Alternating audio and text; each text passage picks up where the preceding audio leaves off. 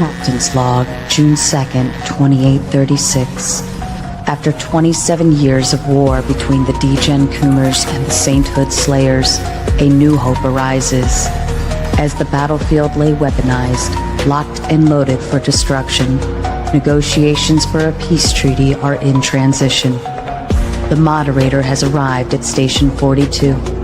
Can this war be ended? Will the Coomers and Slayers find a middle ground? Abort mission. I repeat, abort mission. Negotiation failure. Abort mission.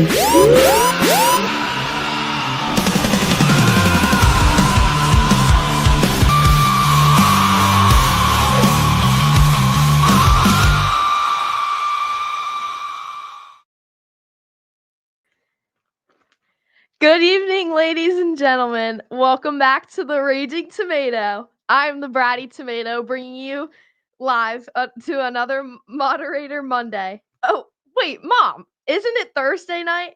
Did you seriously get the days mixed up again? Well, guys, it's time for me to get back to making my TikToks. Let me turn you over to your favorite host, my mom, the lady who not only yells at you, but yells at me too. Yay, she did such a great job. That is the Bratty Tomato, ladies and gentlemen. She wanted to have her debut, as we talked the other night. She's got, one more day before her 1-year D-Day anniversary. If you don't know what that is, you will have to go find out on yesterday's show over on the Sleepy Tomato. But anyways, yeah, everyone's saying that was adorable. I am bringing to you tonight, I Killed Earl, our favorite Earl killer, and also Team Fatty, here to debate the red pill. I believe the prompt for them is going to be that capitalism is the problem for men's happiness the problem of why men aren't happy anymore, and it's not actually feminism. So I Killed Earl, go ahead, opening statements to you. All right. Hello. Thank you, everybody. Let me find my stuff. Okay, here we go. All right. There's a common refrain made by red pill propagandists that feminism is evil and the cause of men's unhappiness in today's society. I believe this admonishment is directed towards third and fourth wave feminism, which gave rise to the Me Too movement and social justice warriors, revealed the uncomfortable reality that most women would willingly choose the bear, unleashed the insufferable girl boss into common parlance, sought to gaslight everyone into believing sex work was empowering to women, maligned men, particularly cis white men, as universally abusive, racist, misogynistic colonizers, and minority men as degenerate, violent, sexually aggressive thugs, confused an entire political party into believing trans people were a significant demographic worth obsessing over, and brainwashed another political party into believing that trans women are actually women and belong in the same spaces as those of us without a penis. As I've just demonstrated, the current installment of feminism has its flaws. And while I do understand why red pill rage boys have adopted the screed of women bad, feminism bad, I believe focusing their ire on feminism to be reductive and misplaced. It is my opinion that capitalism, not feminism, is the nexus of men's suffering in today's society, and that capitalism is the reason why current feminist wave sucks ass. So, let's use a common red pill talking point to support my conclusion. This was taken from the live chat on this channel when I was on last panel. Go watch that later. That feminism is the reason for the breakup of the nuclear family. This is categorically false. Here is a little history lesson. World War I, World War II, the Korean and Vietnam Wars forced women into the workplace en masse to fuel the American war machine and keep the country running after 620,000 of its young virile soldiers didn't come home, and another 1,120,600 were wounded in combat. This is for all 4 wars combined. Particularly after World War II, businesses recognized that they were ignoring an enormous demographic that they could pay less to employ, but would double their production output. And this was women. The government and popular media disseminated propaganda campaigns depicting working women as sexy, patriotic, and honorable. Once women got a taste of financial freedom, they didn't want to go back to the kitchen. Second wave feminism then stepped in, as women now needed workplace rights, equal opportunity guarantees, and access to family planning. It wasn't just that women wanted to work, it was becoming harder for a two-parent, 2.5 kid, and a golden retriever family to survive on a single income. Wars are expensive, and after increasing taxes after World War II, rates remained high until the 80s, while inflation also rose dramatically as the population of baby boomers were turning middle-aged. Access to factory jobs and workers' unions decreased, while jobs requiring a college degree rose to replace them. By the time Reaganomics was in full effect, companies relied on women's work to keep up with the demands of a rapidly increasing population and turn a profit. With women now needing to work, their children, who are Gen Xers, was forced to fend for themselves, creating an entire generation of latchkey kids who grew up to be pathologically independent adults, raising what is now the chronically online Gen Z. These Gen X and elder millennials were force-fed an unhealthy diet of hyper-individualism that gave rise to the endlessly cringe girl boss culture and male, white-collar, American psycho office culture fueled by meritocracy and focusing on professional advancement over solidarity against an exploitative capitalistic system in a race to the bottom. A woman's worth was defined by how much money she earned and whether she could support herself with or without a man. Men worked longer and longer hours in the pursuit of wealth as wages stagnated, but cost of living increased while technology simultaneously made everything faster and somehow less efficient. This capitalistic rat race isolated these men away from their children, further stressing the family unit as power in the home leaned heavily towards women. Many of Fatty's objections to current societal norms are a direct result of our capitalistic hellscape. No-fault divorce is a division of marital assets without just cause, which typically affects men more as they tend to make more money due to the wealth gap, which has remained since the 1940s and is maintained by capitalism and antiquated misogynistic notions of the characteristics of women's work within society. Kelly Clarkson's Miss Independent OnlyFans boss babes and women's sexual liberation generally are fueled by massive increases in cost of living over the last decade, pushing more women to intersex work, which has become less stigmatized and in some subcultures glorified, being featured in all forms of media, including music and movies, and easily accessed anywhere on a phone, computer, or TV. Women choosing to marry later in life, spending longer in the dating market than ever before, possibly experiencing the dreaded hoe phase,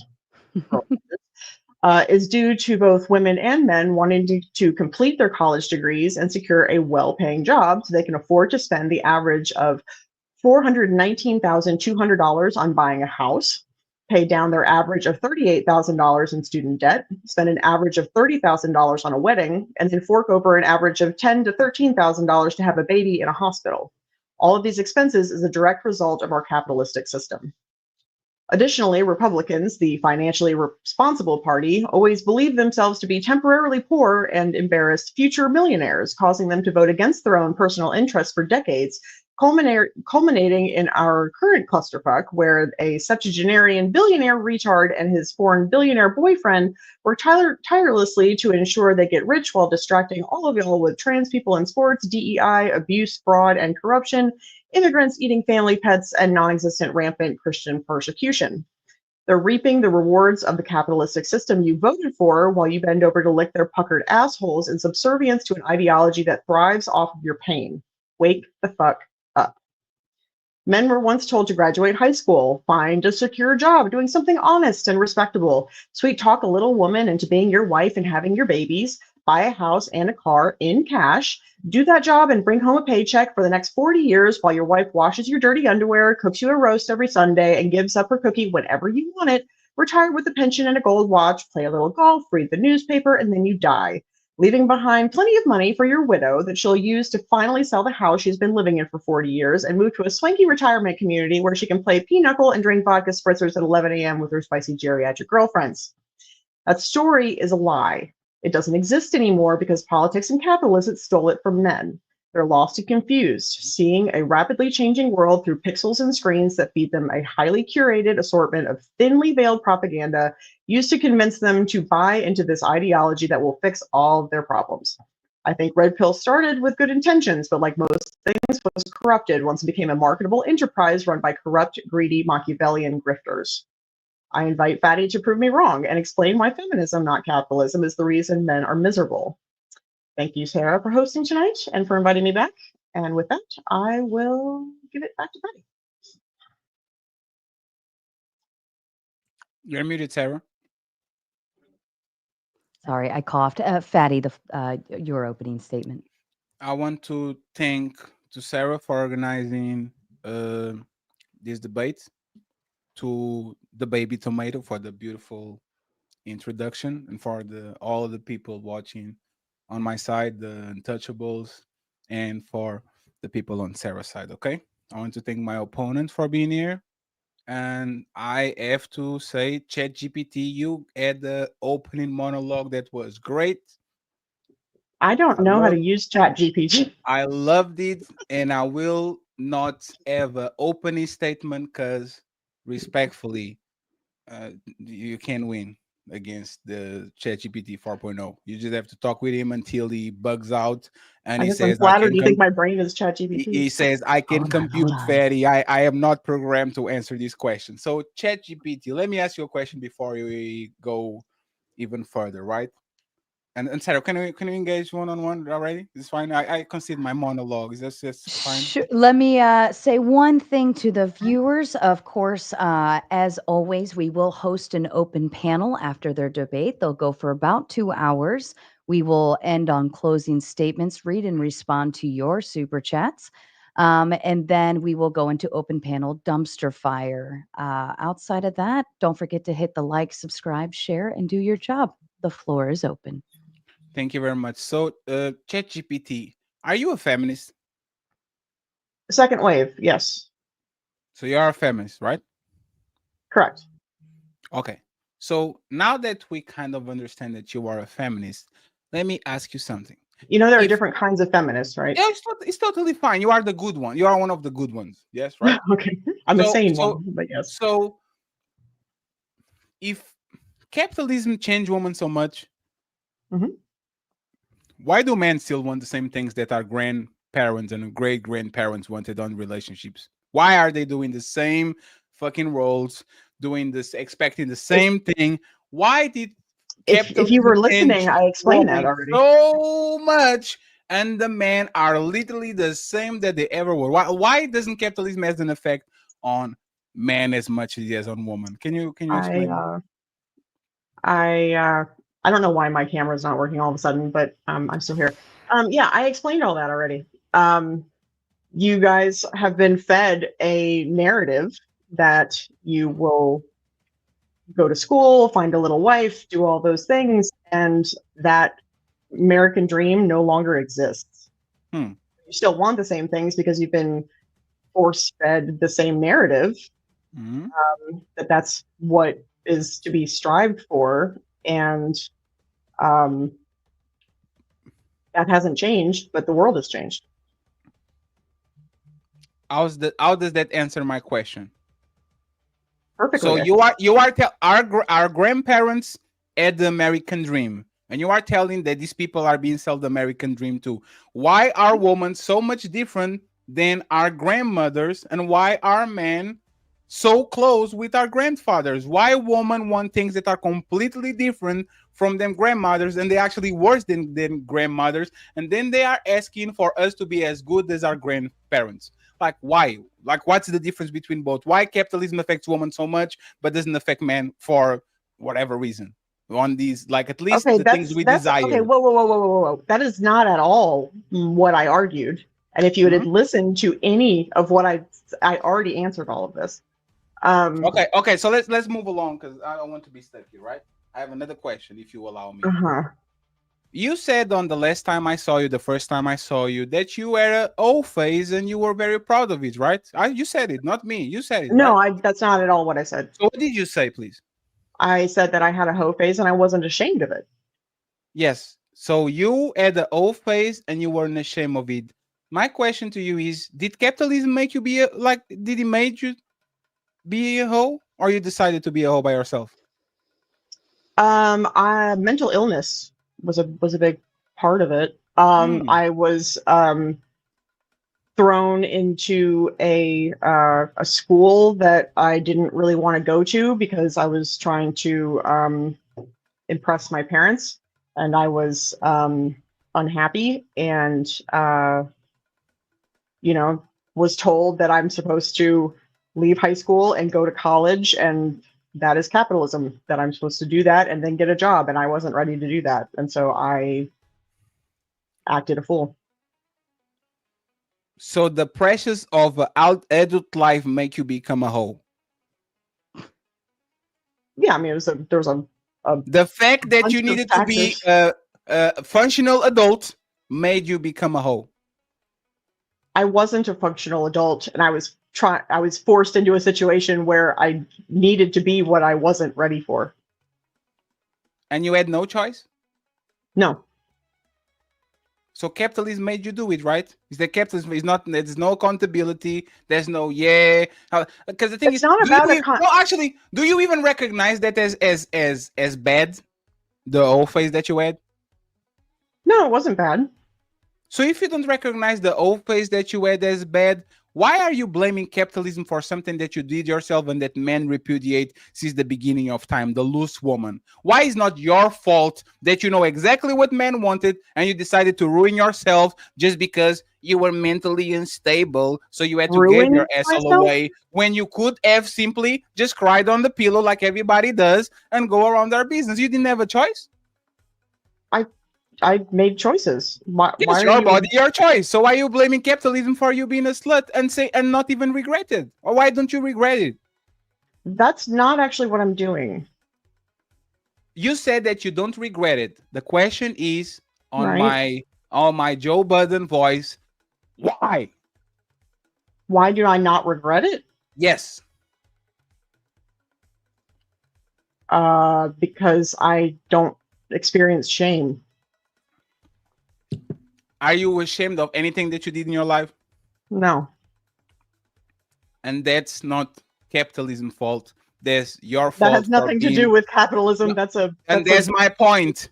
And that's my point. no. Everybody did You don't something. have a No, point. respectfully. Let me finish. No. Everybody, You've been going hey, on and on and on. Earl, Earl, everyone, there's not one person on this planet, especially at our age, that doesn't regret or is ashamed of something that they did, something that they stole, somebody that they betrayed, the I've never friendship that they stolen break. anything.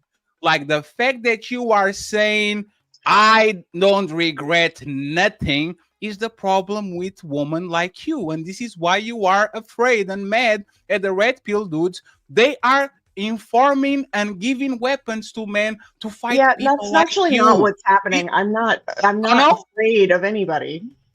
but you should. No, I shouldn't.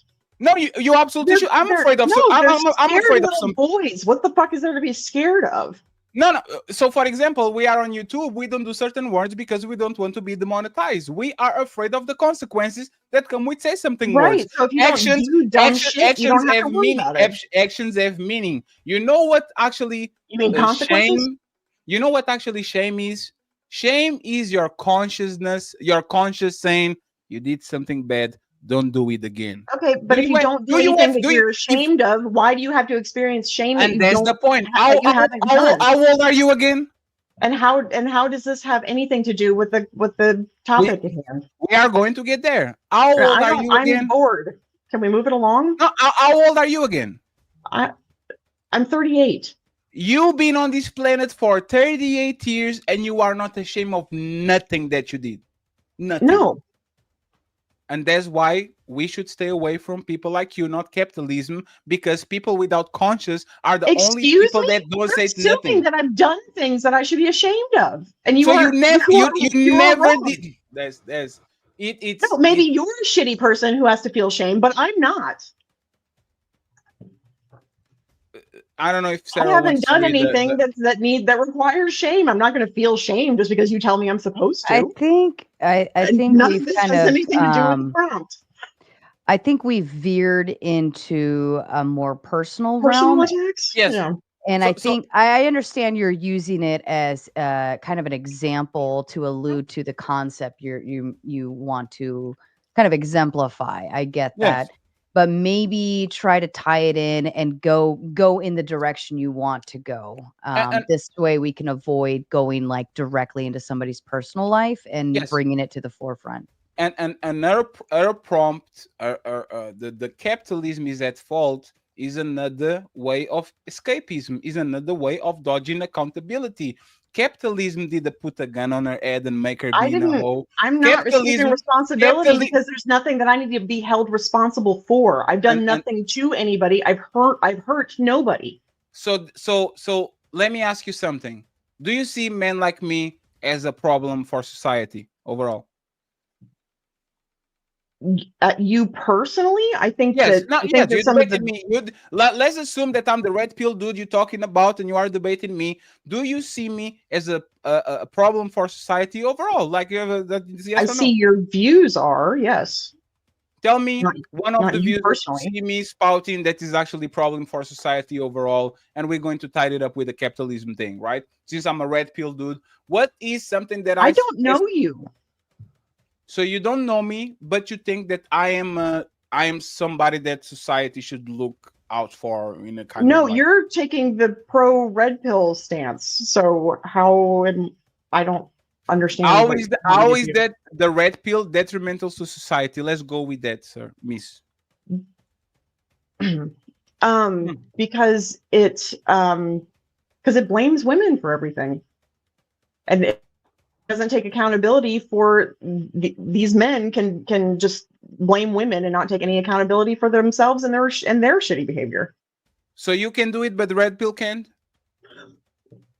I You can blame everything on the I red don't have pill. You anything can that I blame need things to be ashamed on the of. capitalism system. You can blame every single thing that for your I own actions. also But the red I, pill I'm can do the same thing you do. I also blamed capitalism for the reasons that for the very existence of the red pill. God, you Yes. don't listen, No, no, Jesus. no, no. That's fair. Then this is why I ask you if you're a feminist. Is feminism there's a percentage of guilt on what we have going on these decrepit, the muddy, smelly dating market? Is feminism as a percentage of guilt on that? I didn't understand a word you just said.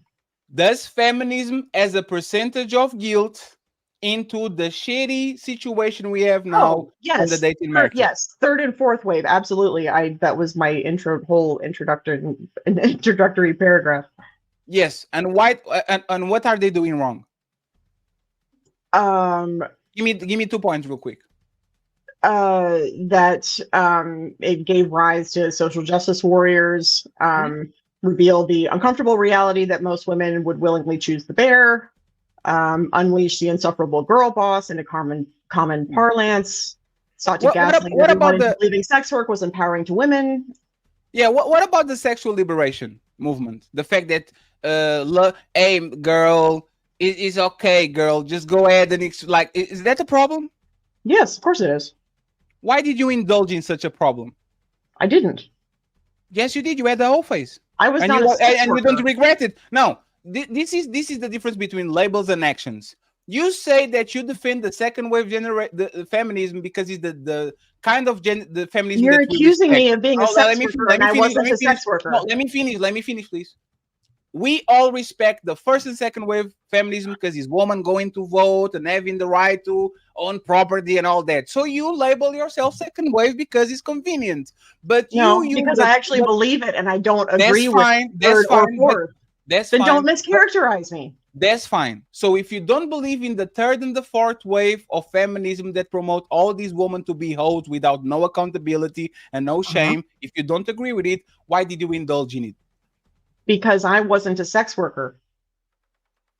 Lady, it's not just sex work. It's Then what are you asking me? is having casual sex as a woman. Why don't you see yourself on the third and fourth wave of sexual feminism where women were pushing to fuck as much as men and to be loose Because out I there? don't feel And that that's what happened to me. why don't you see yourself in it when this is literally what you did? Because When I you were, did it to impress men. so it's men's fault. Do you really want to talk about my sexual So trauma it's men's. Yeah, I on think the we fucking should be internet, everybody? mindful that I don't think Jesus Christ. necessarily her sex life is not on trial.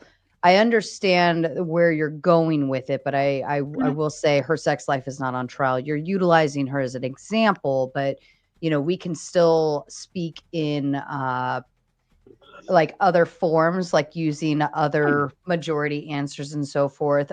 Earl, do you want to try to jump out of the stream and back in and see if your camera resets? Yeah, Um, sure. I can't make yeah, it this redo way its it'll thing.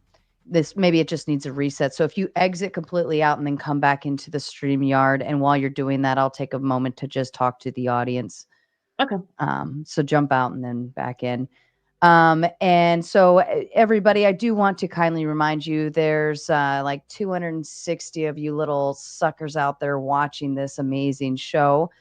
So be sure to touch the like button, lick the like button, punch the like button, ask the button if you can touch it, but hit the like button nonetheless. Subscribe, share, do your job as a viewer, as a chatter, and we all know the chat always wins. And don't forget, we will read and respond to any super chats that comes in. We'll do those if they come in. And outside of that, I think we'll be fine. I hope why don't everybody send some tomatoes in the chat? Throw tomatoes in the chat. If you hate the red pill, throw tomatoes in the chat. If you like the red pill, and throw tomatoes in the chat just because. And we'll do that. Yeah, fondle that like button. Do it.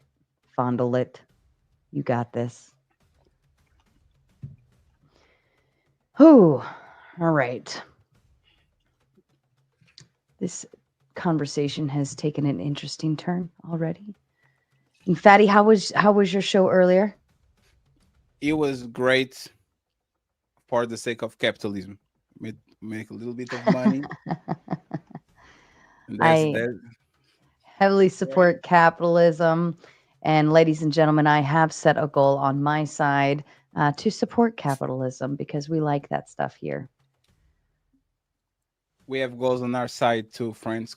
And it's not because I'm greedy and I love money. It's because capitalism made me do it. Okay, so we have membership goals and hamburger fund goals. Okay, for capitalism's sake, not fatty. It's not my fault. I wonder if her internet was having an issue. And she probably Um, have to reboot something, but she'll be back. yeah, She's that's just a little bit rude. okay. Yeah. I just didn't want it to keep going all night with no No, you're good, camera Sarah. on. Yes, yes, yes. It I takes a was. little bit of the. We want to see Mhm, her face. mhm. We want to see the bruises, figuratively. Okay, don't do that over here. Mm, mm, mm, And mm, shout mm. out to Tommy Wusaw with the big five says win capitalism. Damn.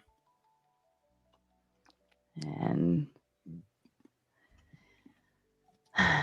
shout out to Mr. Ali. Women asked to be treated like a man till they're treated like a man. Women don't want equality, they want equity with no responsibility.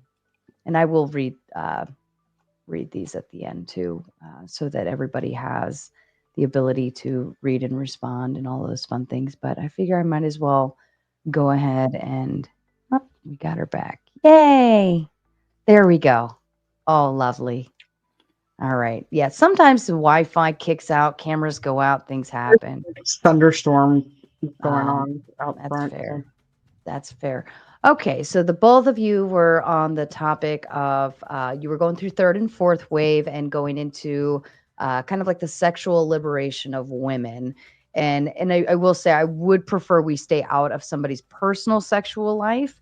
I understand tapping into why she did it and kind of tying that in, but let's try to speak in a more general factor, just because I don't think anybody would want their sex life being on trial. You'd be really uncomfortable with mine. You, So you yeah. can use my sex life as all you want. I have no problem with it. I have no urge to do that. Daddy, you have a sex life?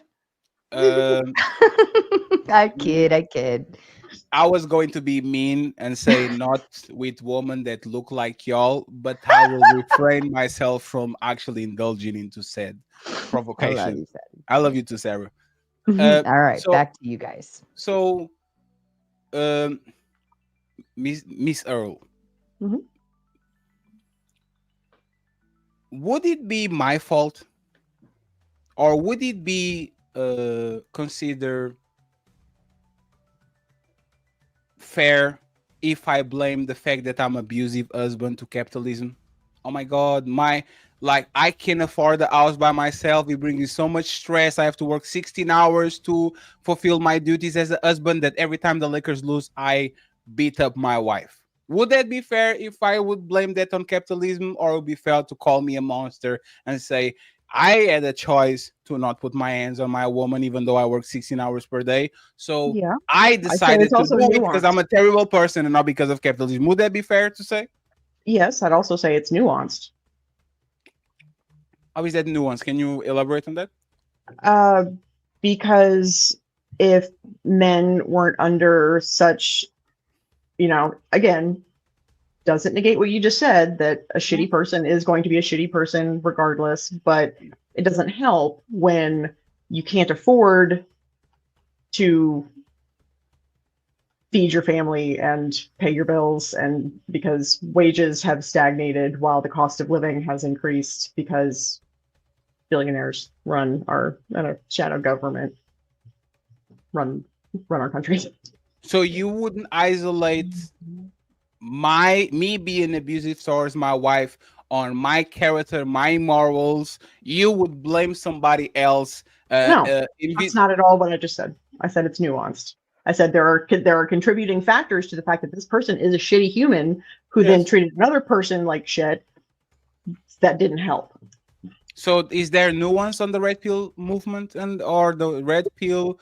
Is I've there acknowledged nuance? such. Yeah, So if there's nuance, why do you have a negative opinion about it when you are choosing yourself because to? I think the conclusions are bad. Can you give me an example? Yeah, like just universally claiming that feminism bad, women bad. Is feminism bad? No, In what generation of feminism we are on right now? fourth. Is current feminism bad? I don't like it. I can't say that it's bad just because I don't like it, but I personally don't think it's helpful If in you a lot of stopped ways. on the second generation of feminism, what does that say about the third and the fourth generation? I think the third and fourth wave got hijacked by capitalism. So it's not woman having seeking revenge, having Revenge. uncontrolled, gluttonous type of behavior towards society where they want more and more and more. It's not that is That is a capitalism. capitalistic mentality. Yeah, that individualistic race to the bottom, constant more all the time. That's a capitalistic ideology. Okay, so one of the bigger problems that I have with feminism and is like current feminism, because I'm not my grandpa. I don't care about second wave feminism. That was my grandpa problem. That's my problem, right? Is that feminism doesn't For you. have self improvement on it. Feminism can describe losers, while the red pill actually focuses on man getting better. You are fat, go to the gym. You are broke, get in shape. You don't have game, go ahead and learn and improve, improve, improve. Feminism, on the other hand, is actually the antithesis of that. Oh, you're a fat girl, love your curves. Oh, if he doesn't like your And attitude, that's if he why I doesn't, think third and fourth are not okay, helpful. so if they are not helpful, why don't you denounce feminism the same way they're denouncing capitalism? If you don't see I think yourself, I do.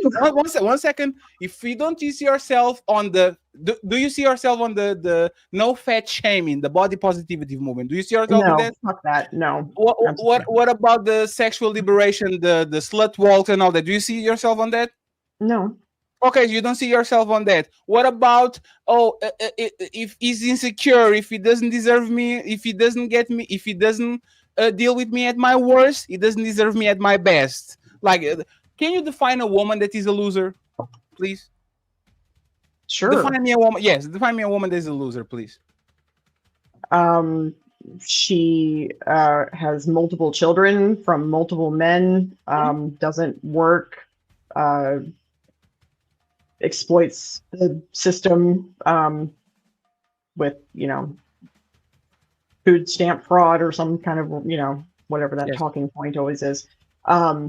Doesn't really happen Do all you that think often, but feminists would actually call them losers? Modern I feminists, think they would, 2025 yeah. men feminists, do you think they would see women that are on these circumstances and they says these women are losers? Do you think they would do it? I think that third wave definitely would. So why you don't have enough smoke? Like, why don't you have all that smoke for feminism? You are wrong. You know what they call? You know what modern feminists call women losers? Stay-at-home moms, No, not at traditional all. women that No, are shaming women that are having sex. no, those women are Yes, not feminists. no, respectfully, you can define what feminists are or No, not. You feminism, say woman feminism wouldn't call you a feminist, like empowers women to make that choice. If they want to stay home, they can stay at home. All modern feminism. day woman wouldn't call you a feminist. They will call you a traitor. You are No, not in that's not line with. true. You are not in line with them. If you don't You can agree with the assert that all you want, but that's not true. so if you come to a feminist group and you say fat shaming is a bunch of bullshit, sexual liberation is a bunch of bullshit, they are not going to say you are a traitor, you are not with us. I think there's a difference between sexual liberation and the promotion of sex work as being empowering to women. Can There's you stop there's a doing the sex definite work? difference Actually, I between think those two things. uh, And Earl, I think you probably sit in the wheelhouse of like radical feminism, right?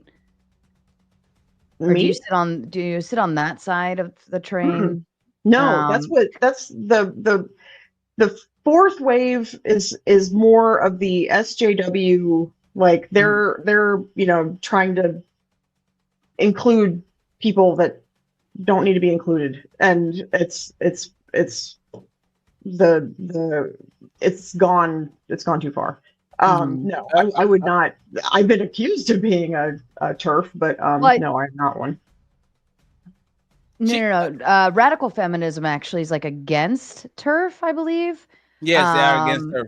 Absolutely. yeah, Turf is radical.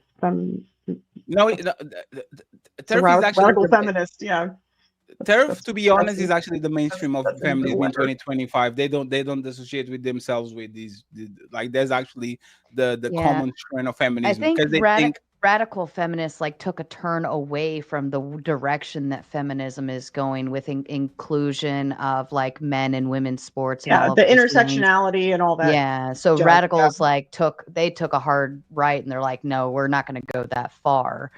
So they would sit more like maybe center left in that aspect. But I think that they would promote like women's autonomy, like bodily rights, um, uh, reproductive rights, so on and so so. forth.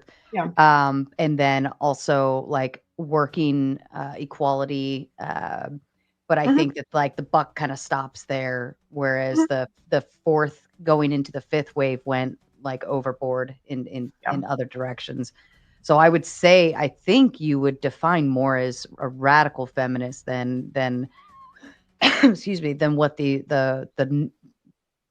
like what the red pill is combating now at this point would be like on that fourth to fifth wave feminism. So I don't think you sit in the wheelhouse that Fatty is placing you Correct. in that aspect. So I think maybe a good place to start between the both of you is to really like define where you stand on feminism, Yes. Mhm. Earl, in terms of like women's rights or bodily autonomy or so on and so forth. And maybe Yeah. Fatty, that will help with the translation of It's fine. where she stands on the other stuff. Does that make maybe that'll help? No, Mhm. that's totally fine. The thing is that she's being wishy-washy about, but like she's picking and No, I'm choosing what not. she likes or not. Like That's her how being a ideologies second wave work. feminism, if I ask her this, if I ask, hey Earl, Hmm. do you see on a negative way woman doing the sexual liberation shit and going to college and getting 20 bodies on them because they're young and dumb and they need to live a life? Would you I say don't. I'm against it? I think that what women do in the privacy of their own bedrooms is their own business. Absolutely. And that's the problem. And that's why Red Pill is not wrong. Because Red Pill is warning men exactly about women like this. You should not be okay with it at all if you stop on the second Red generation. Pill wants to boink You all know of what? those You men. know They just why? don't want to marry You know them. why? But No, those women because don't want to marry them either, but- so everything should be no, fine. but this is the problem with that, is because the second wave generation that you actually claim, they will never promote promiscuity. They Yes, like they to. did. That's why they got birth control. Okay, so you promote that, right? I think that women should be able to behave sexually in ways that are enthusiastic with all members involved and have nothing to do with you. Perfect. Did capitalism help women get birth control, air conditioning jobs, Yes. lights on the dark in the evening, so they can go? So you are telling me that capitalism and all the innovations that came with capitalism that actually freed women from that cocoon, let them fuck who they want to fuck, let them go to anywhere they want to go, let them be mayors, presidents, and all of that. The same capitalism that literally freed women out of their natural constraints is the capitalism that you blame for women getting out of control. Is that what you're saying? Mm-hmm. If capitalism didn't invent air conditioner jobs, do you think women wanted to go outside that bed to go and the bar and go fishing? Do you think women would want to do that?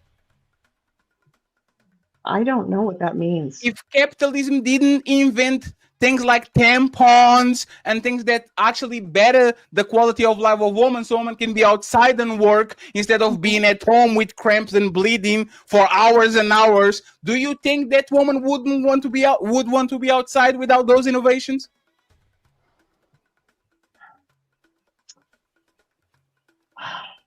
I'm frustrated. Do you think that woman would want to fuck around if didn't have Why are you so obsessed with what I will continue. women fuck? Is it just that you're jealous? What the lady. Can we move along? One at a I'm time. bored to One tears. at a Hey, time. Earl, you pick the prompt. Capitalism. Yes, and I I had no. laid out my case, and you listened to none of it. I said to Sarah, I will do it whatever. You wanted to bring capitalism. I don't know if you know, I'm a lefty. You guys, bro, I'm a Bernie bro. Leftist doesn't have anything to do with capitalism. No. Like all the thing that you did with ChatGPT about the oh my god, these guys and the Elon Musk and these loony. What ChatGPT? What are you talking about? I will repeat it again, right? And please answer the question. If capitalism, ask a coherent one, I would love to. Please answer to me. Let's talk with each other. If capitalism didn't invent birth control that let women fuck like rabbits without no consequences, do you think these women will be fucking around? Do I think that they wouldn't be fucking around if they didn't have birth control? Do you think they would fuck like rabbits like they're doing now if capitalism didn't give them the tools to actually control their birth rate and how many kids they have? The reason that birth control was needed was because they went into the workforce and then all of a sudden they needed to be able to do things other than have babies every time they got fucked. That was not the question. Well, I don't agree with the premise of your question. So I can't capitalism didn't push men to invent birth control that makes women, gives them the ability. Just because you are on birth control doesn't mean that you're a hoe. Do you think these women like you Why are you would so be fucking around? This is. I will agree. The question makes an assumption as to the intentions behind birth control, and I think a lot of birth controls started in other directions. It wasn't necessarily for the intention of just having sex. Just like feminism. Feminists start with a good intention, and now look at this Me Too movement, my body. Look at feminists start with great intentions, and this is actually. Then, no, 1 second. This is actually the brilliance of men. We do things with good intentions. Oh, let's give women these protections on family court because we don't want to abuse our sisters and daughters and all that. And then when they get the power, they abuse that shit. And now, oh shit, we shouldn't have given them that. That's just like everything. Y'all peak feminism. So what point are you making? You're not making any point. My point is simple. My point is simple. If it wasn't for capitalism and for men being benevolent with said capitalism and innovation, you would be barefoot and pregnant on your kitchen making a sandwich for your husband. You are Well, on a podcast at 10 p.m. in the morning, looking so pale as you fuck, just with the you bad just background, agreed with talking me. with a Portuguese foreigner I about just dick won and the pussy debate. conversations because capitalism allow you to be here. That's all that is. Thank you, If it Fatty. wasn't Thank you. capitalism, I would say, where is my sandwich, woman? But you are here. So why are you so against the same capitalism that freed you from your shackles? Answer me. You have no idea that you just. No, this is. I think her initial statement was that, correct me if I'm wrong, that capitalism was the downfall of men's happiness, not necessarily Right. women's. Correct. So I see the direction you're going, Fatty, but I think it is in opposition to her opening statement and the So let point me she engage made. with that. Okay. Capitalism didn't make this woman stop cooking. Capitalism didn't make Yes, this it did. woman being Capitalism host. absolutely did make women stop cooking. It So put them in the workforce. okay. So I'm going to give you my example. My parents are African. I'm first generation European. Like right now it's 4 a.m. in my country. My dad and my mom are married for 45 years. My mom worked all that time and my dad worked all that time. My mother Mhm, didn't stop cooking.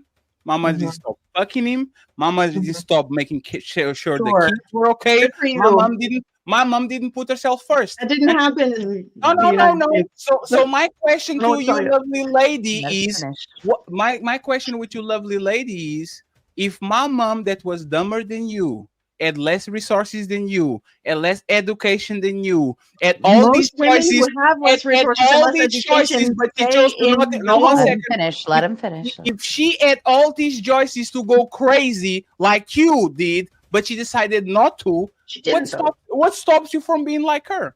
because Earl? she didn't. No, Because no. she was less educated, because she had less opportunity, because that put her in the home. That's what capitalism does. She went to work every day, Mhm. came home at 4 And less p.m. educated Oh, women have no, less no. You talk children. about And capitalism. You talk about capitalism. you She can went talk out all this like, oh, entire hey, fucking please debate. stop. Now, please, you have to actually talk with me. Oh, I'm done. Let's talk with each other. She went to I'm work. you're talking Well, at me. let me I'm let tired me of being finish. talked at. No, no, no. I'm talking with you. I want you to No, engage you're in it. talking at me. No, no, no. One second. Okay. One second. Okay. One second. Hey, Earl, do you work? Of course I do. How many hours per day? Withdrawal time? 10? I'm just saying, you probably know how much hours in average do you work. You don't know that? I said 10. 10. Okay. Can you hear? Oh, no, that's fine. My mother got out of the home at 5 a.m. to work. She only got home to 5 p.m. That's 12 hours. She got home. She cooked and cleaned. She took care of her kids. She prepared dinner to my dad. She put the clothes where it needed to be done. And now, 45 years in, they have their house paid. They have hundreds of thousands of dollars. And we're talking about a cleaning lady and a construction worker. Now they actually can leave their kids on a position that they will never dream, hundreds of thousands of dollars, property, and all that. My question is, Earl, you are the most privileged, spoiled woman in the history of mankind. You have all the options. You can do anything, be an astronaut, a president, and all that. What stops you from doing what my mom and the people of our generation did? What stops What you makes you from think that? I didn't do that? You didn't. I did. So you did? I was married. Oh, the And I came view. home and I made dinners because I had to. You had to? Who Mhm. made you do it? My husband did. So you didn't want to cook every day. No. So why did you do it? Fear.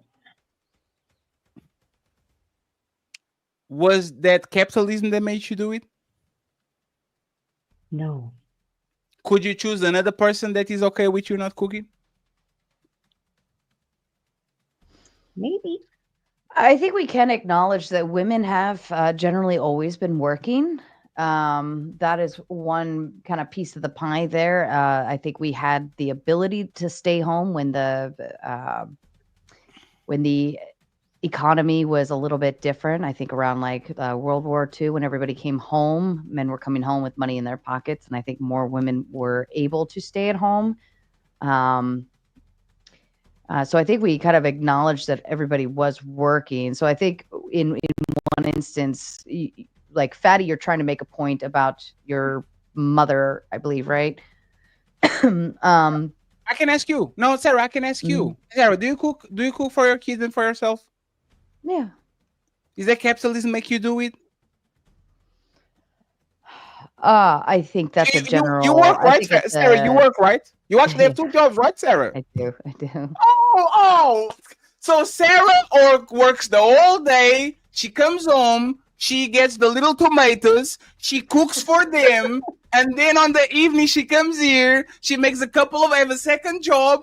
And she can do her duty. Oh my God. Oh, and then there's no man involved. She does it. You know why? Because she has to. Because she's a functional adult. Because she loves her kids. She loves her family, and she does what's right, not what she's good for them. Because she's on her feelings. So if a single woman has the same responsibilities, they cook, they wash their ass, they go to work every day, they clean their house because they don't like to be in field, they change diapers, and they still are YouTubers. Why the fuck you women in 2024 are worse than our grandmas when you ask us to be as good as our grandpas? You act like Why? that. Because of what? You act like that. Earl, do you cook every day? For myself, absolutely. So why don't you cook for your husband since you're going to cook for yourself anyway? I did. Why don't you do it? Why do you see it as a negative? You said that you didn't want to. You didn't want to cook for your husband, but you want Because to cook for sometimes yourself. I didn't No, want no, to. And no, sometimes I no. did, and then sometimes I did. And so, we're going that's to how life talk. works. So we're going to talk about it. If you didn't want to cook for your husband and all the time, and you're cooking for yourself all the time, why are you so averse of cooking for somebody when you are doing your job for yourself? I'm not. So you're not cooking for yourself. This is stupid. You are I'm ordering out every day. I'm bored. Let's roll into kind of the capitalism in terms of like how it would have affected families in that aspect. Not necessarily cooking, cleaning, working, but because Earl, you were claiming that capitalism affects the happiness of men, and this is why we have the red pill. We don't have the red pill because of feminism. We have the red pill because of capitalism. So maybe drop in kind of the cues there for because you made up some points earlier of how capitalism can feed into that. So go directly into the men's world, and let's move away from the women for a little bit and see if we can kind of find some ground there.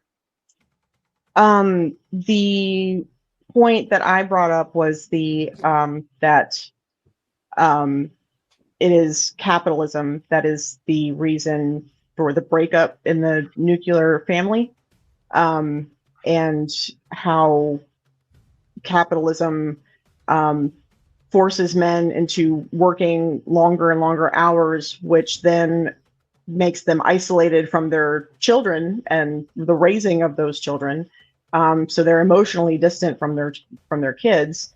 It Because of that, it automatically puts a power imbalance inside the home where one did not exist before, because he came home and brought home a paycheck, and wifey was there, and he was the main disciplinarian and that kind of thing.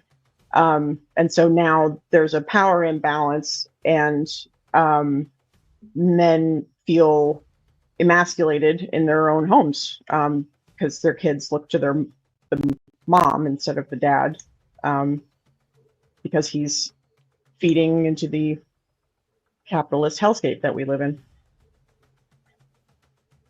Men don't feel emasculated because of capitalism. Men feel emasculated because the same powers that they confer to women pick it up and abuse it.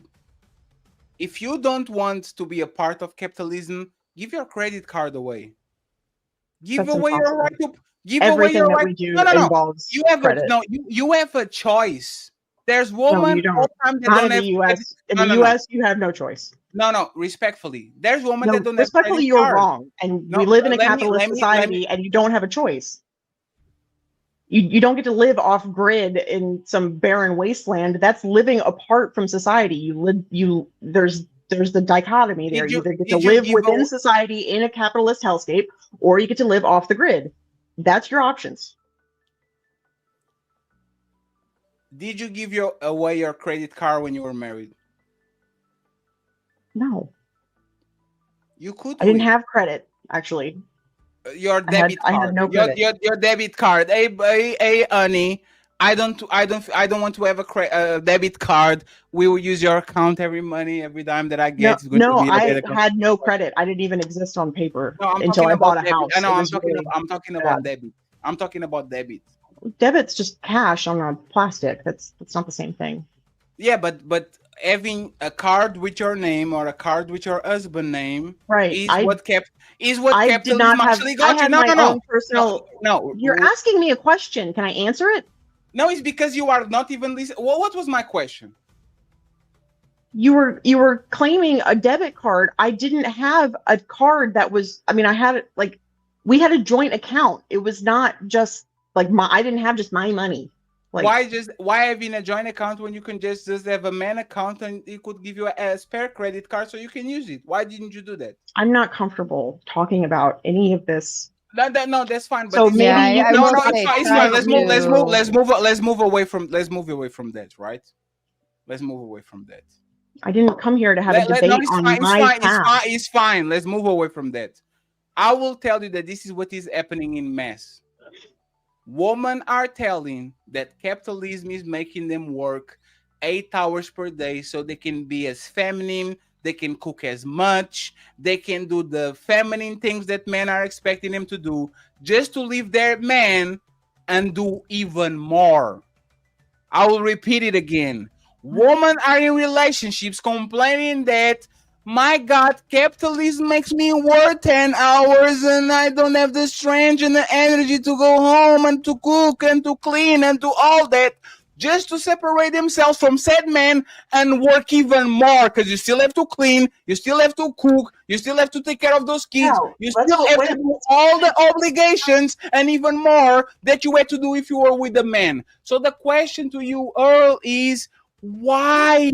Why are you so satisfied with capitalism when you're single by myself and doing all the things a I'm not natural grown up? satisfied with capitalism. Why did you get that? No. Hey, Earl. Listen to yourself. I Nothing like no. So stop for a second. You and thousands of women got away from the man that they wanted for whatever reason, financial reasons. It was let's take abuse out of it, right? I If you I'm done. are I'm done with so this. upset that you have to work 8 hours, 10 hours per day and do things for your husband, why are you not upset when you are single away from that husband and now you have even more work because there's not two people in the house, so you have to cook, clean, take care of the kids 100% of the time? Why? What makes you think that that household chores are equitable currently? So you do more household chores now or when you were with your husband? I did the same. So why are you mad when you were with like I'm why? not mad. No, sorry. I'm not going to use the word mad. Why are you blaming capitalism for women being at the workplace and still have their motherly duties when you still, Mhm. when you are single, go to the workplace and still have to do your motherly duties? What?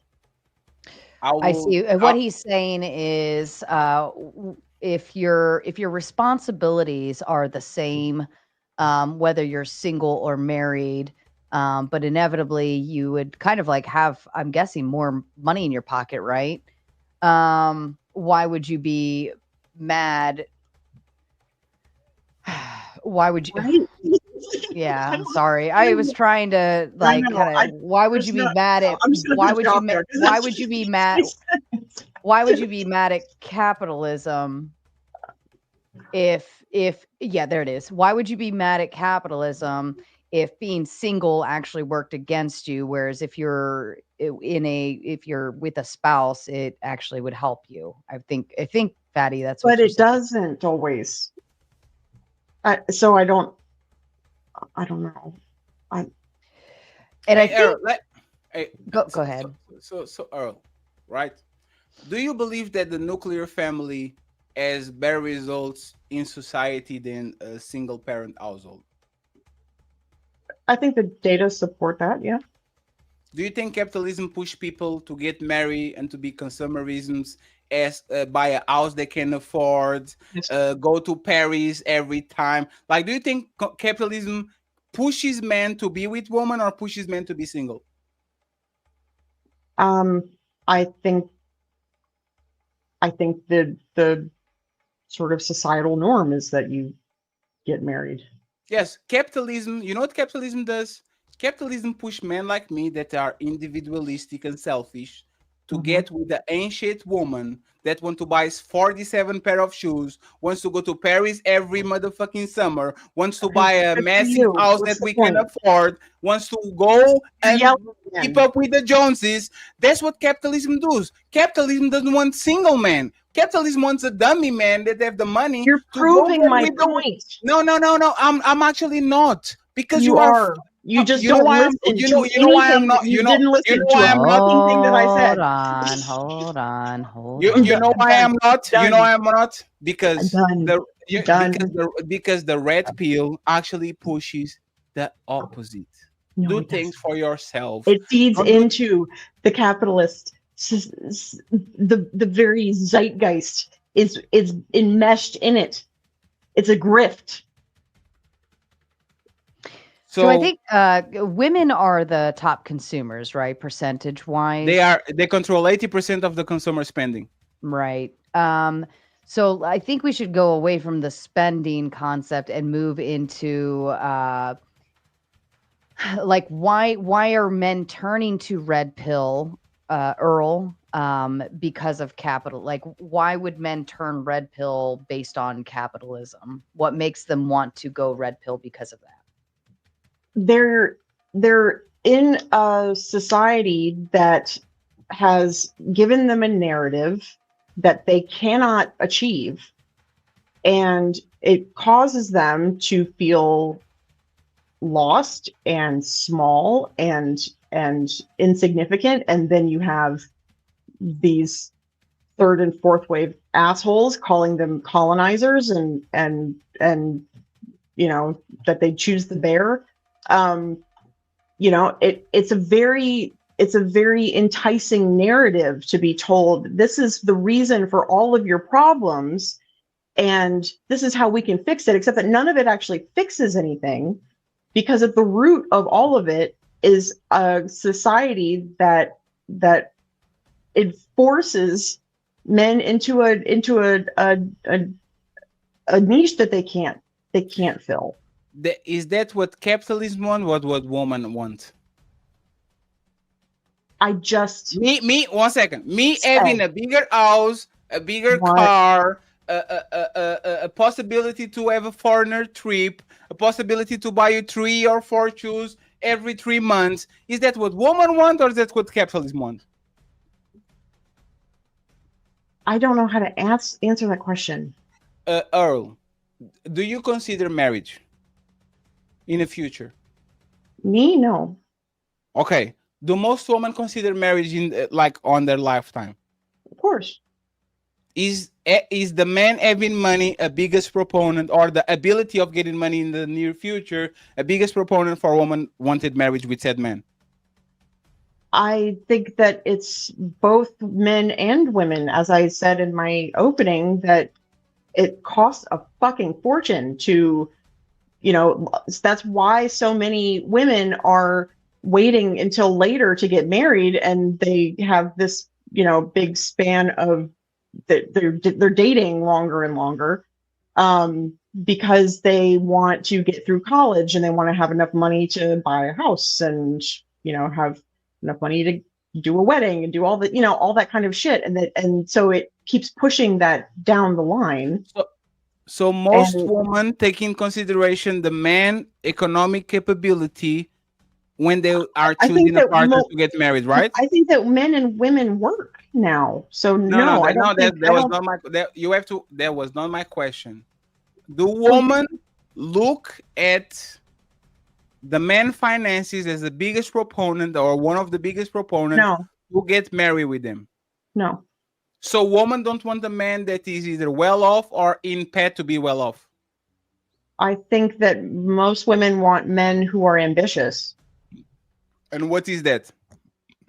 that they have goals they want to achieve, Which means that they might not be having, they might not have the that money they right can now, support but themselves. they are on the path to get money, right? Is that what ambitious Well, is? no, not necessarily. It's that they're not in massive amounts of credit card debt. They're responsible with their finances. They can pay their bills on time. They, have good credit How score. do Like I pay my that's bills on time? How do I have good credit? How do I accomplish all that things? By having money, right? by working, By having a good paying job, right? yes. By that's my point. Is money. Money, money, money, money, money, money, That's money. capitalism, baby. So if women want men to have money, aren't women side to side with capitalism by That's pushing this man not what I to work said. extra hours, to work on weekends, to die, to You're literally die? yelling again. No, no, I'm not yelling. We're having a conversation, right? Mhm. This is why what you're saying is completely wrong. You are You walking agree with end me. to end with capitalism, because when I say you, most women want men to have bigger houses, better cars, better credit, more money, more No, vacations, more more than what? everything. So you You're woman you're for the you're making one something second into a. please, one second please. But Women you're for saying the more most than part, what? What does that women mean? for the most part are not against capitalism. They actually want their men to get as much money as possible so they can have the easiest life as possible at the end of their life. They're not against I'm capitalism. I'm not saying that people are knowingly against capitalism. They're working within a capitalistic system that promotes this shit. So if that's the case, why are men very comfortable living single on a one bedroom apartment without no furniture, no nothing, Why am literally I? riding a bicycle Why is anybody? while they work a part-time job for 4 I hours don't know. while I'm they're not single? a man. But you talk for men when Red Pill are talking about women, right? I What kind of When men, question is that? so let's follow your logic. You are not a man, but you are against men talking with other men about problems that men have when they are No, engaging I'm in not. relationship Stop with putting women. words in my mouth. So you don't have a problem with the red pill I sphere. already said I think that it started with good intentions, and I do think that the solidarity, when in when in the right ways, can be really supportive and can actually help men to get out of it. So if I think that men are lonely. so It's so hard what to make friends as an adult. so who is making men lonely? Is capitalism making men lonely, or woman choice is making men lonely? Capitalism, I think, is making a lot of men lonely because they have to work all the time. So when these They don't men have time subscribe, to go out. They don't have money to go out and make friends. And again, it's really hard to make friends as an adult. do you I have no almost time? think you're both saying the same thing, I but know. with a different conclusion because and here's how I say it. I'm trying to like really wrap around the both of you. And I think like Fatty, you are speaking from the men's perspective about women, and Earl, you are speaking from the women's perspective about men, but you're both tying capitalism in together. So I think that because Fatty, you're saying women want men who have money, women want to be able to Men want to, spend, live a yeah. happy life, so on and so Women forth. want men that exploit capitalism to get as much capital as possible. Right. literally. And Earl is kind of speaking the same thing, and she's saying that's why men are unhappy because they're so worried about going and getting the bag so that they can inevitably attract the women, But that's right? not because of capitalism. That's because Yes, of it is. woman. Woman since the beginning of No, time. No, okay. So let's do it's this. not When did though. when did modern capitalism start? Earl? You can use ChatGPT like you did when you did your monologue. Go ahead. You got this. I don't know how to use ChatGPT.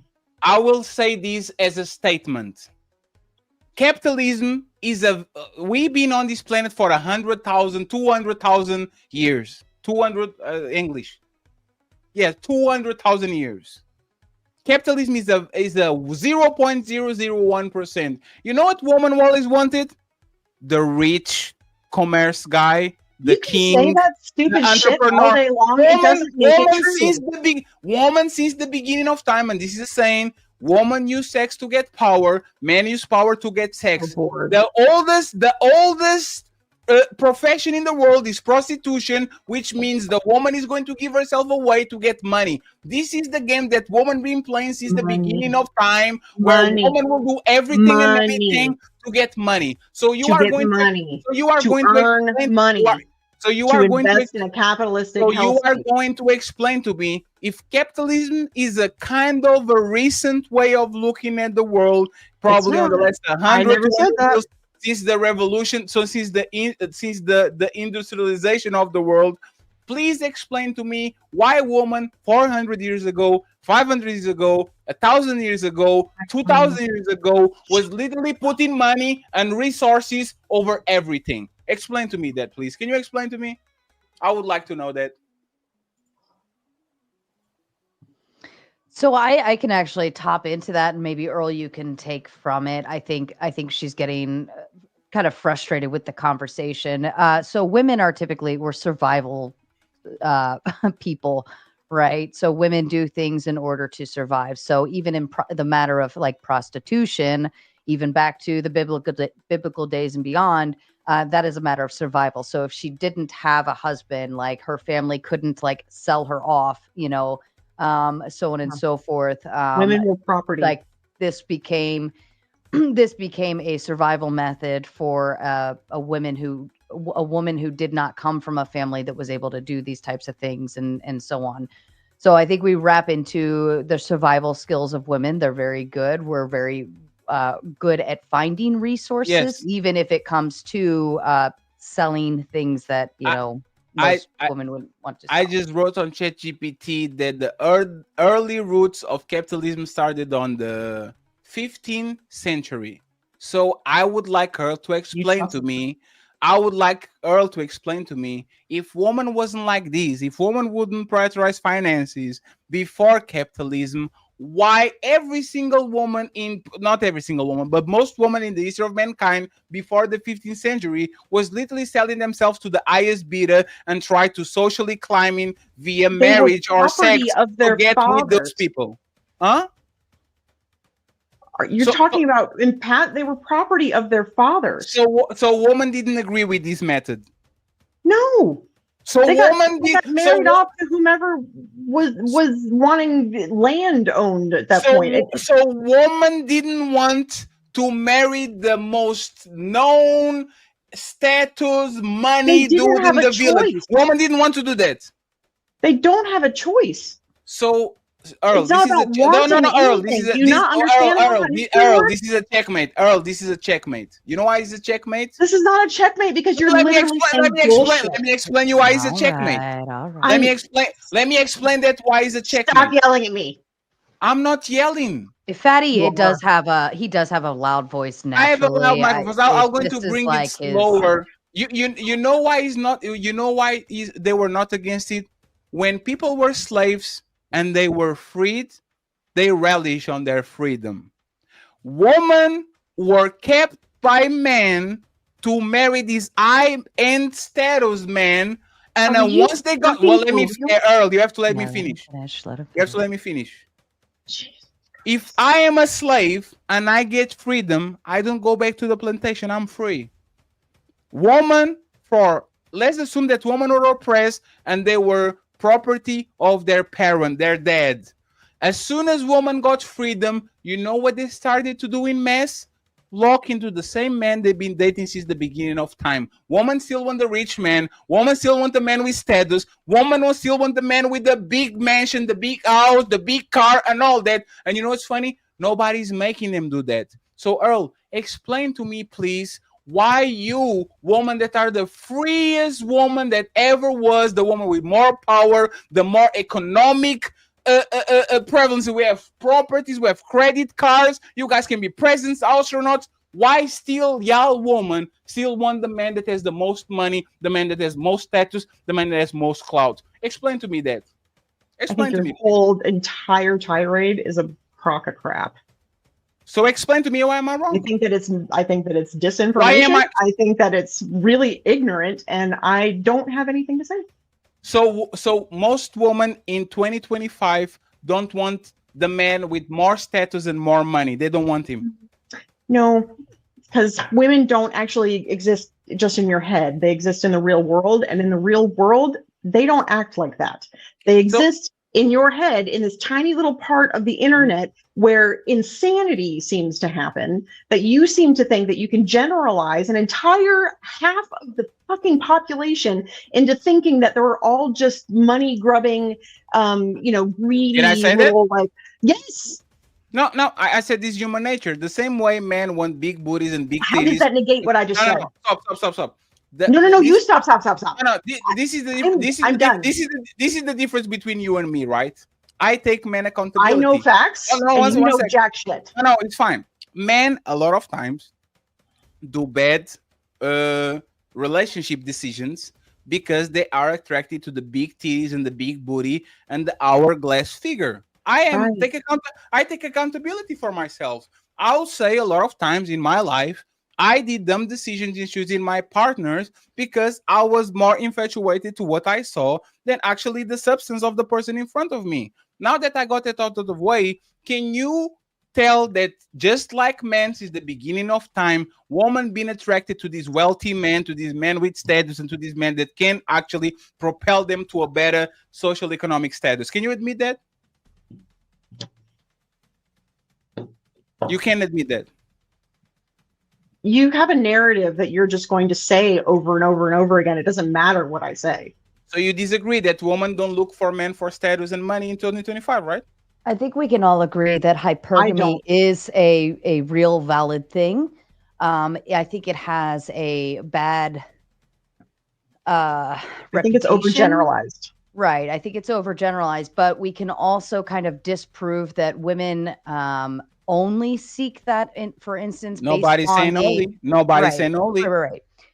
Based on like the average, based on the average, based on the average household income, I think we can all agree that not all women obtain the really rich man, the really nice cars, and the really fancy houses, right? If we go based on what I'm saying is we're making a generalization. We have to maintain the average, right? No, Sarah, it is a fair one. I'm agreeing with the average you. Man, the average man and the average woman. The average man still wants a big booty bitch, and the average woman still wants a rich man. Right. They might not get it. They might not get it. Right. But if they add their way, they will pick the most attractive woman and the most status and money guy. So what we're talking about once again is the average man didn't change. The average man since the beginning of time, he wanted a fat booty and some nice titties. I never said he didn't. Wait.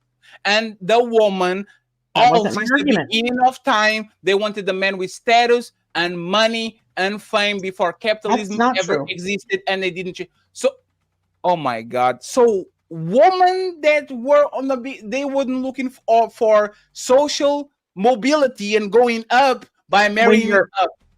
When you're owned by your parents, you don't really get a choice, do you? That's perfect. So since they were free, why didn't they change that? Women haven't been free. It's been a very short amount of time. How many years? Very short. So why didn't they change that? Okay, so marital rape was still legal in North Carolina up until 1991. We are against that. I am your ally. Let's go, sis. But it was still legal to do that in this state. Let's go, sis. I'm against it, sis. Now that we got it out of the way, Why are women bypassing the regular Joe working at truck They job aren't. to, I see ugly motherfuckers getting married all the time. and I Do you see not ugly exist in the real woman, world? and I see ugly woman get married all the time, and still those men want pretty woman. That doesn't change All right. nothing. Great. Cool. Let me ask you something. You don't regret your old face. Do you I'm regret? not talking about this. Do you regret dating me? Oh, debating me? Absolutely.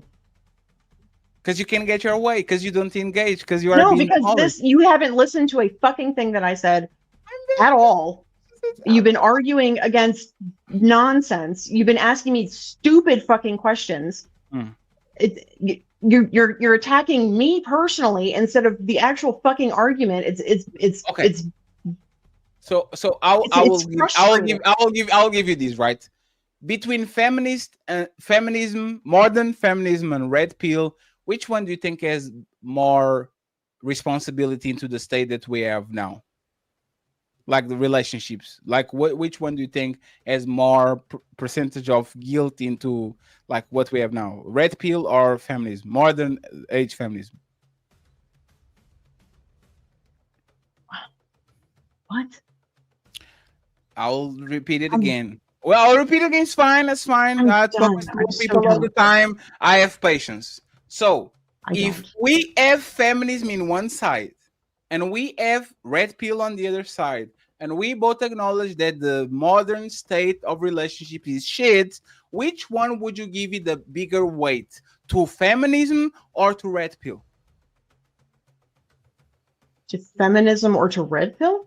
Yes, the modern state of Neither. relationships. Would you blame it more on feminism or on red pill? Neither. They're equally culpable.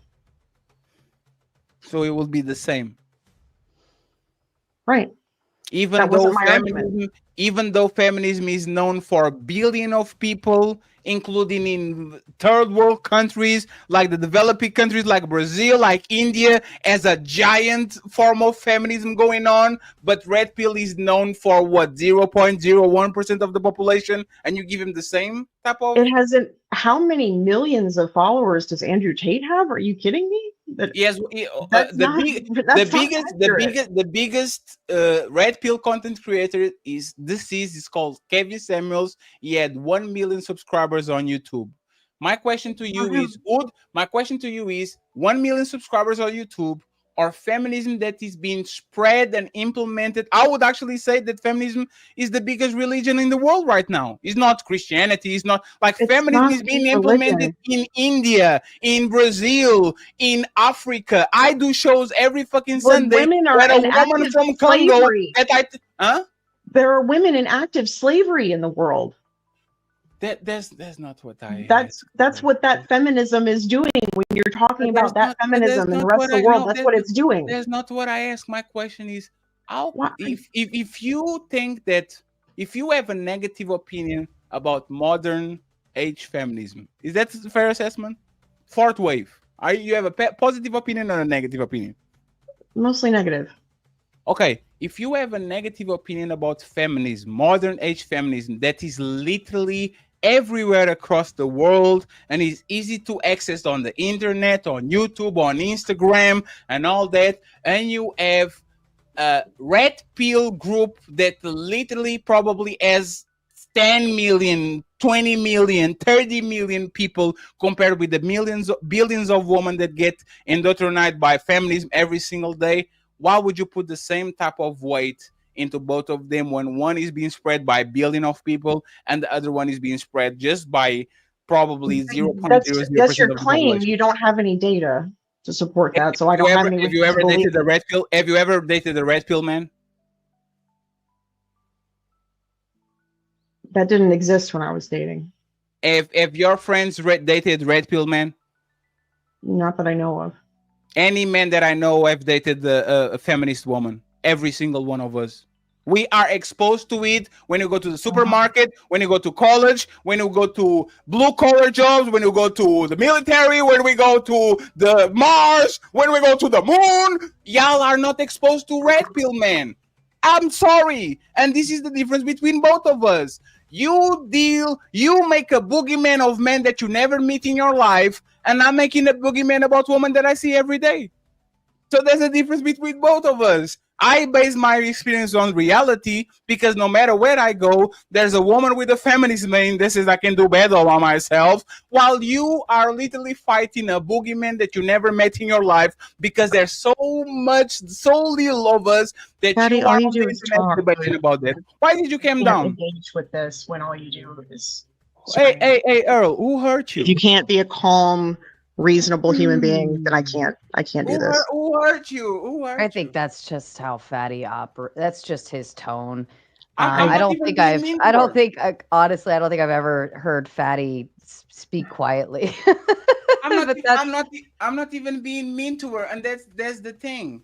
I take accountability for everything that I did on my life. I'm a 35-year-old with a bunch of bodies. I've been around. I lied to women. I did a bunch of things, and You all of talk that it was my so much, Fatty, and you responsibility. say It was nothing. not it was not communism that made me do it. It was not feminism that made me do it. It was not capitalism. I did that shit.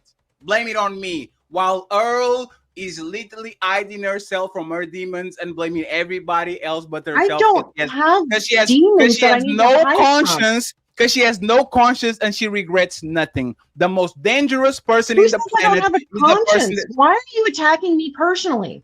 Earl, if you don't regret nothing, your conscience isn't there. I don't have anything to be guilty over. Have I you didn't ever hurt stole some candy anybody. while you were younger, Earl? No, Have you ever lied?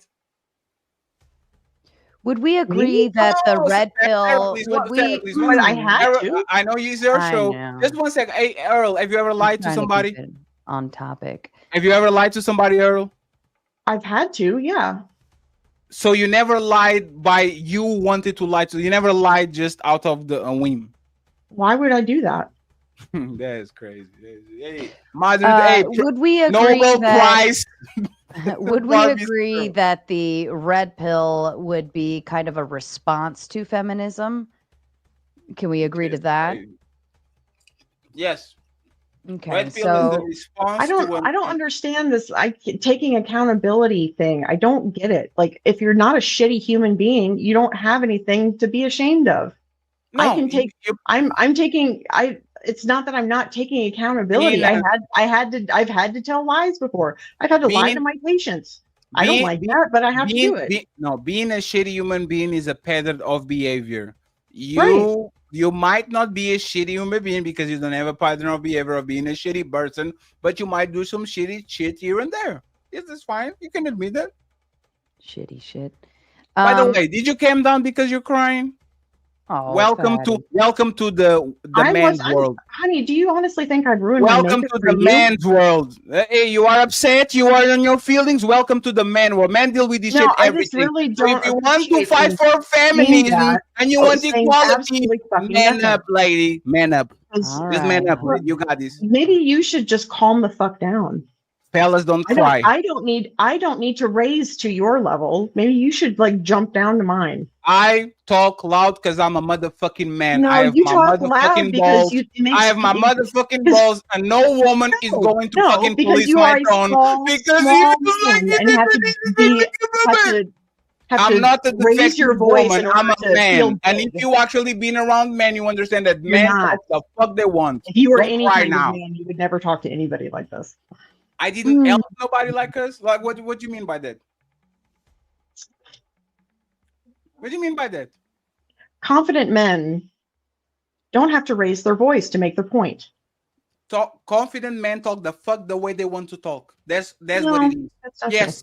Yes. No, And if no, you and feminine insecure, women stay small on their men place and let men yell. raise their voices while they say feminine and pretty. Yes. That's what Keep eating men do. those chips, fatty. Keep eating Yes, those that's chips. what men do. And you should know, right? Because you fuck a bunch of them.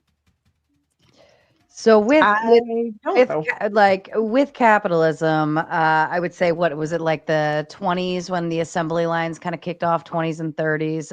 Along with that came women's right to vote right around the same time. I know that all happened at the same time, and that's when feminism like really took off, right? So could we tie the conversation into men being away from the home, or even more so the dependency of the nuclear family to be now dependent upon we like we saw things like electricity, automobiles, more things to consume, less Hmm. things that you create at home.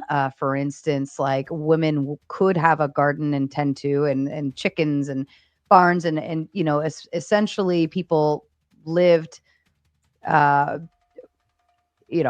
more on their own and less dependent upon the society around them. And so with the introduction of the industrial revolution, we had feminism all come at the same time. Essentially, Hmm. capitalism came when the assembly line reached peak level, right? Because the more we can make, the more that the cheaper we can make it, and then the more we can send out. So maybe kind of could we tie in the economics or even the social dependency that came from all of those things and turn that into a conversation? Absolutely. She just has to come up and actually man up. I'm I not going to am not a change. man, so I have no intention of You have doing to that. woman up. You have to honor all the women that It's fought for called your rights, ovarian for you to be fortitude. on. No, no, no, no. You are a second wave feminist. All these women fought for your rights, Uh-huh. just for you to be a snowflake and to Keep calm talking, down Patty. because you're Keep not getting talking. your way. You are I don't. dishonoring them. What is my They work way? very hard to get you here to talk There for you go women, again. and look Train at and you train and cowering train. yourself and hiding Yep. yourself behind an avatar because you're not getting your way. You are not Drink, ready to be a man. That's why you drink shouldn't some, actually drink have some for more, ask for Patty. It's equality working. because It's you really are not working the for you. you can Sound like handle an the unhinged burden of lunatic. being a man, and this is why you cowering yourself right now because Blah blah blah blah you are not blah made to blah handle this blah shit. blah blah You are blah not. blah blah blah.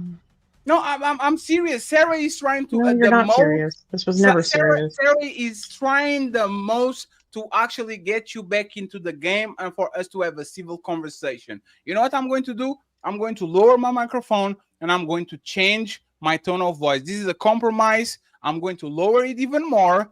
And now, please, you can come up and go ahead and defend your points, please, like a big woman that you are. I'm not a big woman. A 38-year-old woman is not a big woman. No, I only weigh 120 pounds.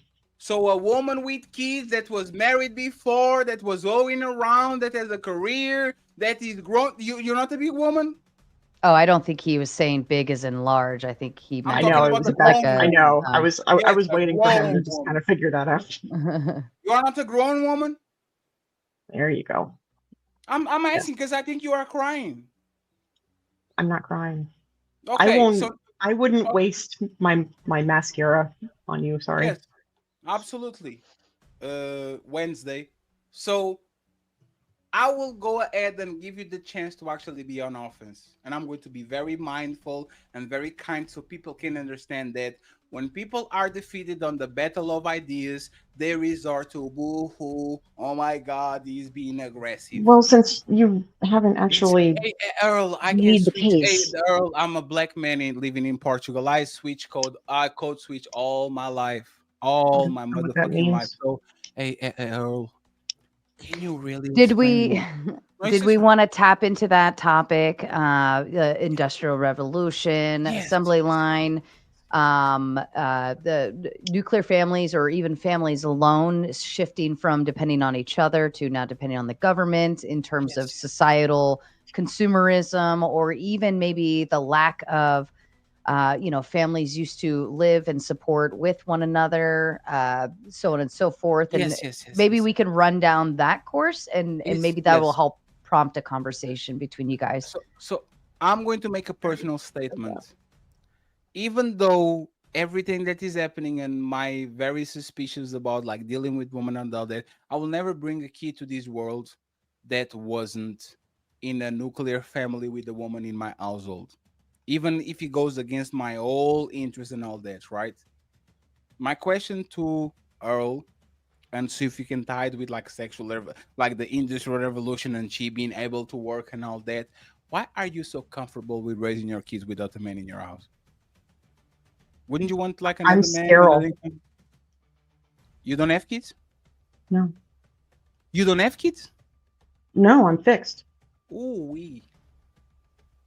I have a vasectomy too. You didn't save no eggs, no nothing? Yay, common ground. Okay. So you didn't save no eggs, no nothing? Because I saved my kids. They are in the lab, kind of like they're ready to go. No, Did- I don't like kids. I'm not maternal. So why are you talking about the future of society when you are not even willing to go ahead and kind of like Because extend? I live in a society with other people and Can you think I should care. Can you tell me what was the reason? That is The purely reason up to you. I what? don't. I Yeah, you will can not say push. pineapple if you don't I want to. If you I will if you not don't want to force an answer, you can answer say on that pineapple. because Yes, that is I'll a respect personal that. decision. Yeah. I respect that. Let me actually tell you why I did it. I got a major scare. Somebody that I really didn't want like put a kid on me. I will be responsible, right? So I decided to control, like protect myself, put some kids on the lab and all that shit and do the preep, right? So if you change my mind, still over there, right? I justify myself, so I'm not targeting you, right? Why did you Mhm. decide to do that to yourself? I after the Dobbs leaked, I made an appointment and I knew I didn't want kids, so I just made it Sorry, so I one didn't second. have to worry about potentially getting pregnant. So you Um, don't want to get married? You don't want to have kids? You don't want to do nothing? no, no. Do you want even to like coach a basketball team or something that helps the next generation? Like, are you doing anything? Anything what? Like, are you doing anything for the next generation that can show that you are actually investing in them? Like, for them, my goal is I'm going to be on this YouTube shit. I'm going to make $1 million. And when I'm 40 years old, I might reconsider if I have kids or not. And I'm going to coach basketball youth teams so I can help the next generation, even if I don't have kids. Like, yeah, any goal that kind of shows that you care about these shit other than yourself? Why are you asking me that? Because you're talking shit about red pill men that actually want families, that are bitching about their future wives, that are bitching about the woman that they fuck with. They're been talking about their baby mamas. They want to do something for the next generation. That's why they go whining and complaining on the internet about it. I wanted to be I'm good with my baby mama. advocating for I don't nuclear understand. families. Yeah, so I don't my question is, why are you so against people that actually want to do right by their people that they're procreating because with I and don't by think that their they are. I think that they are involving them in a scam. What do you mean by scam? It sells them a solution that doesn't work. What doesn't work exactly? Can you elaborate on that, please?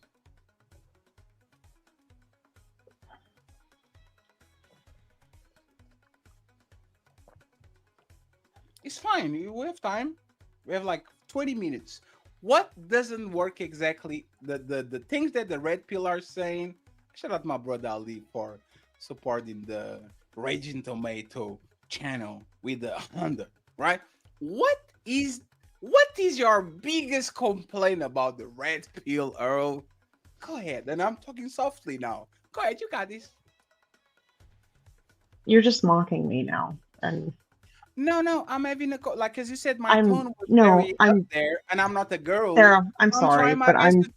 this is me Let rage me quitting everybody. I let me can't do help this answer anymore. this. Let me My help you. You can. You got this. I'll help you work my through it given because shit I is remember so your broken. I remember the last time you were here. I believe she agreed that the red pill was great in terms of supporting the like go work out, go improve yourself, work to do well and make your money do your thing. I think she was on board with those prescriptions for that Uh, because that was Patty helping men doesn't listen to in anything. general, right?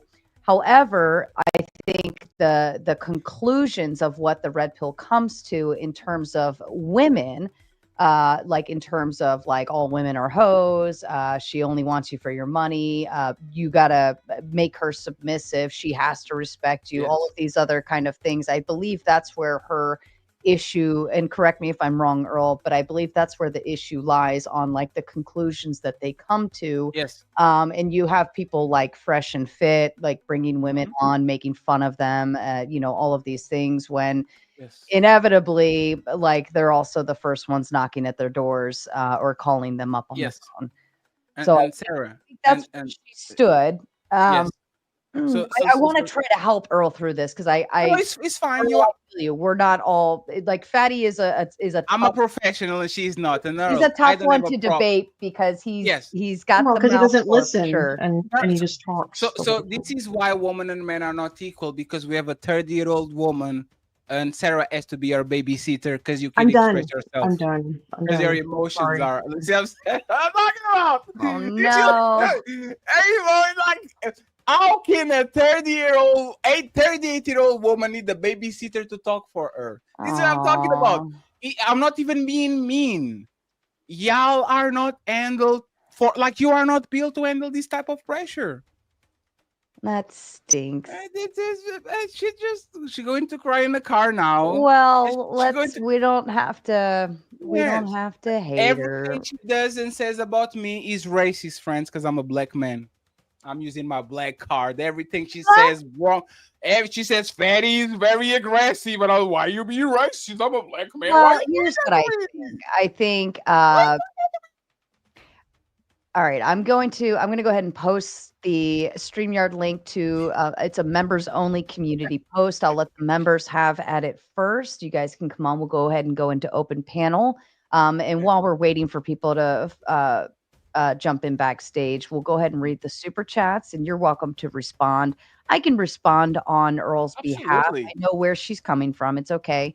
And then I'll drop the link publicly. I'll give the members a few minutes to gather in, and then I'll drop the link publicly. And Fatty, when I drop it there, you can drop it to yours too. Yes, miss.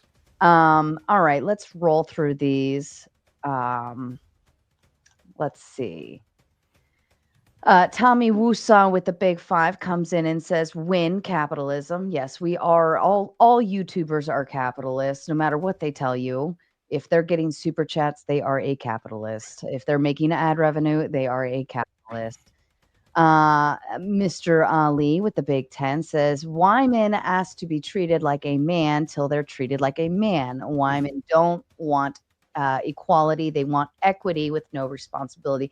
And, for me, I will agree with that. I think that most women want the appeal of like being equitable or, I'm sorry, equal to men. But when it comes to dealing with men things, that's when we tend to have an issue. I do think we should recognize men and women are different and we should appreciate those differences. Women were most of us, not all, there are some really strong women out there, but most of us can be fragile and meek, and we do need to be protected. And I think we should acknowledge that.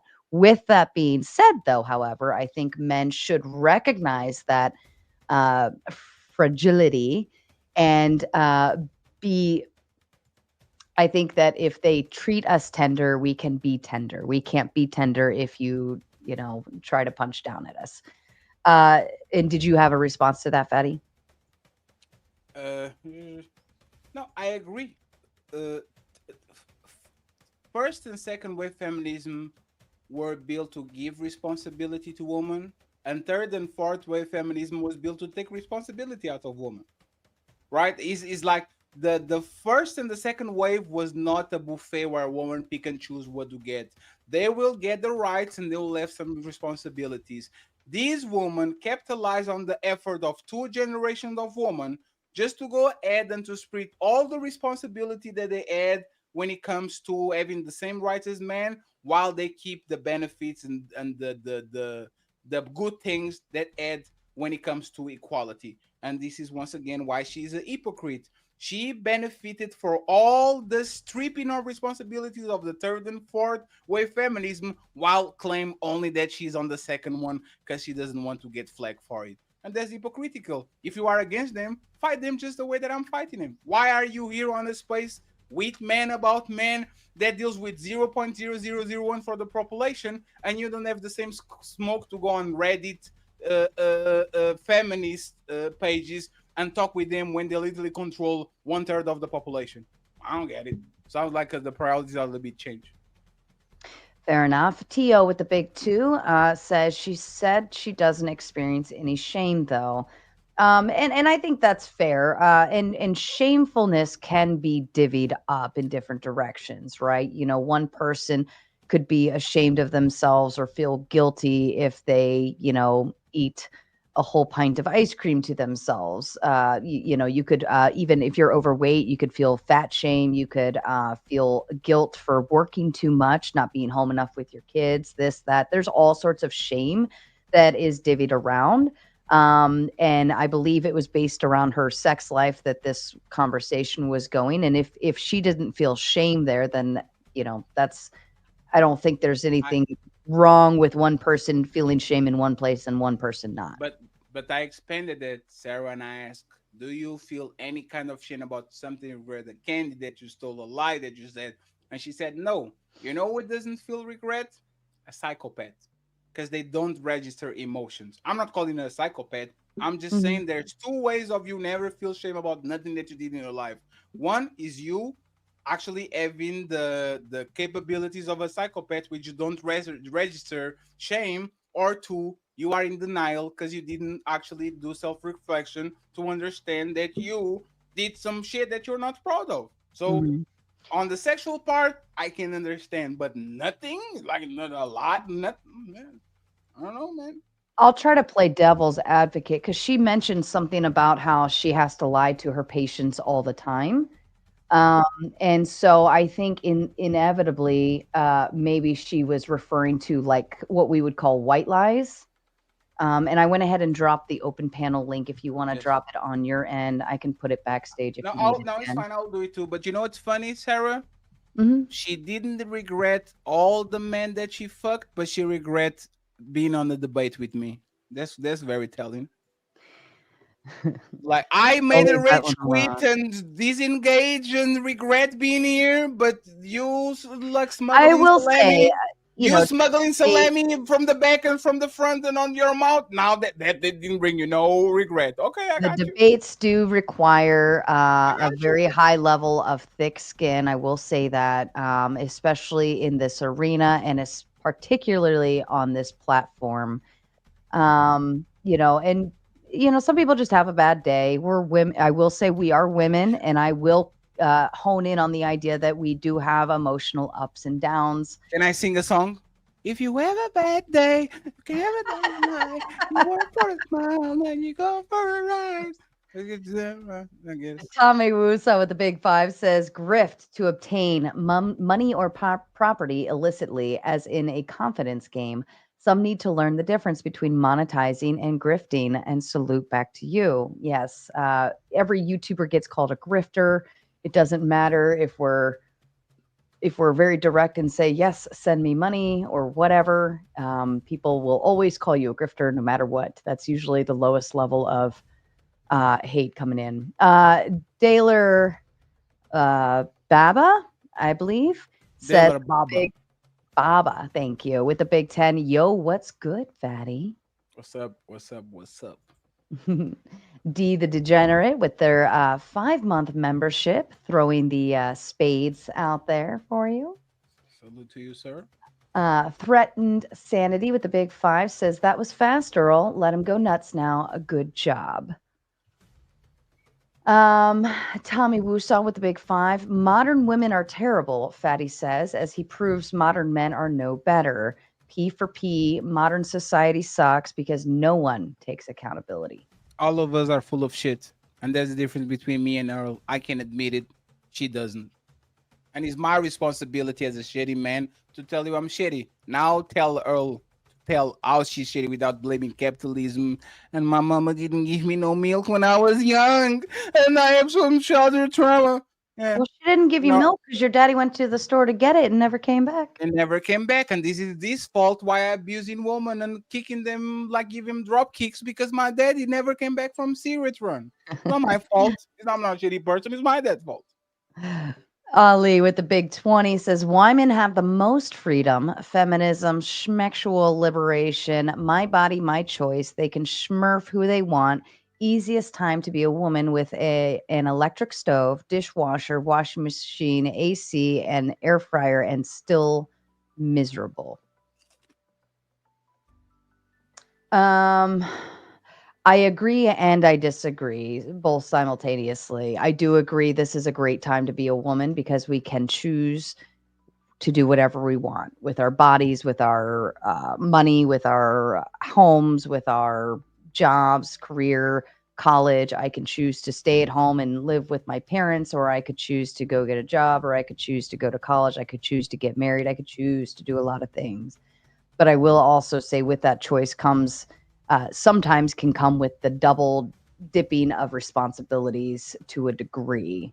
Um, Having a spouse is almost like having another big kid in the house. You are now taking care of the both of you around the house. Not to say that there aren't men who can do like be accountable for their own stuff as well, but uh, Welcome to the man's world, Sarah, where we get women that will make our life way difficult than it was when we were alone, and we still take care of them, and we still take care of them because it's our job. Welcome to the but equality that you wanted. the Yes, studies did show that married women are not as happy as single women, and married men are more happy than single men. We because they are we hoes. we Because they are hoes. we do make your life. The only thing that a single woman gets more than a married woman is a bunch of salami up her ear. Straight up. Well, she You has that compare a option. I married wouldn't woman and a say single woman, if they both have functional adults and she's dating a man that is not an abuser, the only thing that she gets more than the married woman, is a bunch of dick. that's available. That doesn't mean she's always going for it. No, no, Not absolutely, but not that's the all point. not all women want to No, just go out. you can deny the woman have more sexual discipline than men from a numbers point of view, because they Mhm. refuse 1,000 dicks to fuck 100, still 100 dicks. And this is what I'm talking about. I don't know no woman that wants to go back to the streets But she and doesn't thinks have to she's make going them to get more sandwiches. than she's getting on a relationship. She's going to get a bunch of raw dick and a glass of water. There's nothing on the streets for this woman. Nothing on the No, streets but for I this will woman. say, There's but with nothing. paired with that though, is she still has her own house to go back to. She has her own money to go back to, her own car, her own education, her own things, right? So inevitably, because the need has been removed, we don't and I'm not saying it's right and I'm not saying it's wrong, but the need for a man has been removed. Therefore, women don't need the man to be a spouse in order to get the one need that she wants to obtain from, So, so right? most of these women, the only thing they own is a bunch of debt and cats. They live in paycheck to If paycheck that's like what she everybody wants, else. I'm not saying it's right, I'm not saying it's wrong. All I'm saying is when you break it down, the reality of it is Mhm. we have removed the need for men to be married to, right? We could So, still make babies without marrying you. We can mhm. still have sex. We can still do all of these things, and go home and sleep by ourselves at night. If that it's an option, is what I'm That's fair. saying, right? So if most women weren't being most of these women wouldn't be subsidized by the government, do you think they will be single? If we say that again. If most of these women didn't replace the man in their house by the government that gives them assistance and they give them conditions for them to actually survive, do you think most of these women will choose to stay single? If we were government If subsidized, most women didn't have no government assistance, meaning there's no the courts trying to get child support from the mhm. daddy, there's no alimony, there's no section 8, there's no subsidies, there's no taxes in January, do you think most of these women will choose to have a man in their house, or they say, nah, I'll do bad by myself? I thought we were just referring to single women, And I'm talking about single women. without children, right? Or Most of these women have children. okay, so single moms with kids with no child support. Yes. Well, I don't think they would. I think they would. I don't know. There's a lot of moms already doing it without the child support. Yes. And every time you ask for, and this is the proof that I have, right? Even boss babes want to be taken care of. Even boss babes want men I that would earn like, more, yeah, no, I agree with you. I right? agree. If I could just have a man take care of me and that could be my option and I Mhm. didn't have to worry about being disrespected or harmed or anything like that, yeah, I would take that option 110%. If I could just find a man, take care of me, make life easy, it is the survival resourcing that women do. It's natural. We want, yes, we would love to just sit around and do arts and crafts all day. We're children. We're Yes, grown ass children. yes. 100% agree with you there. I won't deny that one bit. Mhm. But what I'm saying is now we have the option to be adults. We have the option to act like adults, have our own bank accounts, and then we can get what we want when we want it. And I don't think most women are on like government subsidies or anything like that. I don't think that's now child support, yes. Mhm. But you know, you make a baby, you're responsible for that baby. I think And I yeah. think most of them are in precarious positions. I don't care if they have a Benz in front of their house. I don't care if they have a house. They're in massive debt and they are like they're 3 paychecks away from being homeless. That's a reality. And they could actually minimize that risk by having a man that carries off of the load, but they don't want to because they want to get ran through by other men. Because once again, I respectfully, when women say I'm working on myself, I'd rather be by myself, they never by themselves. They're fucking other men. They're getting cashed I'm up by by other men. myself, fatty. Sarah, on the words of the great philosopher Andrew Wilson, you were fucking the moderator. And you know what? I truly appreciate you through and through because you are the easiest person ever to actually do business with and all that. But women are never by themselves. And the But I Greek philosopher am. Andrew Wilson That is kind was of that right. was what, back in what, June? It is Oh, that now was so much time ago. It February. was 6 months ago. Oh Man, my God, what the oh time? man, I had sex with someone once, fatty. That doesn't mean You I'm with a man. we need to get back to the Scarlet Letter. We get the I love you, fatty. I fucking love you. Wicked Wally says with his membership, complaints about capitalism just leads to feminism making socialist slash communist prescriptions for the problem before normalizing a one income family. facts. Fair enough.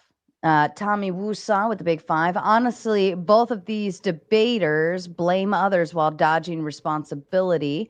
You are in charge of your own happiness, not anyone else. Stop the cope. And this is why what happened when your brain is full of cum and you want to fuck Wednesday. I blame myself. I blame my actions.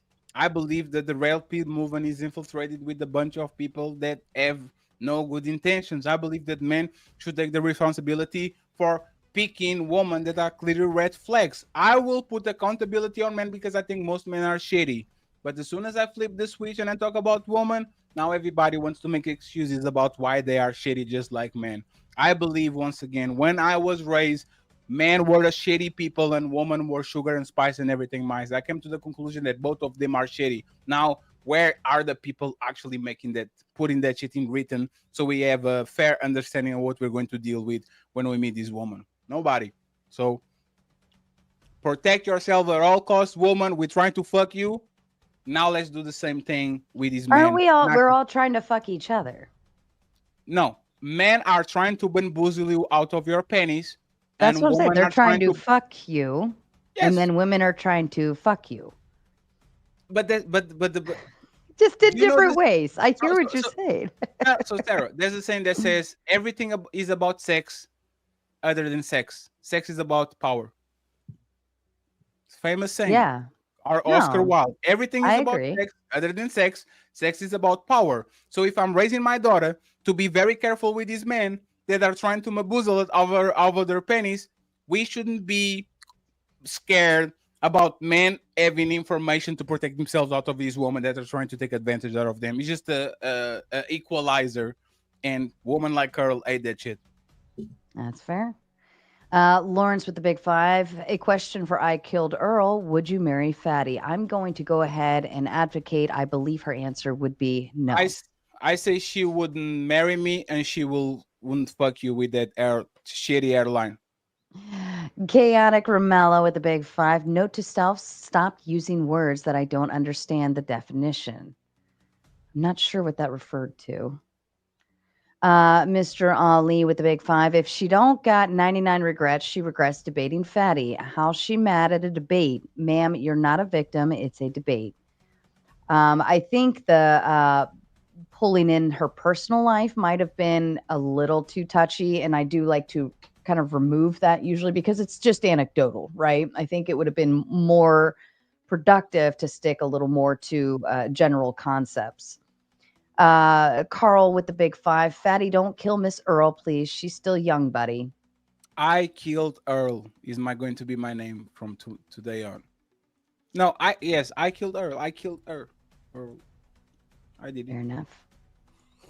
Mud with the big five. Read anything written in the past 5,000 years about women. Women's nature has never changed. Status and security is the priority for 99% of women. I agree with that. I agree with that. I don't think that's necessarily a bad thing, though. So, because we are smaller and we're not physically capable of beating the shit out of you guys, like we have to find security in a man. And that usually helps. Let's see. Wicked Wally with the big five. Also full of insanity on Twitter, feminist Twitter, leftist Twitter, alphabet Twitter, gaming Twitter. Everywhere on Twitter has a ball of insanity. Tommy Wusaw with his 2-month membership, just to throw some tomatoes. Thank you. Mr. Ali again with the five. Sarah is actually debating Fatty because Earl is being offended nonstop. I was trying to keep the topic going. Um, I think it's I don't have a problem helpful. with that, Sarah. You're trying to get the conversation going. It's Yeah. fine. We have to help the needy. And Ali again says, woman replaced love with hypergamy, financial support, and social mobility. Well, I don't think it necessarily replaced it because initially women were married off uh, as a for because of the financial support and the family ties and or being sold for a cow or whatever, so on and so forth. So it like love came in the picture later.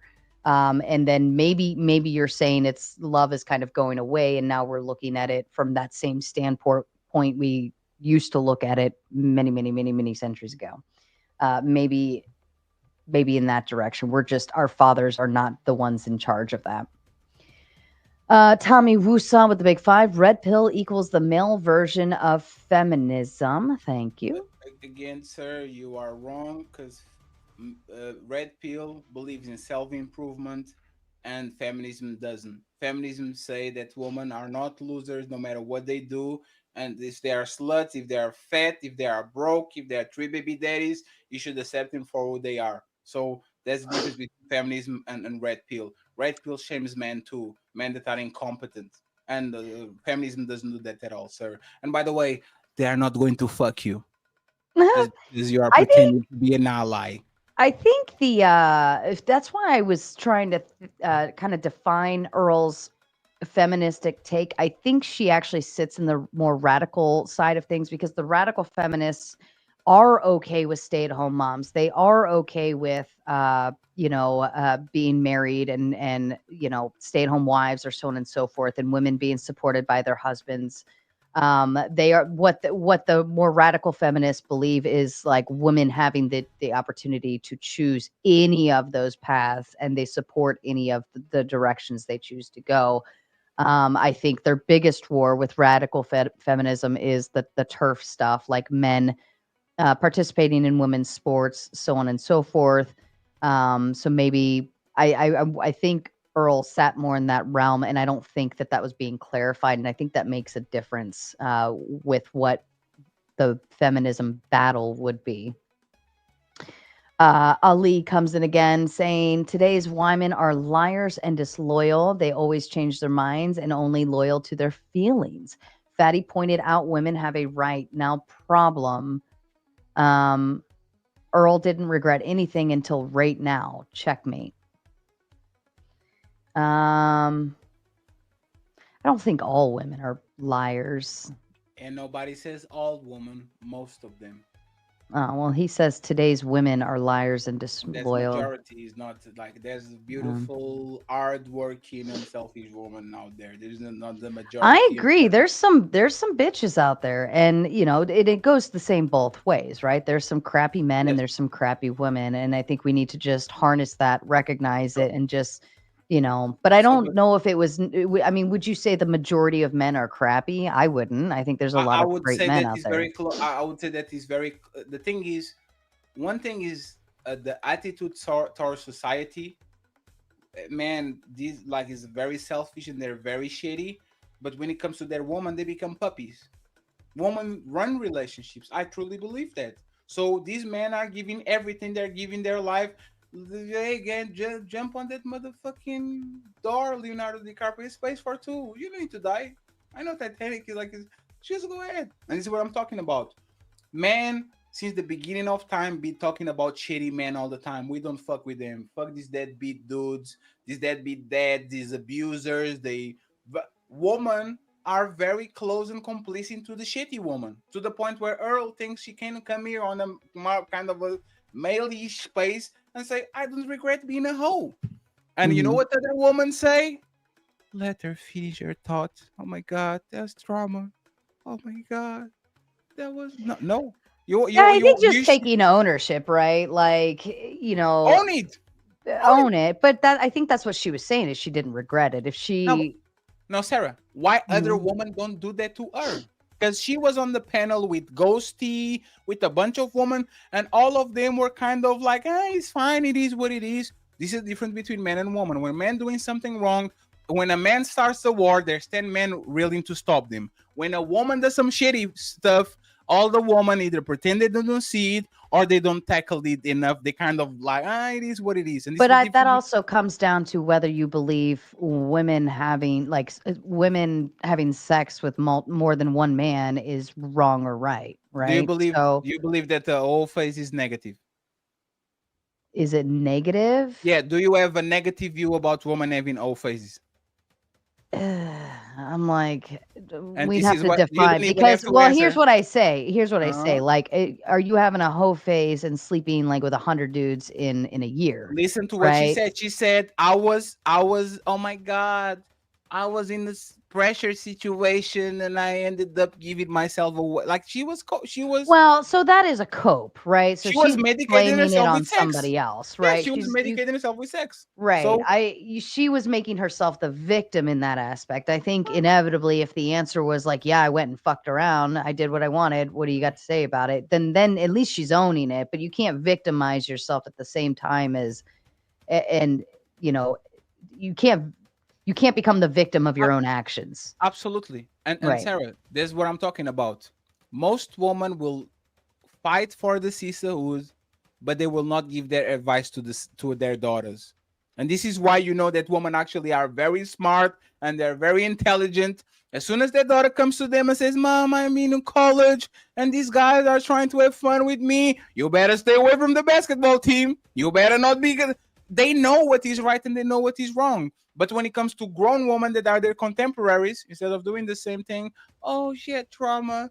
Oh, she didn't know what she was doing. Oh, she had this, like you said. I'm saying is the Mhm. excuses, and this we know what is good and we know what is bad. The fact that women are not unifying and actually fighting against these women that are fucking up the dating market and their reputation shows a lot. They're complicit. They might not be robbing the bank, but they are in the car ready to go as soon as the burglars actually get inside of the car. Right. Fair enough. Chaos Queen with the big five, congratulating me. I hit 5K the other night. We're pretty super Congratulations. excited. I'm catching up to you, fatty. I have like 500 to go, and we gotta keep going. All right, I'm, I'll race you. I'll race you to the six.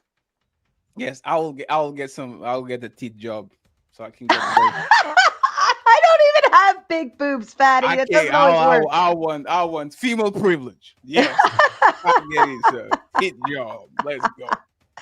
Carl Anderson gifting 5 big Team Fatty memberships. Thank you very much, Carl. I appreciate you.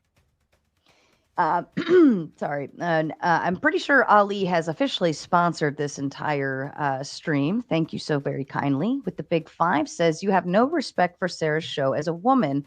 We're all here to support Sarah, but Earl wants to ruin the show by playing victim to a debate. I won't. I'm not upset by it. People act and react all sorts of different ways, and not everybody was made to debate. And, the show must go on. That's how I look at it. We will always adjust and accommodate based on the people that come on and people who are here. So I'm not upset by it. It happens.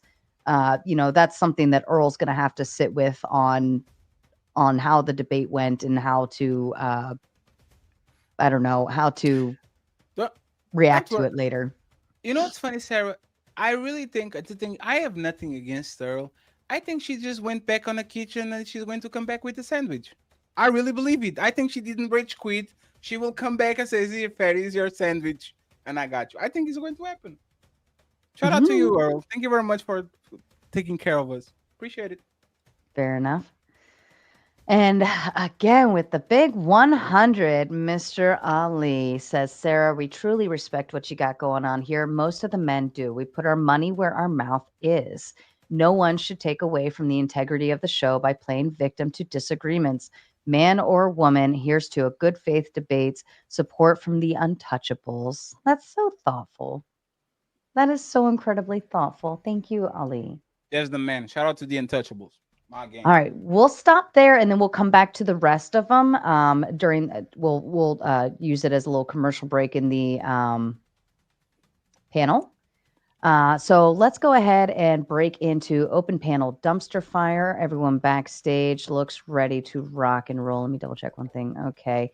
And let's have some fun. Yes, and I do want to extend my appreciation. I do think that Sarah has been an adequate moderator. I think that there's times where she needs to mind her own fucking business in this space, but she's been an adequate moderator, and I do appreciate her having me on her channel. Listen, I love you, the Raising Tomato, but I would kill myself doing more Red Pill debates, okay? The Raging Tomato, at least she is attempting, like, she's trying to be a comedian. She's trying to be funny.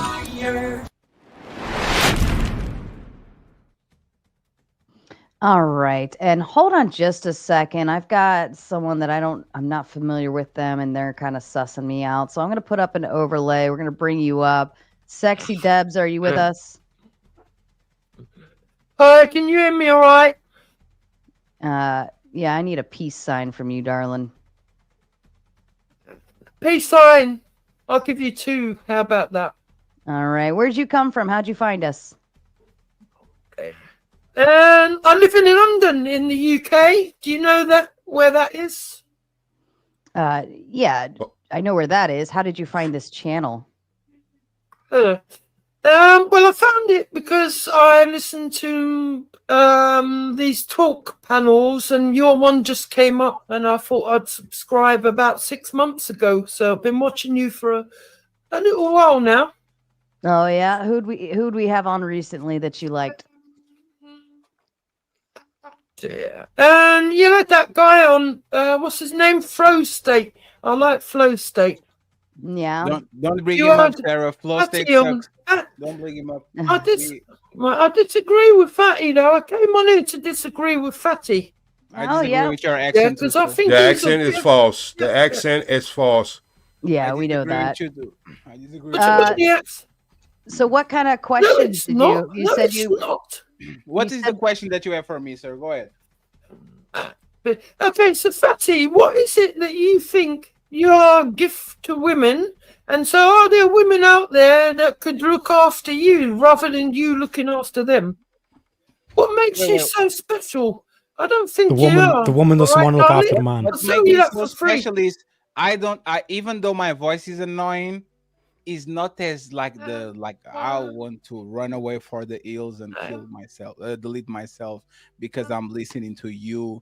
I don't know what is going on with you and what you have going on, but let me ask you something real quick, sir. 1 second. Why did you how did you got woman to fuck you with that voice? Like, how did you do it? How did you do it? Can you explain to me? And the woman, darling, hello. If she haven't realized. So, Fatty, my sister, yeah, I'm a woman. My sister is a woman. Wait, you She are a woman? earns Wait. 800,000. Wait. You are a woman? False. Well, of course I am. Yes. Wait, you are a woman? There's some hormone shit going on there. Your voice. Damn, you are a. Oh, hey, you know what, Miss? I apologize. I didn't know you were a woman. That was not my place to talk to you like that. You know what? Like, let me. Like, did you end up the transition, or are you still in the middle of it? That's a disrespectful question Is to your ask a transition woman. over, No, or are you still in the middle of is it? Like, asking for information.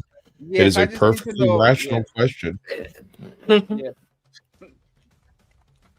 Well, the whole premise of it, yeah, I can just ignore it because it doesn't mean anything to Sir, me. your balls are literally banging against each other. We can hear them. Stop doing this. Your balls are doing ding dong. Like, what the fuck are you doing, sir? Just stop wasting our time, sir. Just leave us alone. We have business to conduct. Optimus Prime. Don't waste women. Right, my sister earns more money than you could earn in a whole year. You She are a earns woman in just like about I am a truck. 2 months.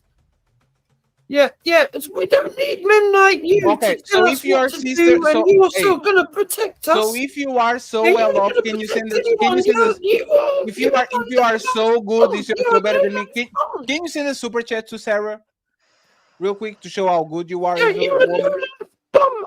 If I would teach my daughters to avoid men like you, you're not going to look after anyone. Look at you. Yeah, Fatty, to destroy this position, just ask them what did they disagree with you with. Sexy Debs, you have some very manly arms, by the way. Yeah, I just want to figure out. Very hairy. Thank you very much, Elena. Nice to see you. Like, actually, what? Yeah, he's right. What is the problem that you have? One second. What is the problem? What is the problem? What is the problem that you have with anything that I stand for? What is the problem? Bilbo The Fraggins. problem is that you think. Well, okay, I'll split it up to you. You think women cannot survive without men, and somehow men are superior. I don't think so. I know many women, including my sister, who is far superior to a bum like you, who's a 5,000 subscriber on YouTube, who thinks he's famous. You're not. You're just a bum. I believe that women can vote. I believe that women can be mayors, astronauts, CEOs. As there's a bunch of very competent women on every day that actually contribute for the society. Now that I gave you my position about women, what do you disagree about exactly? Okay. Well, and by the way, just one second. Please use your natural voice. You are dying. You are almost dying. I don't want you to die on the panel. It's fine. We already assume. Use your natural voice so we can have a conversation for 5 minutes. I don't want you to pass out just because you're trying to do the girly voice. Go ahead. No. I would love if you, when you have sex and a baby with a woman, I'd love it to be a female. How are you going to treat her as? Are you going to be as misogynistic then? Who is the most powerful woman in your life? The question is what you disagree with. Is your mother. Do you have kids? You're just doing ad homs. Do you have kids? No. So you're just like me. You're just like me. You don't have kids. I don't have kids. Just like me. We good. Yeah. What does that matter though? I hope you have girls as your babies, and then you'll realize what an arsehole he you literally are. said in the debate that he got a vasectomy. About women. I still don't understand. I literally told you. I believe if a woman is competent enough, she should run for mayor. She should run for president. She should own her business. I am actually a true definition of it. I believe that women have the opportunity and should have the opportunity to become whatever the fuck they want. What do you disagree with? Like I think I'm a woman ally, to be honest. Right? Well, that sounds very nice. And so, yeah, but it seems to me you talk about females like they're somehow inferior. What and did so I they say that need proves it? men. That's What did I say that proves that point? Can you give me an example? No, it's just the general feeling I get off of Okay, everything so you let's forget say the when it comes feelings. to male and female. Tell me one thing that proves that Fairy believes that women are inferior. And you might be right. Hey, you might be right, Okay. but substantiate your point. What did I say? Earlier, earlier you said a woman needs a man to protect her and be the breadwinner. A woman can be a breadwinner. I said it. Yes, He said that's what women want. That's what women I want. literally said that women are literally doing bad all by themselves. I literally said the look at Earl. She was mad about cooking for her husband, and now she's single, cooking for herself every day. Like she can do it, but she can. Sarah is single. Earl is single. They seem like they're in good health. So how am I going? How am I? Okay, is it a woman's duty to cook for men like you? Yes, because I'm a provider. I earn good money because I earn good money. If I'm going to pay your bills, you have to cook for me. Yes, I think it's a fair exchange. Yeah. Right? Okay. What if you met a woman that's cleverer than you, earns more money than you? You're gonna have to cook for her, and surely she's she won't want to be with him. And I will call her mommy. Yes, absolutely. Pay my bills. I'll cook for you. Yes, you got this. Yeah. Now what? And so what you're trying to do is deny that women can be cleverer than men. They earn a lot more money. Said that woman can No, be he never said that. He never said that. I literally said woman can be astronauts. What is more competent than literally go to space? Okay. Right. Okay. Would you be afraid of meeting and being with a woman that earns more money than you? Or do you want Love someone question because she wouldn't want to be with him. Only if she had your voice. If she had the regular Well, voice, she might I have no problem with that because now you know what's funny, and I've been talking this about a while. If this woman earns more than me, if this woman earns more than me, now she has something to lose. So hey, let's have fun. Yeah. Let's have fun. Okay. Right, earning money is not everything. So, what education do you have? What are you skilled at? What is your area of expertise? I am great at pissing people off. I'm one of the best. The goalpost. I'm one of the best. I'm one of the best to ever do it when it comes to monetizing. People get pissed off at me. Yes, I'm very good at that. I'm very good at bringing people I'm very good to bringing people like you on the panel so we can waste our time and giving us money just for the sake of you being on your feelings, little boy. Well, admittedly, the longer they're here, they're not bugging other. You know what's funny? Hey, I will challenge you. Hey, one second. Hey, we are on a giving. Can you? I will give you $100 if you came up. They are cammed up. But I'm still. The guy wait, 1 second. 1 second. The person that is talking is cammed up. Yeah, they're cammed up, but I'm still. I'm cammed up. Questioning. So can you give us like a 1 second? Can you put 5 fingers like on the camera? Yeah, they're definitely moving. And No, Sarah, I need to see if they're going. Can you, Sarah, confirm if this woman, can put 5 fingers on the camera and do like 4, 3, 2, 1, like move your fingers in a way that. Oh yeah, it's definitely a real person moving. Yes. And there's so a man. There's a woman. It's definitely a man. 3, 2, 1. In woman's clothes. So there's a. Can you move the camera around the room then? No. I can do all of that.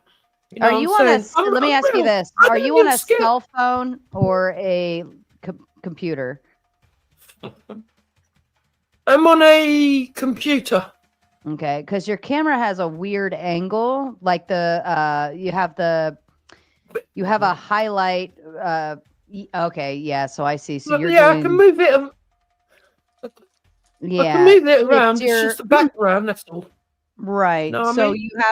you have the black sidebars, which means you're doing like more of a virtual thing of some sort, which is why I'm more hesitant to drop the Eh, overlay because You if you don't have a camera with click up, someone like me, though. Oh. No, all it means is my resolution, the camera, is lower than what it is these days. So I'm not can you give broadcasting give on 1 second? 90. Oh, sir, Miss, What tell you then? give us final thoughts so we can get you out of the way when you can conduct with the show. You can come back next time when there's like 3 people watching and we can restart the show. Go ahead. What's your final thoughts about what you have to say about me? Go ahead. Well, all right. My final thoughts about you is that you are a misogynist, yeah? Yes. And it seems to me, it glimpses from you that you think men are superior to women.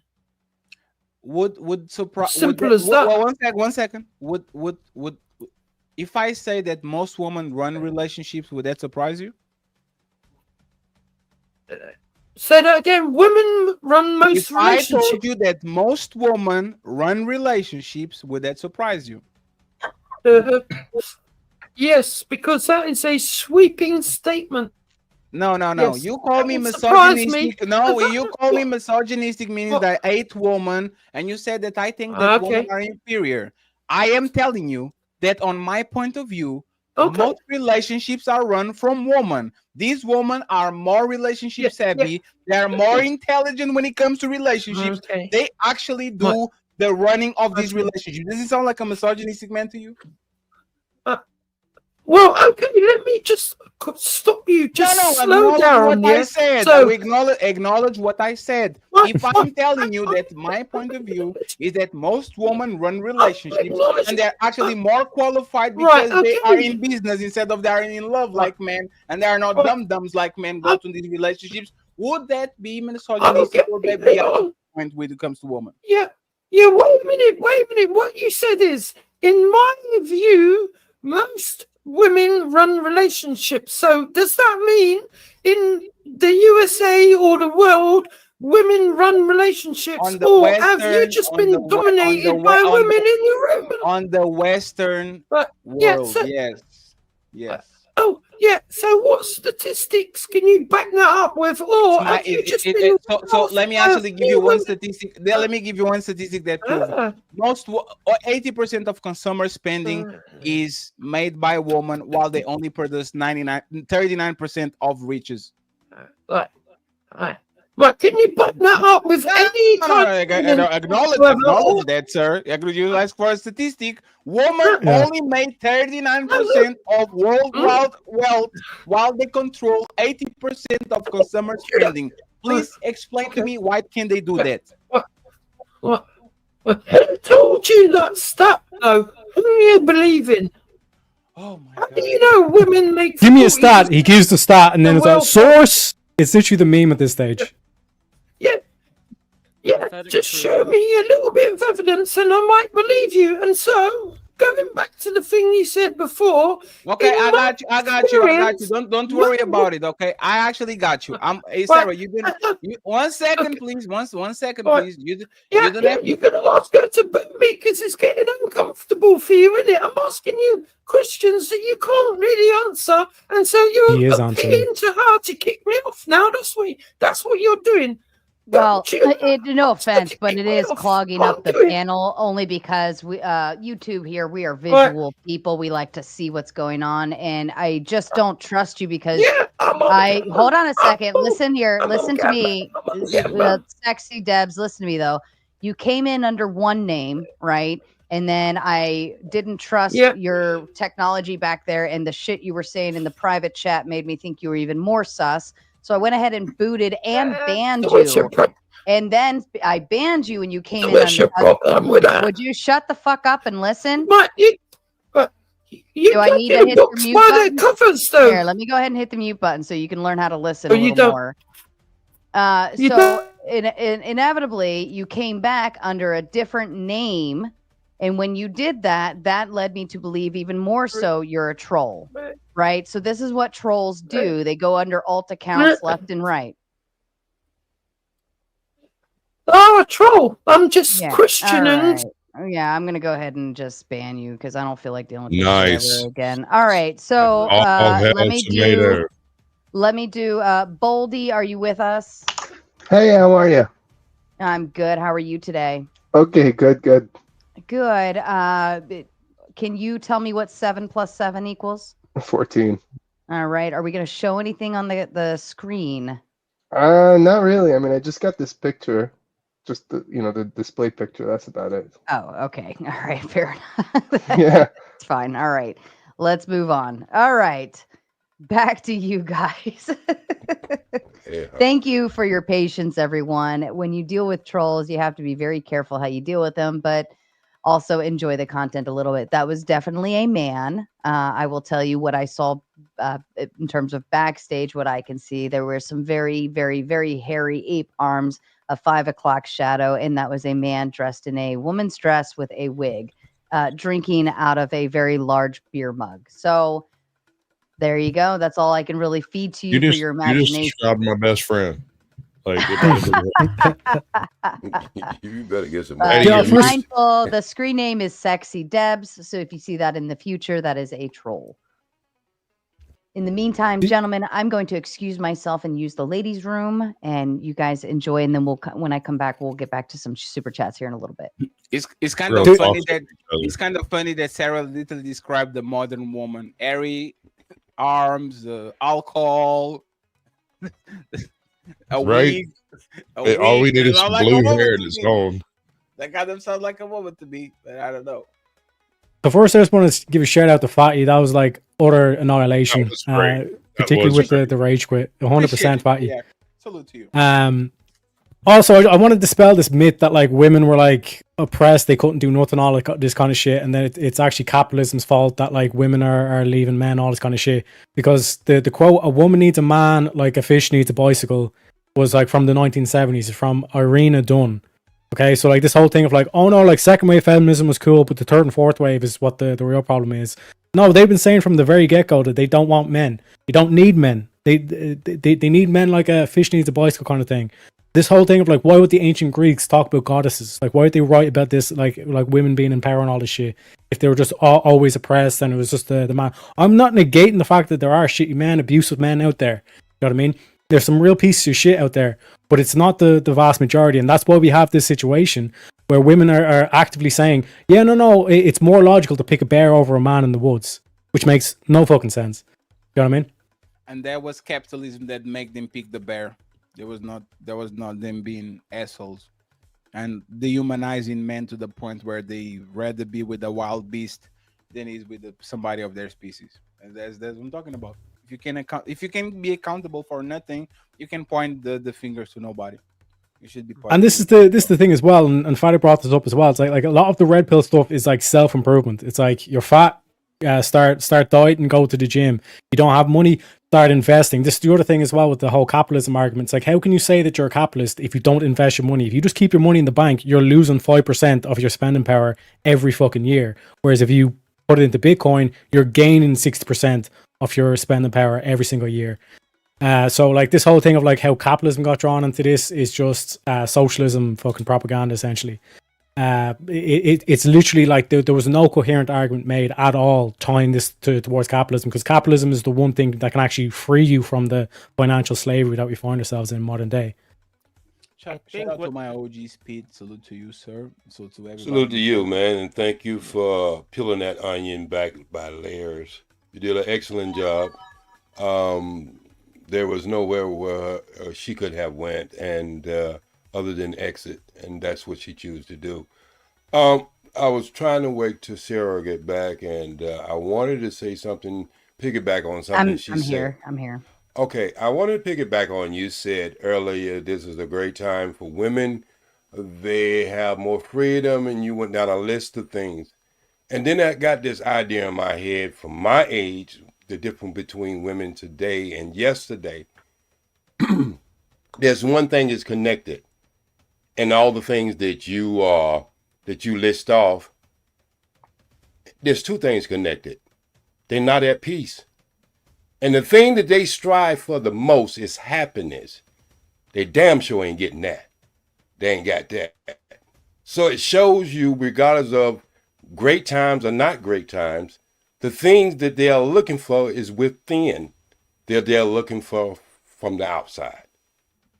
External validation, external happiness, external validation. Is that what you're saying? Yeah, because if you think about it, when it was under this great pressure of men who probably looked at them at one time as another as material, or just looked at them as being property, they wasn't happy then. Now they have all this freedom. I think this is what Fatty was cutting into. They got all this freedom and they haven't made any changes because even within this freedom, they still complain about not being happy or having peace. Yeah. I think there's some type of external validation, which I think people go through. I think it's a maturity level, right? Where people do things like that. I don't think that's subject to just women, though, either. I think men can do that too, right? Yes. If you find happiness within yourself, like you don't need to seek external happiness from others. I personally think a lot of this has to do with the instant gratification. Everything is here at the click of a button. Everything is, I mean, we get frustrated at fucking Wi-Fi, right? And it's like the shit's going to space and coming back. Give it a second, you know?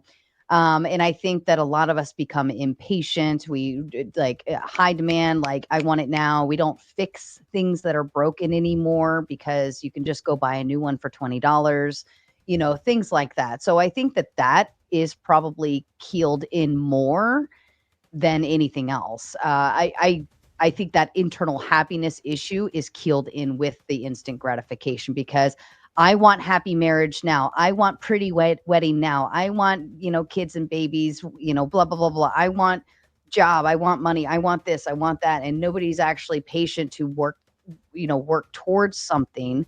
Or even so much as like a young couple working together towards their future. Instead, women are waiting, find the man that already has it, and then just piggyback off of him, right? So I think that it's instant gratification. That would be the. Would you find in that statement? Would you find that it would be more prone for men to be that way due to the fact we are in competition? That's part of our makeup.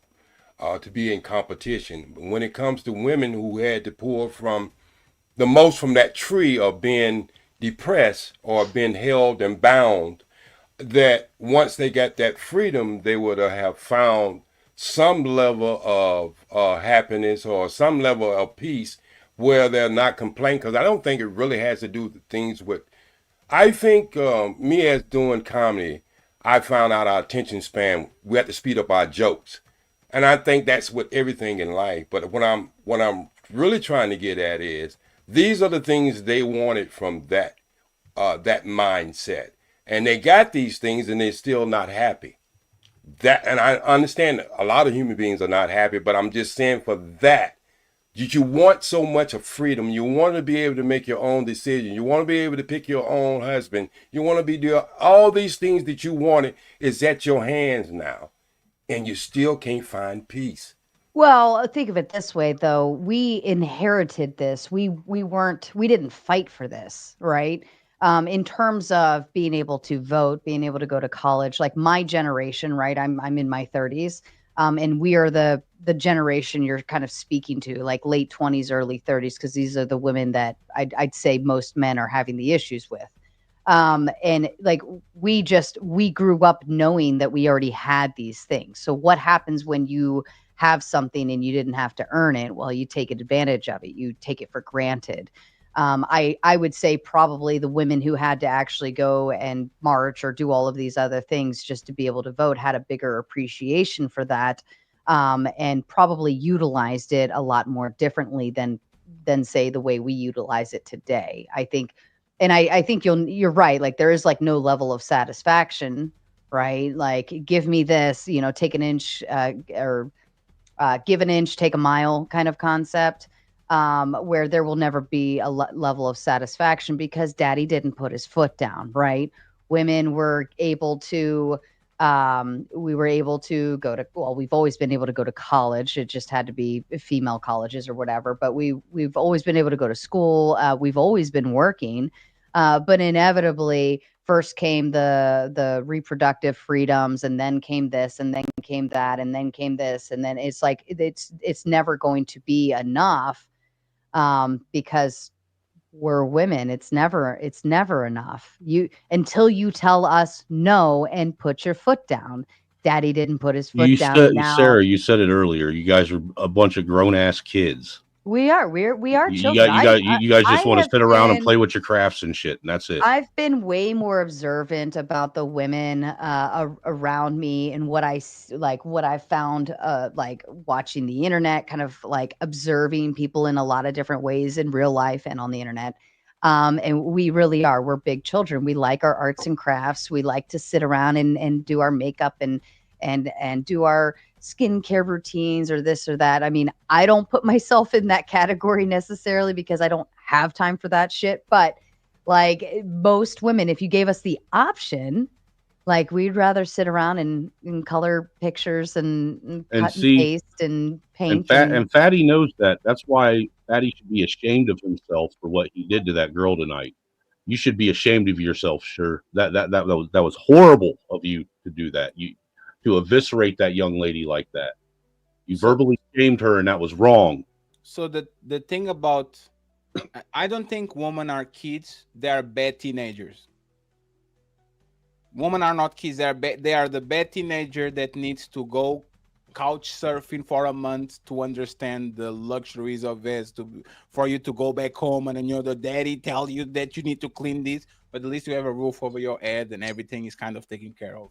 What are you talking about? What are you talking about, bad teenager? If you had that experience, No, when I say bad teenager, hold on. Sorry, Fatty, but if you had an experience where the teenager is that bad teenager, you missed out on the first 12 to 14 years of communication and actually establishing a relationship with them that would have prevented them from even being in that situation in the first place. I think that's what the gentleman was talking about, that form of communication. sir, Have you ever raised a kid, sir? So, sir, this is why you're wrong, right? There's a transition period when your kids all they want is your validation, and what they actually crave the most is other kids of their age validation. And this usually happens on the teenage years. There comes a point in time where they don't give a fuck what you think. When it's not mommy, oh my God, mommy loves me and daddy loves me, is, oh my God, what does the captain of the football team thinks about me? Oh my God, what can I do to piss my mom and dad off today? Yeah, I think if you're in that situation, you haven't communicated properly with your children up until that point. How many? Hey, sir, let me ask you something. I'm agreeing with the other gentleman here who's telling you that your communication with Earl wasn't really the greatest and most conducive to get your point across. I don't care about how my communication was. She shut down by the minute 22. There's nothing I could do. I'm going to call myself. Fatty, hold on, please. I just want to point out that I was being very facetious with what I said. No, man. I'm not talking about you. I'm talking about the sir that says your communication level. I literally code switched 3 times, and she was responsive to none of them. And at some point of time, y'all have to learn how men talk. If I switch code 3 times and none of it is receptive to you, you are going to actually like you are going to be the one that has to be receptive to me. No, I understand. I understand what you're saying about her, but I'm saying there was 170 plus people that were watching as well, and I'm sure that you could have dropped some knowledge and nuggets of truth more so than just dropping. He actually did drop multiple. He did drop multiple nuggets of truth. Like, it also depends on whether the person's willing to receive what's being given to them. Certainly, though, in this instance, I don't think Fatty would talk to a female outside of the internet like that. I won't talk like this. No, probably not. Right. 100%. Stand by. Bear with me, okay? So inevitably, here on the internet, if a woman comes into a male's playground, you're gonna have to man up. You have to. It's part of the package. We all know this. I'm very familiar with this concept. You have to grow thick skin. If you want to play with the boys, you got to be like the boys. Fatty was actually playing nice with her. Have you ever seen him on his own panel and how he is with these women? I don't think they kind of know me like what I usually do. That's why they thought like I was being very. He was being very nice and respectful, believe it or not. But there's the thing, Baldy. just wanna What be would you right. have done better since you are here on the correct? Like what? Like this? Well- Let's do a constructive thing, right? What would have done better? Do you have you seen her debates before? Like, have you ever spoken to her before? This is our first debate. Okay. They paneled before over We had this. the one panel before. So for me, she seems more of like the analytical, intellectual kind of type. You know, like if Negative. you hit her with facts Negative. and Absolutely research, and negative. because she believes all that bullshit, What right? type Like of that's how they statement- got her in the One first second, place, sir. right? 1 second, sir. So let's have a conversation. What type of Yeah, statement you brought to the table that shows that she's an analytical person?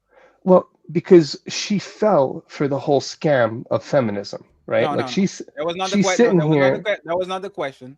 We're talking with each other, and you are going to. I'm going Yeah. to uphold you to the same standard that you are asking to me. Do better, sir. Listen to me. Right. No. Talk to me. I was 1 gonna second. lead into Listen that to into my me. second sentence. It's fine. Hold Listen on. to me and talk to me. You came to the conclusion that she's more of an analytical stats person. Right. What was the stat that she brought to the table that actually got you to that conclusion?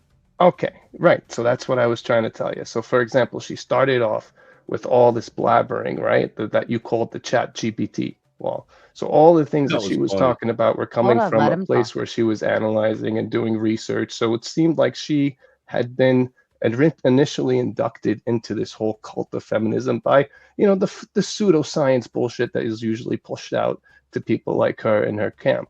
So she started out that way. She started speaking the language of pseudoscience and all this mumbo jumbo, right? She started over-intellectualizing her own position. So I would have went and met her eye to eye in that kind of realm, right? Like use her pseudo facts by actually presenting real fact, right? Not just real fact, but actual, you know, research. Give me an example. You know, what do you mean, for example? Well, an example. Even like she went up like. I don't respond to the monologue thing. To me, is useless because I can go to ChatGPT and says, make me a case for why capitalism is the blame for da da da da da, and ChatGPT is going to tell me everything. I just read it. I want to talk with her, so I don't know if she was the one reading the shit or not. I'll give you the benefit of the doubt. I think Earl was going down the realm of trying to formulate a conversation that was debate oriented. Based on the topic. I think what you did is you went more anecdotal and personal, personal experiences because you were, yeah. But I think she was more prepared to have the discussion based on actual like historical things that have happened and so on and so forth. So I can understand why Boldy is saying that because she was prepared for that conversation, not I think that's an accurate statement, Sarah. Yeah. So whereas Fatty, you live in the world of generalities or most people, majority of women. When you debate, you typically are speaking from a generalization kind of talking point, which is not always bad, right? But she was prepared to combat like historical things that have happened and so on. And when I matched her and asked her, why do women control 80% of the consumer spending? I don't want to talk with that fatty. When I ask her why women don't give their credit cards away since capitalism is actually like I used several points that actually are nothing to do with their personal life and match what she wanted to do. Right. But those again were generalizations that you would have to have like data and stuff to bring. I would say instead of speaking, and this is just since we're pulling this conversation, I would actually pull percentages to make the statement more clear. Right. Because when you say most women are this, there's always the exceptions and you're always going to run into those exceptions. Okay. She even said, I never had a credit card. So Sarah, let's flip it on his head. What are the stats that she has to bring to the table to explain what is her disdain by the red pill? She makes generalizations about the red pill. She was going into her opening statement was more historically based, not generalizations. That's what I'm saying. She was ready to have like a a debate over how it intertwined, not how women act or this acts or that. She was actually prepared to. She came with the preparation of like how capitalism runs into the red pill. You were maneuvering in the feminism world of things. She was trying to speak red pill. So Sarah, does she have any evidence or stats for her to get to the negative ideas she has about the red pill, or she's just doing generalizations by what she sees? I Red don't pill know. contemplated. We never got there. Yes, and that's usually the thing, right? Is we are going to make generalizations about the group that we are accusing, while we can't have generalizations made about us. Everything she said was anecdotal. Everything about the red pill that she said was anecdotal. She could. It wasn't even anecdotal, Fatty. Like she would make the claim, and then you would ask a question. So like she made the claim was like, oh, like, you know, capitalism is the reason why these marriages are failing because women have to work. But then you gave the counterclaim. It's like, okay, so you're working now, you're cooking for yourself. Why would that have been different in your situation? So you actually went specific with it. So like the whole kind of like generalization, all the stuff. When anytime she made a claim, you came back with her with a question, and then you'd either like you'd realize the redundancy that she put herself in or the corner she put herself in, and then she'd say, "Oh well, I'm bored. This is over," and just not answer your question. When she I do realized agree she with was that. cornered, that's when she started getting fed up. You Yeah, can tell I she's do getting agree with that. getting trapped. Yeah, it was easier when she could talk about the group, but not about herself. Well, No, but even with the group the talk, he was concept trapping her. though, it Talking about the was group too. She was not talking. the concept kept going into feminism though. It was like shying away from red pill, and it was going down. You guys were both speaking a different direction, right? And that's what I was trying to bring it back together, but you guys were both going down two very different paths. She This was is not. Mhm, Did go I ahead. avoid this is any of her exactly the questions or case I was statements? talking about before, with people talking at cross purposes, not directly, but because they're speaking slightly different languages. Mm-hmm. No, yeah, no, you Right. can put that on me. Did I avoid? I don't know. I No, don't. no, I I don't know, I think know. it. I I don't don't think think it is. anybody was to blame for No, it. It no, no. I was know, just Sarah. you were I'm both just coming saying. from different Let's angles. because I don't like the y'all, right? Did I avoid any direct question that she had or comment? Did I literally do the No. woo? No, No, I you literally literally conceded to a lot of her I her addressed everything worldviews. she said. And then I did what I needed to do. But there's a thing. I will address everything you say because I'm an honest debater. You say something, I'll say, I don't agree, and this is why. The last 20 minutes was me making a statement. Do you agree or disagree? Oh my God, I'm so fed up. Oh my God, I am tired. Oh my God, let me calm down. Like, she was the one that didn't engage in the conversation. Well, So, look, I'm sorry. the conversation was disingenuous as soon as she said there's nothing that she's never done anything she's ashamed of. Jesus Christ I himself don't was think. ashamed of some of Well, the shit that he did. I don't think that has anything to do really It with. has a lot to do with it. It That's What really I'm does, Sarah. saying is, when you're debating a topic, right? It's not about your personal anecdotal whatevers. It's about the actual topic in and of But you really itself. are debating your But worldview didn't with she say, people, so didn't it Your is she, about how did, you. worldview, but I could have a worldview and still not live by it. And you can appeal to hypocrisy hey, all day long. It's still a fallacy, hey, Sarah, right? I Mhm. listened to her monologue very carefully. She said, men like you, fatty. Hey, hey, hey, if you didn't say that, I'll be like, you know what? It's going to Well, be that's fun. We're going but the to, red pill is your worldview, though. and that's the point. I don't Right. agree with 30% of the red pill says. Like, she kind of catered her speech to a Trump supporter, to a Republican, to somebody that is conservative. I am a Bernie bro. Nothing like there was a part I was like, are you talking to me? This is why I said ChatGPT. There's no way you know anything about me and you think that I agree with these things. So if you make it personal, it says men like you. Now let's talk about women like you too. Let's you have all the chance to talk about my body count, the way I move, the things I do. I'll give you the chance. But again, if you can stand the three fingers that are pointed at you, don't point at people. And she couldn't No, I stand the agree. fact I that she agree has with her that. I duty. 100% agree with that. I just think it wasn't really it wasn't like you guys could have avoided that whole conversation altogether and still had the debate on topic based on because she had the affirmative side. So all yours was to disprove it, right? But Yes. again, you both were talking like you guys were going parallel with each other and never actually meeting anywhere. Sarah, I engaged with her the best that I could. And I'm even not if I saying wasn't, you didn't. no, it's fine. Even if I wasn't in the beginning of the conversation, at a point of time, I fell out, says, you know what? I'll give you the benefit of the doubt, change my tone Mhm. so we can have the conversation. And you know where this started, Sarah? This started last week when I was on the panel. She came on a chat and says, oh my God, I'm going to have to debate this emotional man. Who is emotional now, bitch? Mic drop. All is fair in love and war. She I was don't on the discredit chat you. talking shit. Oh my God, I have to talk with this emotional man. Now you're crying on the motherfucking pillow. Oh, One thing I would say as well, to avoid kind of, because if you put like two ideologies in the debate, it oftentimes like people just kind of go down to things, and then it'll be a situation where both people are trying to defend their positions rather than attack the opposites, or they're both trying to attack the opposites and not engage in defending their own position.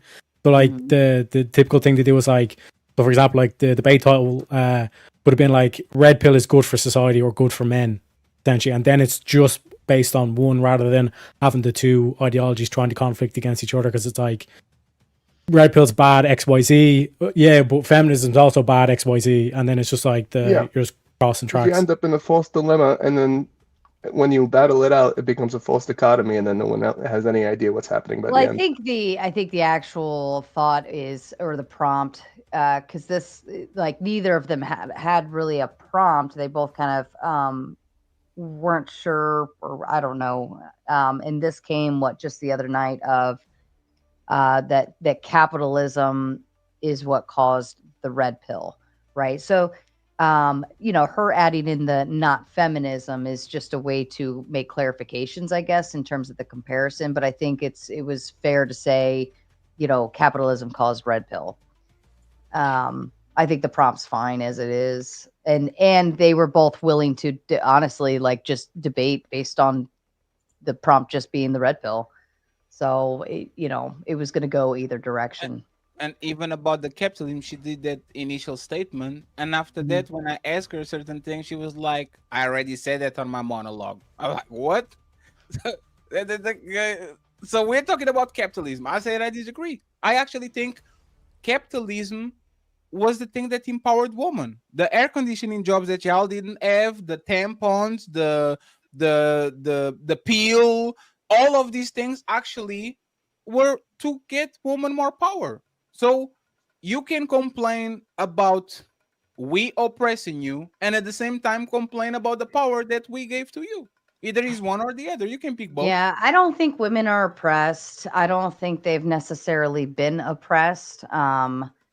I think the ability to vote was kind of enough freedom there in that aspect. But I think overall, like the amount of oppression isn't enough to validate that we need all of these freedoms now, right? I mean, what else do we need in that aspect? I don't think we need anything more. I think we have more than what we can handle. And Sarah, and this is why I kind of make it personal. Mhm. Because she said it. These are her words. I'm not even. She said, "I was a hoe and I don't regret it." So I Would you asked her fucking clearly, fuck her? did Fatty, capitalism excuse me. did capitalism make you a hoe? And the answer Would is you have no. fucked her? Fatty, did you No, like her? Would you have Nicole, you fucking already fucked know her? the answer to No, that. she's Stop. not my type. If you resemble somebody from the Adams family, I don't want to engage with you Okay, I just sexually. want to make sure Now, you're see, not I'm angry at all her about because you want I'm to all fuck about her and she Wednesday doesn't want to Adams, fuck sir. you. Wednesday Adams is my kryptonite. I don't know about As that long as you don't want to fuck her, say what you want. because I'm I'm not more of an desperate like you, Elvira Spicoli. type myself. That's the Don't be worst piece of saying advice it. I've ever fucking heard in my Fatty, entire just life, don't be Spicoli. If you saying don't want it to because fuck you her, want then to say fuck whatever you her and want. you're pissed. It's Just Spicoli's fine. don't drunk say it tonight, unless you dog. mean it. Hey, Spicoli, she has social media. You can go and shoot your shot. You good? I will say, I like got with a the question debate, because people y'all know speak a culprit different Fatty, language would than you I go do. down on her JJ? Oh, stop I it, got Spicoli. You always ruin it. I got a question. Well, let me hold that question, and I'll come back to you because I do want to read the rest of these super chats because I know Fatty's gonna probably depart here shortly. Bilbo Fraggins with the big 2. Can I get the link, please? Like, please pay attention. Please pay attention. No, I think he's the person. Maybe.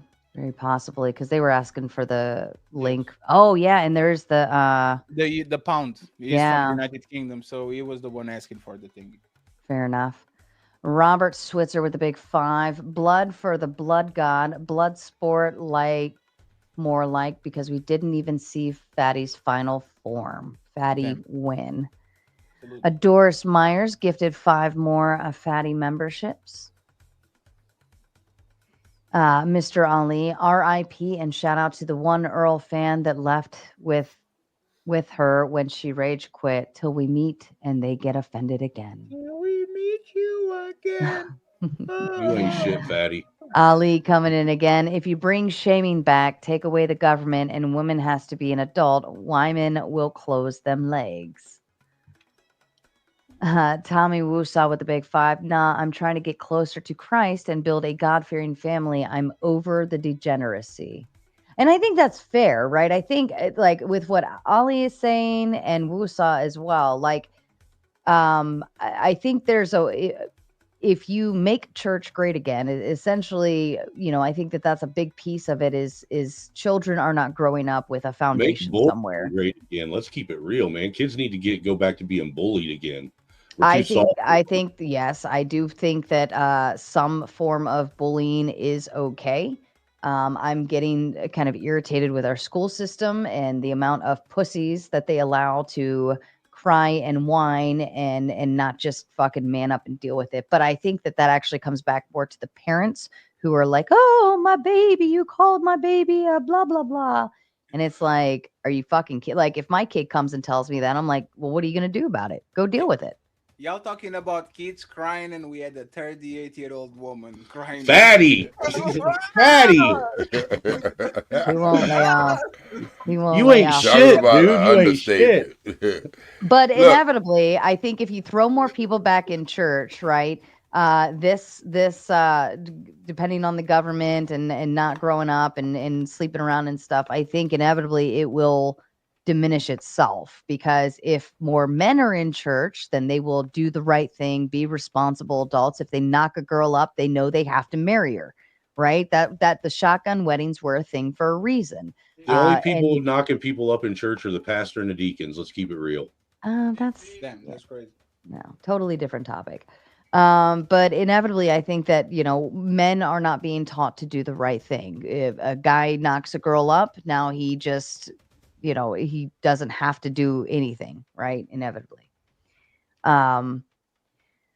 Mr. Ali again saying women fought for birth control and not to be controlled by men, just to turn around and use birth control to control men. Prove me wrong. I could agree with that subtly. That's a really morbid riddle. Yep, that's facts. I think, yeah, because it gives them the liberation to do what they want, and they don't have to marry you to sleep with you, right? So they can essentially do who or whatever they want. I think birth control is a downfall of society overall. There's nothing good that comes from it.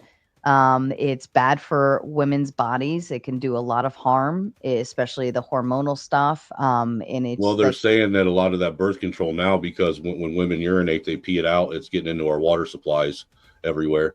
Yeah, I heard that too. I don't know how that works or if that's like scientifically true, but even at that, it's not good for the woman's body in and of itself. You know what I mean? Right? Like I think, and this is just it forces it doesn't force women to actually, pay attention to their body. Well, not only that, I think, and don't quote me on this. I don't know if it's correct or anything, but I believe that birth control is probably the cause of why we're having so many women having issues getting pregnant now.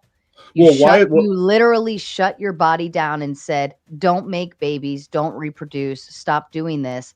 And if you're on birth control for 10 years, even 5 years, that's a really long time to tell your body not to do its job. And it is a woman's body that wants to reproduce, and you're telling it literally to stop. What does evolution do? It says, hey, we're not supposed to do this thing. We're not supposed to do this thing. Why are we trying to do this thing? And then I do know if you come off birth control, it could take a year or two before your body even allows you, for some people, not all, to be able to get pregnant afterwards because it's messed up your system so much. Well, correct me if I'm wrong, but don't the vast majority of women who either are getting on birth control or on birth control, they take it to regulate their period rather than to prevent them from having kids?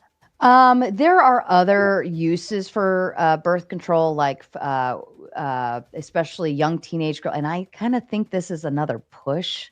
I don't think it's true, or maybe it might help, but I don't think it's a benefit, an overall benefit. I know that, like my daughters, that was the reason why their mothers got them. She said you don't have to. Okay, all females, or at least the majority, are irregular as teenagers. That's because your body's still going through the hormonal changes. It's figuring itself out. It doesn't have to be regular. There's no purpose to your period being regular as a teenager if you're not pushing kids out. There's no purpose, and it will actually regulate itself once you have a child. Yeah, but can we be honest? Mm-hmm. Most of women are actively fuckers. That's why most men have condoms on their wallets, because they tend to use them. Like, we can talk about all of these things. You having 40 bodies by 40 is terrible for your body, and women still do it.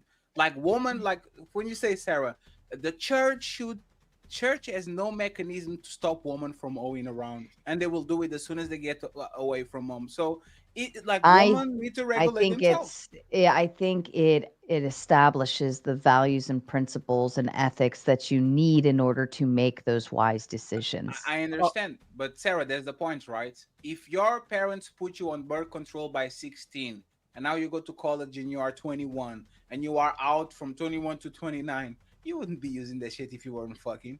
You like that. Like you like having sex raw. You might not like it on the first time, but on the second time you come to my house, you're telling me to take it out. And that's the reality. Like, women like fucking as much as men. They like I to agree. fucking raw. Sometimes more. Even more than men fucking raw. Ooh, I agree. And that's love why it. the birth control alleviates the responsibility that comes with having sex with whoever you want. I think if we get rid of birth control, that might mitigate it, but I don't find any benefit to society, even health-wise, for women to be on birth control at all. So, There's but you no know, benefit. you know what will skyrocket? Using baby deletions as birth control.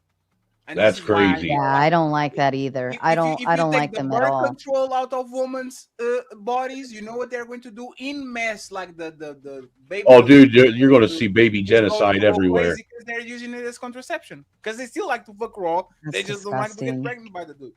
That's Well, I think it sales even in goes the- deeper. The sales in the day after pill are going to go through the roof. You get rid of birth control. But it even goes deeper than birth control itself. It's like a lot of women are will use their sexuality to try and get ahead.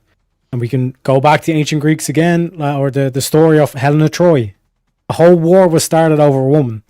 I mean, that's how powerful woman's sexuality can be. And she already had a king and a kingdom, and wasn't happy with that. She wanted a different one, Mhm. a better one, a younger one. Oh, darn. It's capitalism's fault. Yeah, I mean, Tommy capitalism made her says- do it. Tommy says, Fatty, you're the only one trying to fuck them. I'm trying to be righteous and find my way to salvation. We are not the same. Yes. Go ahead. Now say that without the dildo up your ass. Take it out and say it again. Yeah, we know you're not like us. Sarcastic Saint says with a big 2, woman with blue hair and soy boys hate real men. It's very possible because a real man wouldn't stand for the a lot of the lefty talking. I do notice that. Let's go, Bernie. Bilbo backstage. Fraggins. I'm backstage. Please don't ignore me. I don't think that was the real one. Dgen Jack says, this is Ali's fault. LOL. Ali, what I missed so far. And Ali, of course, says, shout out to Ms. Doubtfire. That was my first thought when he started talking. I was like, is this like a hello kind of thing. He was That he shit was was trying so wild. hard, the voice cracked at some point. He was Oh, like, it was terrible. D-Gen Jack says, lies, Ali. You know that I know that you know this is on you. Oh my goodness. And following up, Ali, you're right. I take it back. This is Moxie Witt's fault. Damn, everybody blaming everybody today. Nobody wants to take responsibility. And T.O. with the big 5 says, Sarah was like, oh dear, my, what big arms you have. All right, who said that they had a question? That was me, and you know I'm old, so I probably don't forget the question I had. But anyway, Oh, no, I'm sorry. I didn't forget the question. Y'all speak a different language than I do. I understand your language. Angry Snowman, I understand him a lot too because I've been on panels and seen him quite a few times. I've been over here a couple times. I'm probably the oldest untouchable, and I am a little biased. But yeah, you're a fossil. You're a fossil OG. Yeah, you're right. I probably got my signature on the Ten Commandments. But you know, we can get with that. I think I was thinking of something. I was thinking of something, and I was saying to as we were having that conversation, Sarah. I was thinking, what would not make a woman who has much as she has today, and much as women fought for her to have today, what would not make her happy and what would not make her at peace? And I was saying, there's only one thing. Maybe she's envied that she can't be something that she really wants to be. She wants to be us. Mm-hmm. Oh, I did want to tap into that because you guys spoke about how men compete and so on and so forth. And so typically men compete with men and women compete with women. And I think now women are trying to compete with men. And I don't think that's a wise direction to go. Like, I don't feel the need to compete with a man, right? I know he's probably going to win. I think it goes deeper than that. I think they're trying to force men to compete with them. penis envy.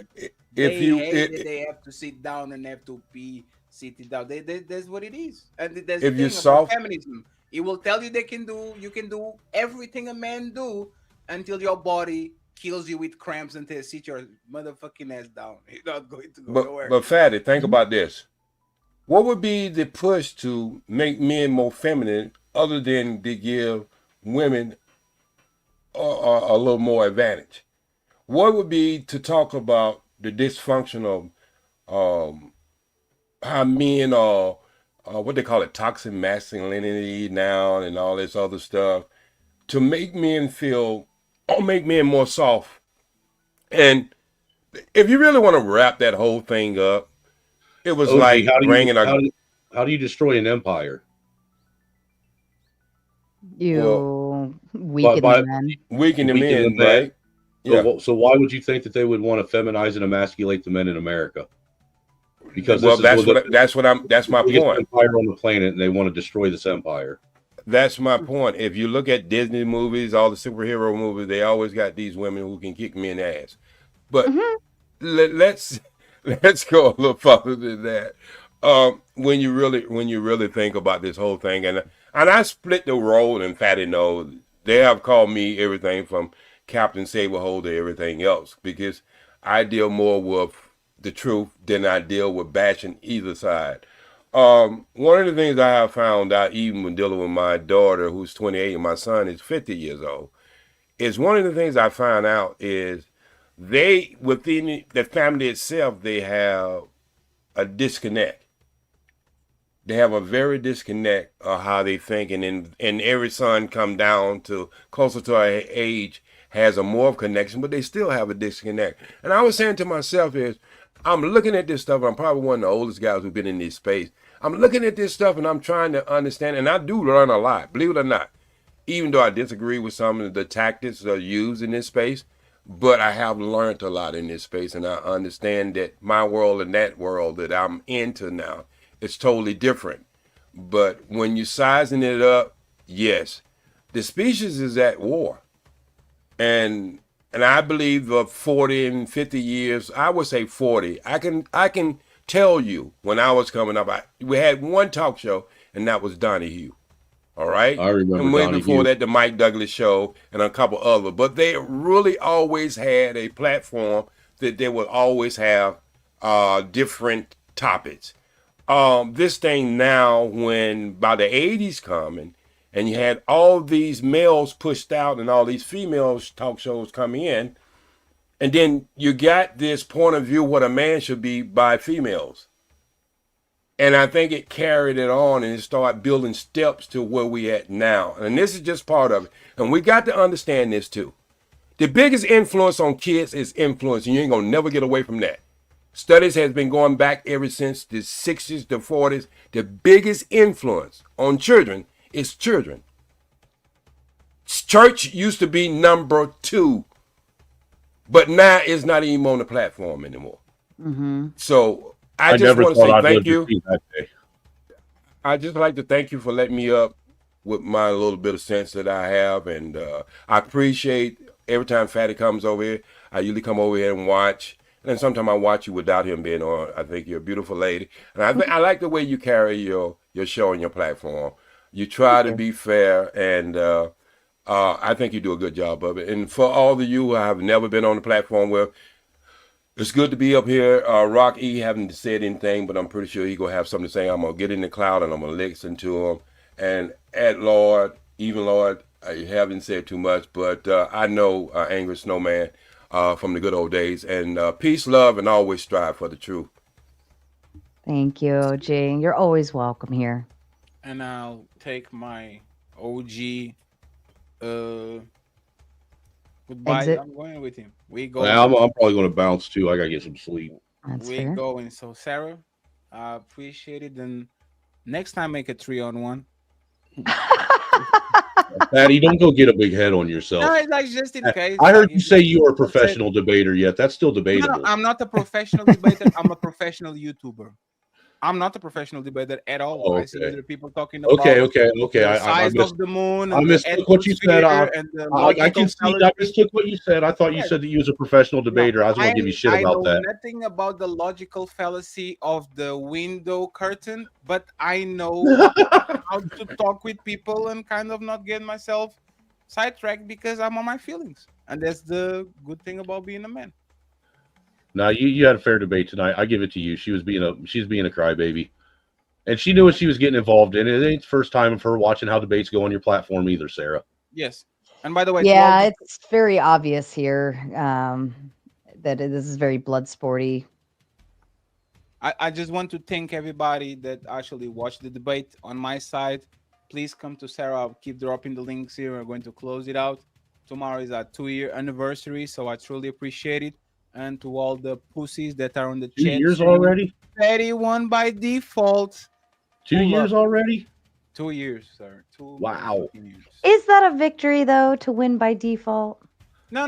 Yeah, dude, I think it's more of a win when you run them off. If I make you rage quit, that's actually better than Absolutely. If I make you rage quit, you pick the ball and you win home. That's crazy. Yeah. You didn't even want to hear You didn't even want to hear other people's opinion. But is that even what I'm saying is it a challenge though? No. There's no merit into beating a woman.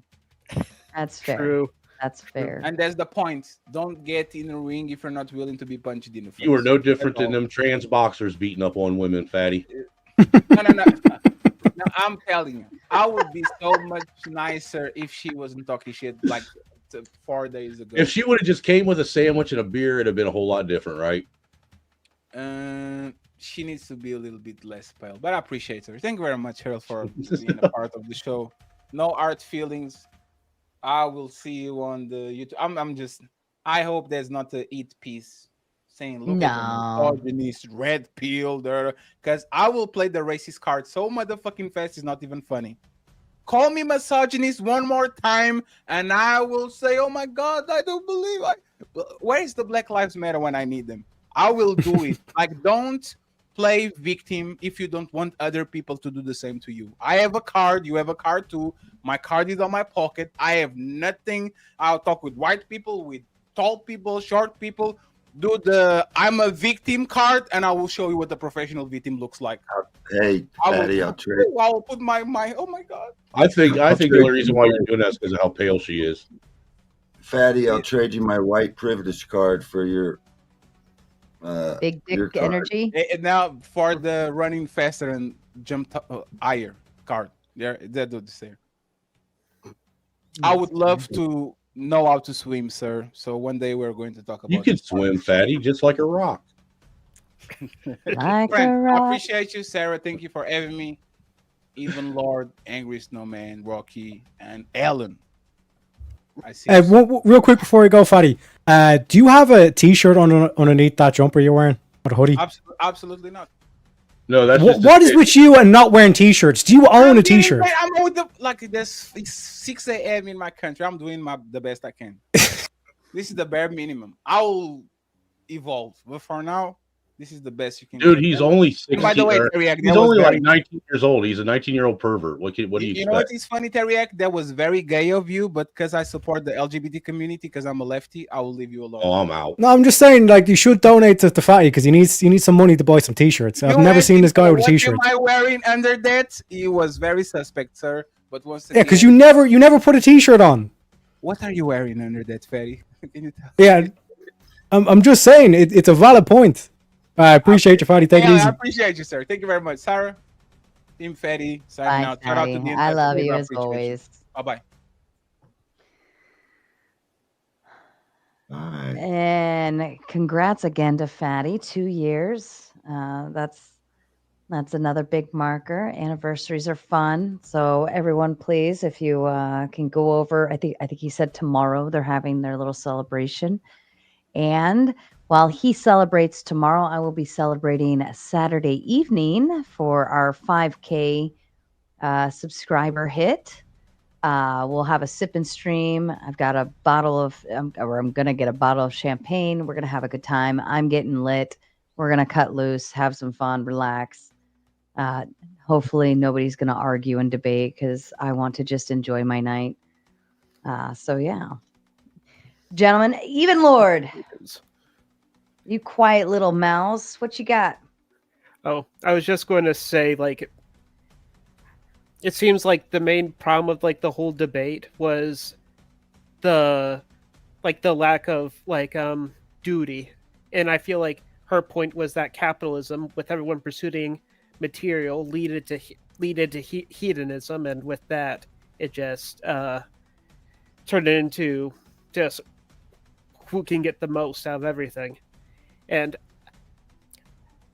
I thought that she had like an interesting point, but it was just disappointing that she never went and put in the effort to make a good argument. She just was offended and just stuck over at the feminism side instead of trying to reel it back to the main point. Right. No, I can agree with that. She made the good claims up front, but then it was a matter of like trying to.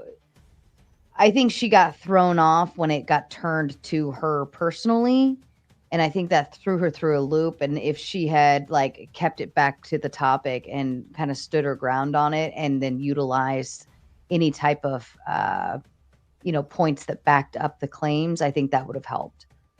I think she could have made a strong argument. She just got stuck in the weeds on the personal stuff. Yeah, I would say like Fatty could have attacked it in a more kind of like definitional way, or just kind of like systematic. Yeah, that's because what I like, was trying to say earlier. I just didn't know how to say it. Like, because fundamentally capitalism is just like the idea that like you like private property, that it shouldn't be owned by the state, that you yourself, if you put forward the capital, that's your asset, and you can dictate whatever like you want to do. So like her kind of whole argument that it's like, oh, we're slaves to the system now because we have to work jobs. But like you'll have jobs under socialism, you'll have jobs under communism. The only difference is you won't be able to have private ownership. And that's the main point where like Sara just could have sat back at that stage and said, hey, please explain to me how owning private property means that we're under a slave system. Right. And you can't do it. Right. Yeah, I don't think women are oppressed in any way. I think we actually have an extra little step stool to help us like to bring us up to the level of men. I don't think we're actually doing not necessarily like, don't misquote that. I'm not saying women aren't doing the work and aren't putting forth efforts. We very much are, but I think we also have a step stool to help give us a little boost sometimes. Even with, you have the DEI hire stuff, you have like all women's this, all women's that, women's only, blah, blah, blah, blah, blah, blah, blah. We have, even within the government, we have like a whole women's category of like aid, to help. So, the system does foster it, but the reason why the system fosters that is they recognize that there is a weakness of women, that, we may not be able to be the CEOs or be the this or be the that, or we may be single moms, or we may be this, or, all of these other things are in place. And I think that's more of a recognition, but it also is still a step stool up higher than what like a man in the same position wouldn't be, what's the word? Wouldn't like meet the requirements necessary to apply for the same thing. Does that make sense? But yeah, like because even fact you kind of like said it's like, yeah, no, like most of these women, like they run the relationships. You know what I mean? Like that's why I brought up Aphrodite and the destruction of Troy and all this stuff, because women's sexuality is like one of the most powerful things in this planet. And like you see it in modern day with this whole kind of sim culture that we have and all this shit. Like a woman just has to like, put on the right bra on screen, and it completely took over Twitch. Like look into how Twitch started out. It was supposed to be about these sweaty, ugly nerds that didn't have anything else going on. They were just going to play games, they stream games, started to pick up traction, and then it turned into a softcore porn website essentially.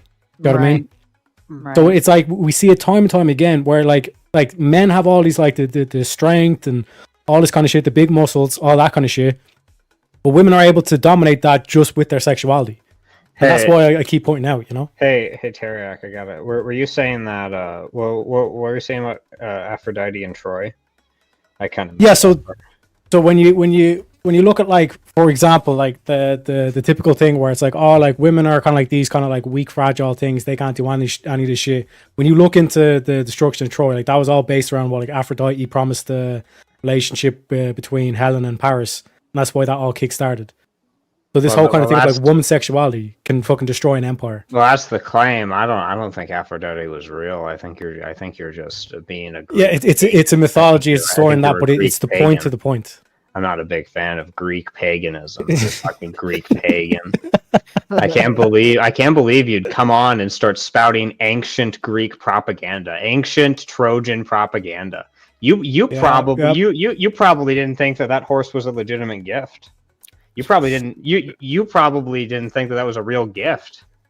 I would have burnt that motherfucker. Like, it wouldn't even got past the gates with me. I would have been like, no, this shit's getting burnt. We're gonna use it for firewood. Propaganda. That was a legitimate, good faith gift to the Trojans. I don't get why you would say anything other than that. Like, this is just a bunch of bullshit. Honestly, this is complete bullshit coming out of the Irish pagan, the Irish Greek pagan. Where me get me Lucky Charms and me pot of gold. Yeah. Oh my God. That's what he was after. It's always about the gold, baby. Yeah. We'll go for maybe about another 30 minutes, and then I'll go ahead and shut it down. So did you know that all of Catholicism is actually just Irish paganism, repackaged by certain ethnic groups, like specifically the Italians, in order to achieve world domination? Yeah, I like the sound of that. I'm not gonna lie. Paganism for the win. It's actually really crazy when you look into like Tartaria, and you realize that the claim that they made in the Chicago World's Fair was that all of these buildings were made in like a week. But it's like, well, how the fuck are you gonna like construct an entire like massive fountain and all these old world sort of buildings over the course of a week? Clearly not. Clearly this was an ancient civilization known as Tartaria, which was then flooded over via the mud flood, which happened prior to European settlement, which we know this because of all these, if you look into like architecture, which is supposedly from the time. There are like a bunch of like buildings with windows that are like under the ground. How the fuck does that make sense? Clearly, this is due to a massive flood that happened over the entirety of the North American continent, and then people came in and then they started using these old buildings. That's the only reasonable explanation for this. I'll be And right even the back. structure. I'm gonna go pour some coffee. I'll be right back. And even the structure of the Pope, like that's based just because they had an emperor, and it just suited their system more. That's why you have Catholicism. Yeah, and it was literally just a reappropriation of Irish pagan. Like there was a book on this by some guy who was, I think, probably went to jail for murder or something. I don't know. I forget who it was. The mud flood. Yeah, I think the mud flood buried Rome. Absolute nerds. That's probably also what happened. But basically, white people can't build anything. They can only go into North America post mud flood and use all of these massive fucking structures like the shit that they claim to be the Chicago World's Fair, and all the Catholic churches are actually pre-built by an ancient civilization, which we don't know about exactly, but we call Tartaria. This is all undisputable fact. This is all true. I think these beautiful churches and beautiful structures. No, I'm not talking about the Roman structures. I think those. No, they're all fake. They're all lies. The millennial reign of Christ, maybe, or these beautiful structures were built. There's definitely some nuance to it. Like they built on top of stuff more so than they like built on top of Rome. Rome was buried, and then they built these beautiful ones that are even more beautiful than Rome. And the Freemasons found some of Rome that was buried, but the cathedrals are even more magnificent than Rome. That's the millennial reign of Christ that they're trying to hide our history, saying that Revelations is future when it's really past. So I quickly. Well, I mean, just compare Orthodox churches to Protestant churches. Well, I mean, honestly, think about how beautiful Orthodox churches are. The problem are. with a post-lapsarian view of it's not post-lapsarian. It's whatever. The problem with the view that the millennial reign has already occurred would imply that sin is still possible in the eschaton, which is obviously fucking nonsense. So what I'm saying is you're stupid. No, you're stupid. No, you're Jesus, stupid. You call Jesus a liar because Jesus said, this generation will see all these things. Yeah. He was talking to those people, and he was talking about the millennial reign, and it's over 1776 or somewhere, I don't know when. Satan was the particular events that Jesus was referencing had to do with the destruction of the temple, which happened in 70 AD. So the destruction of the temple in 70 AD did happen during the generation of those people. There's no reason to build a third temple. We're not waiting for the temple to be destroyed. It's already been destroyed, but yet you're just saying, hold on, man. Saying that part of it already occurred doesn't mean that all of it's occurred. That's not the same thing. You realize that, right? Saying some things happened doesn't mean all the things happened, right? You know that, right? Hebrew gematria, Caesar Nero, 666. Yep. He was the Antichrist. The he millennial was reign's probably over. Yes. We're in Satan's little season. You've just been deceived like all the other nations. Why are we bringing up gematria again? Well, hold on. So this is actually a point where gematria is actually relevant, because that is true. It is true that Nero does equal 666 in Hebrew gematria, and he was certainly one of the people referred to in Revelation. That's undisputable. He's a type of Antichrist. That does not follow that because Nero was a type of Antichrist and literally was an Antichrist. He was the Antichrist. He was the one. He was a type of Antichrist. There are multiple Antichrists. The Antichrist. No, there are multiple. It's an Antichrist spirit. Now, obviously, hold on. I'm not. I let you do your stupid eschatological rant. Calling me stupid. Yeah, it's stupid. Yeah, it's stupid. Pretty stupid. That's your only way you can deal with me is to call me stupid. I'm not. Well, stupid. yeah. So if you're gonna interrupt me going over your bullshit, stop calling me stupid. Okay, Oh, sorry, well, what so were we talking about before this? first thing, you're stupid. Anyway, now moving on to the actual argument. Because me calling you stupid isn't an argument; it's just an insult. Anyway, so saying that Nero is a type of antichrist, not the only antichrist, that's consistent church teaching. The idea that there can only ever possibly be a single person who's identified with the antichrist is fucking retarded. There's no reason to believe that. What that kind was of not, nerdy ass conversation did you drag us into? All about it. Rocky brought up I came up- gematria again, Sarah. I came up to respond to No Teriak. gematria talk on the no. He actually brought up a relevant point regarding gematria. It was relevant. It's not, but Adam, it's not relevant because they're talking about a Roman emperor written by a Greek, and then they convert it to Hebrew. How the fuck do you do that? You're going through 3 different languages. Oh, so actually, it's just Greek to Hebrew because What is all of this Revelation have to was do with Red originally written Pill? in Greek. Nothing. Okay. Let's get back to Oh, the that's it at all. topic. So Rocky, Teriak- hold on. Rocky, you sat here for a while, nice and quiet. Did you have thoughts about the debate tonight? Yeah, I think that basically it's getting more, it's more and more degenerate. It's just, when I was growing up, it wasn't so degenerate. I mean, I tried to stay away from degenerates. If you whoever you hang around with, it's going to rub off on you. I tried to teach my children that. I kept them out of government school as long as I could. But they just teach all kinds of garbage and feminism. They teach that in school. They teach all kinds of crap. I mean, they even got to teaching. I remember the children were being taught kind of like don't ask, don't in school, or I can't remember what it was. So you're afraid children might be smarter than you and like maybe more progressive? What? Progressive? I don't think that's what he was saying. I think he was saying like who you associate with, can inevitably become who you are.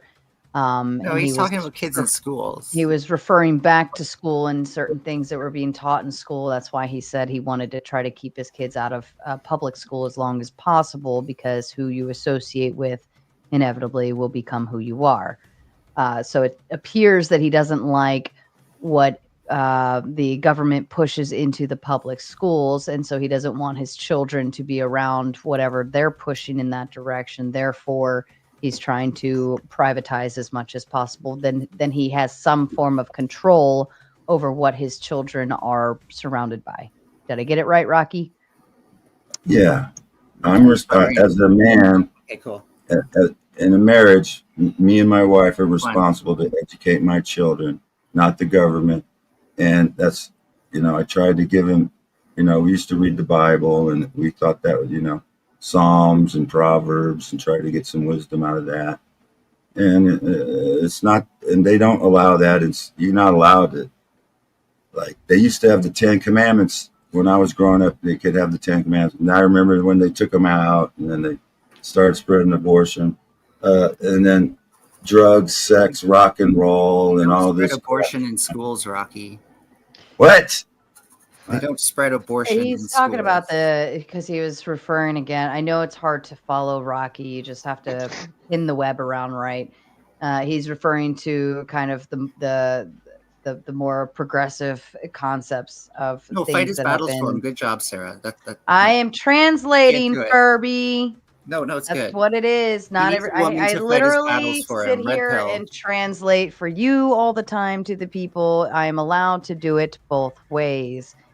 But I think he's just referring because he spoke about the degeneracy and how it's gotten worse and worse and worse. And I think that comes down to the different things that have been introduced to each generation. And I think you're not wrong, Rocky. I think that there is a lot that's why I said earlier, I think it's definitely wrong to call it degeneracy. Like there's no such thing. Degeneracy is like society is degenerating. having science teach us more and more about people and then expecting us to stay stuck in the past like we haven't learned anything new. That's degeneracy. Science can't produce ethical claims at all. It's actually impossible for science to produce ethical claims. So to say that science is somehow bringing us ahead as to ethical claims, which is what he's talking about, is actually doesn't make any sense because science can't produce ethics. It can only produce descriptive claims. Can you use like data to come to like ethical conclusions? Like say like one route is better than another because it has better outcomes. Say you're utilitarian or you just want to reduce harm. Not really. So, how do you measure harm? There's been lots of research. Lots of research on how to provide better outcomes for people. To answer the question, what you're doing there is you're taking a system, which is utilitarianism, which exists external to science entirely. And then what you're trying to do is you're trying to use science to inform what you should do with that system. But the problem is that the system itself is the ethical claim. The claim we ought reduce harm, that's the ethics part. And then from there, you're bringing in something that's not ethical, a claim, because you're also assuming what you're also making the assumption of what harm is. Inform our ethics. Follow me here. We're using it to inform our ethics and not just blindly take shots in the dark on what's ethical. No, because you have to take utilitarianism as the actual ethics system that you're measuring against. Yes. You have to first assume your ethical system. That's step one. You can't sanitize reality like this. Like in a thought experiment, what you're saying is possible, but like in reality, you have to be informed by like real metrics. In reality, ethical systems exist independent from science. That's not how ethics work in reality. That's exactly how ethics work in reality. You think an ethical board doesn't? Okay, Melanie, show me a study that shows whether or not deontological or utilitarian ethics are better, and how the fuck would they determine that scientifically? So again, ethical boards look at research on these things to inform themselves. I rest my case. Okay, that doesn't answer my question. Show me the study that shows which is better between utilitarianism and deontology.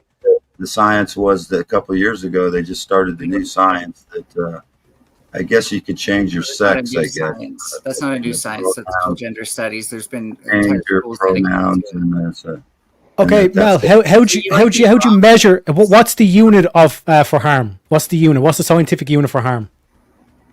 There is none. Exactly.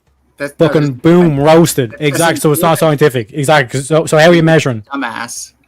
How are you measuring? Soft science. How are you measuring harm? So we might look at like analytics, like groups of people, and look at outcomes. No, not we might. This is scientific. This is objective. Because I said the word degenerate, did that I'm trigger teaching you about science right now, so don't tell me what science is. No, you're not. You're just saying baseless fucking claims. Oh, we looked at the research. Okay, if we looked at the research and all these studies have been done, then what is the unit that harm is measured in? Why do ethics? How do you measure it? Research. Why do ethics boards look at relevant research to help inform their decisions? So, okay, to answer your question, the first thing an ethics board has to do is they have to, independent from any science, decide on an ethical system by which to judge the results. After they do that, it's true actually. Like, no, that is necessarily true. That is necessarily true. That's not true. Different people in the same board can have different ethical frameworks for one thing, so that's just simply not true. Okay, I think that's why they would have to agree as a whole how they're going to judge as a whole. No. They vote at the end, and they all try to make appeals from their side of things. Okay. So to be clear, hold on. Finding a middle ground, then, like coming to a conclusion of how we're going to proceed. But that's forward. At the end. You vote after all. You look at the research and stuff like that. That's not to be clear. I need to make this clear. My claim was an ethical board has to, prior to their them making a determination, decide on an ethical system. Melanie's rebuttal to that is no. They can have different ethical systems on the same board. It doesn't actually get to the heart of the argument that I'm making here. That doesn't actually get to the heart of the issue I'm bringing up here. Because, okay, yes, Melanie's correct. Melanie is correct about this. You can have two people with different ethical systems on the same board, but it's still the case. It is still the case that the ethical systems that those two people choose exist pre-scientifically. They do not and are not determined by anything in science. Do you think someone who's like a scientist might come to utilitarianism because they've worked in science, for example? No, he's saying you have to presuppose it. It's possible. It's possible that they could have like some sort of ethical system that is informed by their science. Can be informed by science. Just so we're clear. No, not in and of themselves. There is no study you can point to that will prove deontology versus utilitarianism. Now, there is no study. There is no way to scientifically show this because science cannot make prescriptive claims. Cool. That's your do you know what the is-ought problem is? Do you know what the is-ought problem is, Melanie? Yes. Well, it's not really a problem. You talked about how all moral philosophy is essentially an is-ought statement. Yeah. So what the fuck did you just say? Scientism. An is-ought statement? Religion. Okay, so I'm just going to explain something to you. So the first thing an ethical board will do is look at what the ethical problem is. They will all agree on the ethical problem at hand. They will not agree on the framework because the point of having a board and not a single person doing this is to have diverse views on the subject. And so they all look over the same data. They all talk about it and even like write their own kind of like opinions on it before they vote. And then they vote. And then that's whatever the vote is what you like. It's usually like a 2/3 majority that you need. And then you either get the green light or the red light. And the reason for this is that because meta-ethics tells us that there is no solid ethical framework that works under every given scenario. You need to look at things from multiple perspectives and figure out which is most applicable. Well, meta-ethics doesn't actually say that. There isn't like a consensus. There isn't a consensus ethical view even among meta-ethics, even among meta-ethicists. There are some people, and you know this, Melanie. There are some people who believe that divine command theory is the only standard that anybody should use, and you should only use divine command theory. There are other people, in fact, a good friend of mine holds this view that utilitarianism is the only standard that should be used, and you should never use deontology or divine command theory. There are various people who are really into meta-ethics who disagree with you on this. So, again, the whole point of an ethical board is we're kind of taking for granted under an operational lens that there is no singular ethical. Melanie is doing everything in their power to avoid addressing what I just said. Why should because Melanie knows that I'm right. So I actually was going to get there, but you had to cut me off. So while you're right that a lot of these people might disagree on their frameworks, their foundations, they come together because the point is to be as ethical as possible. Ethics itself happens free of moral frameworks. If you actually think about it, it's the application itself, and you can do it whether or not you follow divine command theory. Can you explain how ethics can happen without a moral framework? That actually sounds like a blatant contradiction. That just sounds like a contradiction. No, it happens independently. So there's always a moral framework, but it happens independently of what that moral framework is. What the fuck are you? What are you saying? You can have any given moral framework, but it does not mean you can or can't do ethics. Any moral framework has applicability to ethics, and the point of having a board that brings into these things together in a meta-ethical way is to have various ways of applying these things. That's why they vote at the end of the day. And, one person, one vote. One person might believe in divine command theory. One person might believe in utilitarianism. Maybe we can help sort some of this out with DEI. I don't know. But the point is that, your whole notion that they're going to come to like a framework beforehand just contradicts the notion of why it's an ethical board to begin with. Yeah. So every individual on that board has to necessarily have an ethical framework to work from. In order to make any ethical claim, hold on, I let you talk. In order to make any ethical claim, you have to have a standard, and standard implies a framework to determine what the fucking standard is. Melanie, can you make any ethical claims without a moral standard? Okay, I'm going to answer. Don't get me wrong, but before that, can I get you to concede that you move the goalpost from the first thing that they'll do is agree upon an ethical framework, and now you're just saying that they'll all individually have one, which was my point. So you've kind of conceded. I already conceded that. Okay, great. So, sorry, I this is my fault. Can you just repeat what you said? Can you make any moral claims without a moral framework? No. Okay, so then fucking ethics does not happen independent of moral frameworks. Independent of them, meaning it doesn't matter what the moral framework is. I'm not saying independent doesn't mean that there is or isn't a framework. That would mean it happens with or without them, and I haven't made that claim. All I'm saying No, is you made the claim that science can prove morals, can prove ethics. no, I didn't say. That's how we started down this whole fucking rabbit hole. And now you're dodge, duck, dip, dive, and dodging, and saying, "Oh well, you're moving the goalpost." Like you're the one who made this bullshit claim. So you might have trouble listening, but I'm super consistent. I've said this entire time that you can use science to inform ethics, and it's very important that you do that. No, you did say that you needed science in order to do it. Like you needed science for the ethics. Yeah. Yeah, now you're backtracking. Yeah, so let me explain what happened, because clearly you fucking just like wiped your fucking brain of what happened. Rocky was talking about society degenerating, and then you made a snarky comment saying, "Oh yeah, well you're just too stupid because these kids that are actually studying science and all this stuff are actually becoming more moral." That was your claim, and then Adam called you on it and said, "How can you explain that science gives us from ethics?" You can't, because science doesn't make prescriptions; it makes descriptions. I should have specified that now. Scientism is now a religion taught in your schools. That through science, we can now say that you can change your gender. That's scientific proof. So it's more degeneracy than scientism shit. Yeah, scientism isn't even a word, but I'm going to point out. Scientism is a word. Scientism. What I'm saying, you caught me. Your religion of science that you actually rely on science.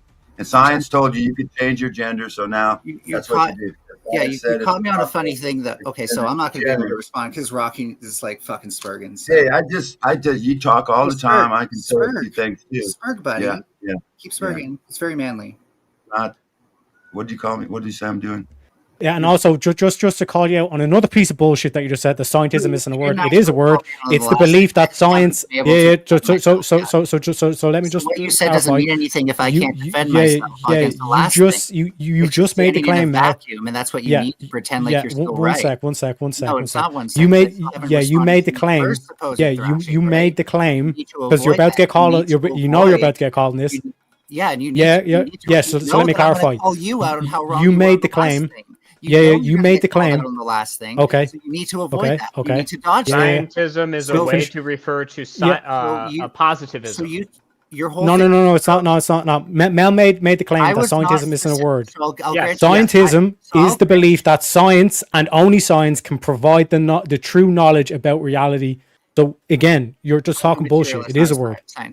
Scientists in that sense. But so you caught me on not specifying. I just read your definition. You caught me on not specifying that when I said that we use science and ethics, we use it today. There's almost no application of ethics in this real world that you will see where people don't look at some data to inform themselves and become more knowledgeable about the issue. Ethics in a vacuum. That's not what Rocker was saying. Void of information about reality is fundamentally useless. That's what religion is. That's why society is secular now. Wait, okay, hold on, Melanie. Simple question. Do you agree that religion is a system that's devoid of science?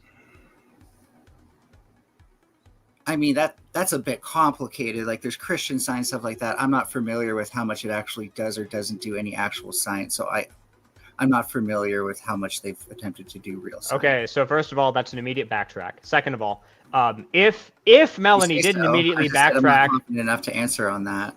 Well, it's an immediate backtrack. You said that for example, first thing you say, what? For example, there are creationists who do science, like they do chemistry, but the science that they preach about creationism is often bad science. So, like I think in order to have religious worldviews, you must inherently believe in some bad science. So it's nuanced. I wouldn't say yes or no either way. Okay, so this is immediate backtrack. But anyway, not really. Well, the point I wanted to make is that you can actually make ethical claims that are devoid of science. In fact, I think Melanie will immediately concede on this when I point out that divine command theory exists as an ethical system. Yeah. So again, I wasn't specific before in saying that nowadays it's pretty much useless to use ethics without any sort of science informing it. When divine command theory was pretty much all we really knew, and it was just more about which God you believe existed. Yeah, ethics were void of science. We still tried to do ethics. We've been doing it since like the Greeks. Yeah. Dang, Sarah. Hold on. Let me say this because I can't pop up and not acknowledge Sarah. Her name should be Sahara, right? We're just going to remix your name, right? Because it's a desert, barren wasteland here. We need lube on this conversation. I see you over there. You trying to hang in. I don't know if she's drunk or she needs a defibrillator. I'm like telling she's you, all in these between black two. guys can't stand meta ethics. Black people can't understand meta ethics. I'm very I shocked. love that he went there. He didn't waste any time to go there. Immediate. But he didn't say He just the fucking N hates word. meta I give him a ethics. pass. He hates it. I give him a pass. No, I'm actually unbothered by Immediately. this here. I just like that I can sound as white as you. Like that makes me feel I'm special. Like this, I'm unbothered by you right now. Like everything he's saying, he didn't drop in with Sarah. Don't take any offense. Like this is my daily life. Guys like this here, you already know. He has 2 girlfriends. One of them is his cousin. The other is paid for. I don't trust guys like this here, so I avoid all of that. So, Do you, hey, do you Rocky want to E, do a comparative analysis between incest in the South? hey, and I don't care what big words. in If North you saying a Africa? comparative analysis, let me tell you, I can give you some Noah's analyses. Ark? How much incest was there after Noah's Ark, Adam? Probably a lot. Probably. Okay, cool. Just make sure. I just want to know what his lineage was. You know what I'm saying? At least some people's is watered down. 100% Egyptian. Incest was not against the law until the That is so it absolutely was true. cool. It Till was till fine. people's God, cousins started having weird things happen. Yeah, then it changed. You know, Point, we got Rocky. past the point of needing it. It only becomes a bad thing when we make it illegal. There's no it was reason to only make it it illegal. was only against it only became against the That's law. more relativism for you folks. Incest isn't bad. But then, like, literally the Then it statement went to beforehand, third just trying to generation take it cousin. out on Adam saying incest is wrong. Wow, used to sorry, be- I Makes no fucking sense. Fantastic, you fucking fool. I was mocking. So Rocky. it was just a joke. So anytime we get disproven on the literally point, mocking Rocky. anytime we get caught out in a contradiction, it was Are just you a prank, bro. autistic? Are you this It was just a autistic? prank. I'm autistic, and I'm asking. Yeah, you- I'm catching you out on contradictions that you keep stating throughout the whole thing. I've been doing it the whole trying time. really Try to catch up. I'll give you. Science is supposed to be repeatable. True science is repeatable. You can't repeat this member transmission crap. Actually, you can. So there's been a lot of more research since No, you can't. probably the data that you've heard That's about. not science. You talking about research? We talking about execution. So it still holds true to what he's talking about. There's a research for a lot of things. Execution is another thing. So whenever I hear people say hey, you can, it's a lot of research. Has it been executed? Is my question. I think there's been a lot of research on executions. No, you can't. It's pseudoscience. There's science and pseudoscience. The Bible talks about pseudoscience. And, you know, that's just what it is. There isn't even a clear standard for what pseudoscience is, and the Bible doesn't talk about pseudoscience at all. It is. You believe in pseudoscience. That's what you believe. Okay. True science is you have to be repeatable. You have to experiment that you can repeat. Yeah, it is And repeatable. Prove you can't prove that you can change a woman You can't into prove a it's man, not repeatable. a man into a woman, because you always have the same genes. You're not. You can cut it off, but you're still a man. The science. I mean, they try to teach that science in schools now. That's how degenerate our schools are now. Pseudoscience, trying to teach you that you can Good question, become Tiki Tac. a woman if you cut it off and go through all the process. That's pseudoscience. Tiki Tac's got this. What was your question, Tiki Tac? Oh, can we repeat the flood First it or started. the Oh, resurrection he's still of Jesus spurging. Christ, or even the resurrection of any person? They're not scientific claims. Yeah. There is no standard for science or pseudoscience in the Bible. I'm saying this as a Christian. Like the concepts didn't exist until the Enlightenment. Yeah, it's the God of the Gaps theories. So I just want to point out that is a lot of gender studies that are repeatable. It is, a little bit more of a mixed bag because these are a soft science. However, you're not capable of telling us how repeatable the science actually is or isn't. I highly doubt you even know what a confidence interval is, let alone a p-value. Hey, so speaking of this, Melanie, is there any level of repeatability that causes a study that is repeated to become true? Null. Yeah, if it can validate a null hypothesis. Okay, so 1. Sorry, He's giving you the method that it would go through when you're saying there's one. It's not. It's that's the process you would take to come to it. No matter what the study would be. I'm asking about whether or not repeatability is actually relevant in terms of determining whether or not something is true using the scientific method. Because my claim is that Well, something can be true because it happened once, but that doesn't mean it always will happen. So that's a different discussion. Something can happen once. You're like, you know what? I saw it happen. That is true. That did happen. Now the likelihood of said thing happening, that's when you start doing the science, the probability, and then you may have outliers with the bell curve. But that's a whole different discussion. So yeah. I'm not going to dismay what you just said. I'm to say, like, yes, it can happen once, and that is true. But is that the norm? That's why we say we have sporadic things that happen from time to time, and sometimes those things become anomalies and unexplainable. That's a whole different situation. Well, to be So clear, to answer your question more broadly, by the way, repeatability isn't always like the golden standard. For example, if we find a fossil and we have a hypothesis that this fossil is probably going to exist based on the trajectory of evolution in the fossil record, finding that fossil would be proof of the hypothesis. It would be proving the hypothesis true. And with no better theory, it is the best uncontested theory at the moment, right? So until someone can come along and prove that there's a better explanation for that fossil, we have to operate on what our best objective explanation is. What's the scientific method, Mel? It's several steps. So first, you would examine the problem. Then you formulate a hypothesis. Then you gather all data on that. And then you run experiments. Form hypothesis is step number 3. Okay. So there's multiple ways to describe the scientific method as well, by the way. To pretend Yeah, and it has a very distinct order. So what's the order? What's step number 1? There isn't one way of doing science, Teriak. There is the scientific method, and the reason why the scientific method exists is to ensure that it can be repeated later on, and recording the data and then allowing it to be. The reason why you observe the scientific method is so that you're kind of tracking those steps, and like, I observed this X, Y, Z, blah, blah, blah. I formed a hypothesis. I ran this experiment. I gathered this data. I recorded these results, and, blah, blah, blah, blah. So that somebody in the future with science can come back to that exact model and repeat it exactly the same to ensure you're getting the same results each time. So, that's done through reading the method sections of a paper and repeating the experiment step by step.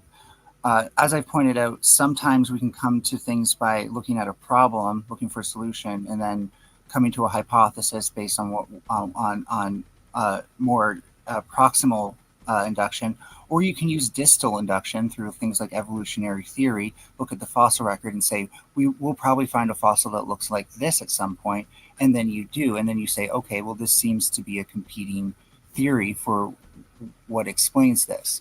To say that there's one way, there's an ideal way, and certainly a lot of hard scientists, like if you're a chemist, you often follow the scientific method directly. But when you're in the soft sciences, you're dealing with people. These are chaotic systems. You're not always using that step by step. You might use many steps, but not even in the same order. It's important to understand this because you can't this is bollocks. It doesn't do that. This is just pure bollocks. Okay, here's the steps. First of all, you make an observation, you ask a question, then you do background research, then you form your hypothesis, then you run experiments, then you analyze data, then you draw your conclusion, and then you share your results. That's the scientific method, because you clearly don't know it. So when Rocky and Bad Gemini and Adam were all asking you, how do you repeat it?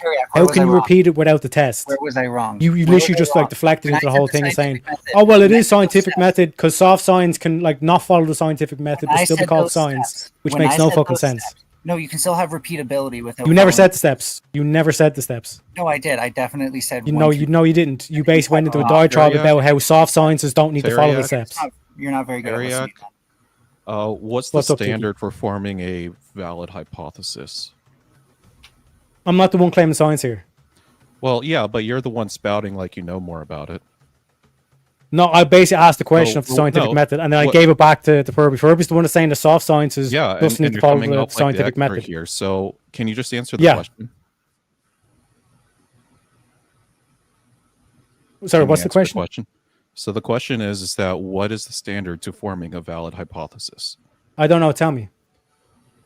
It's arbitrary. It's very arbitrary.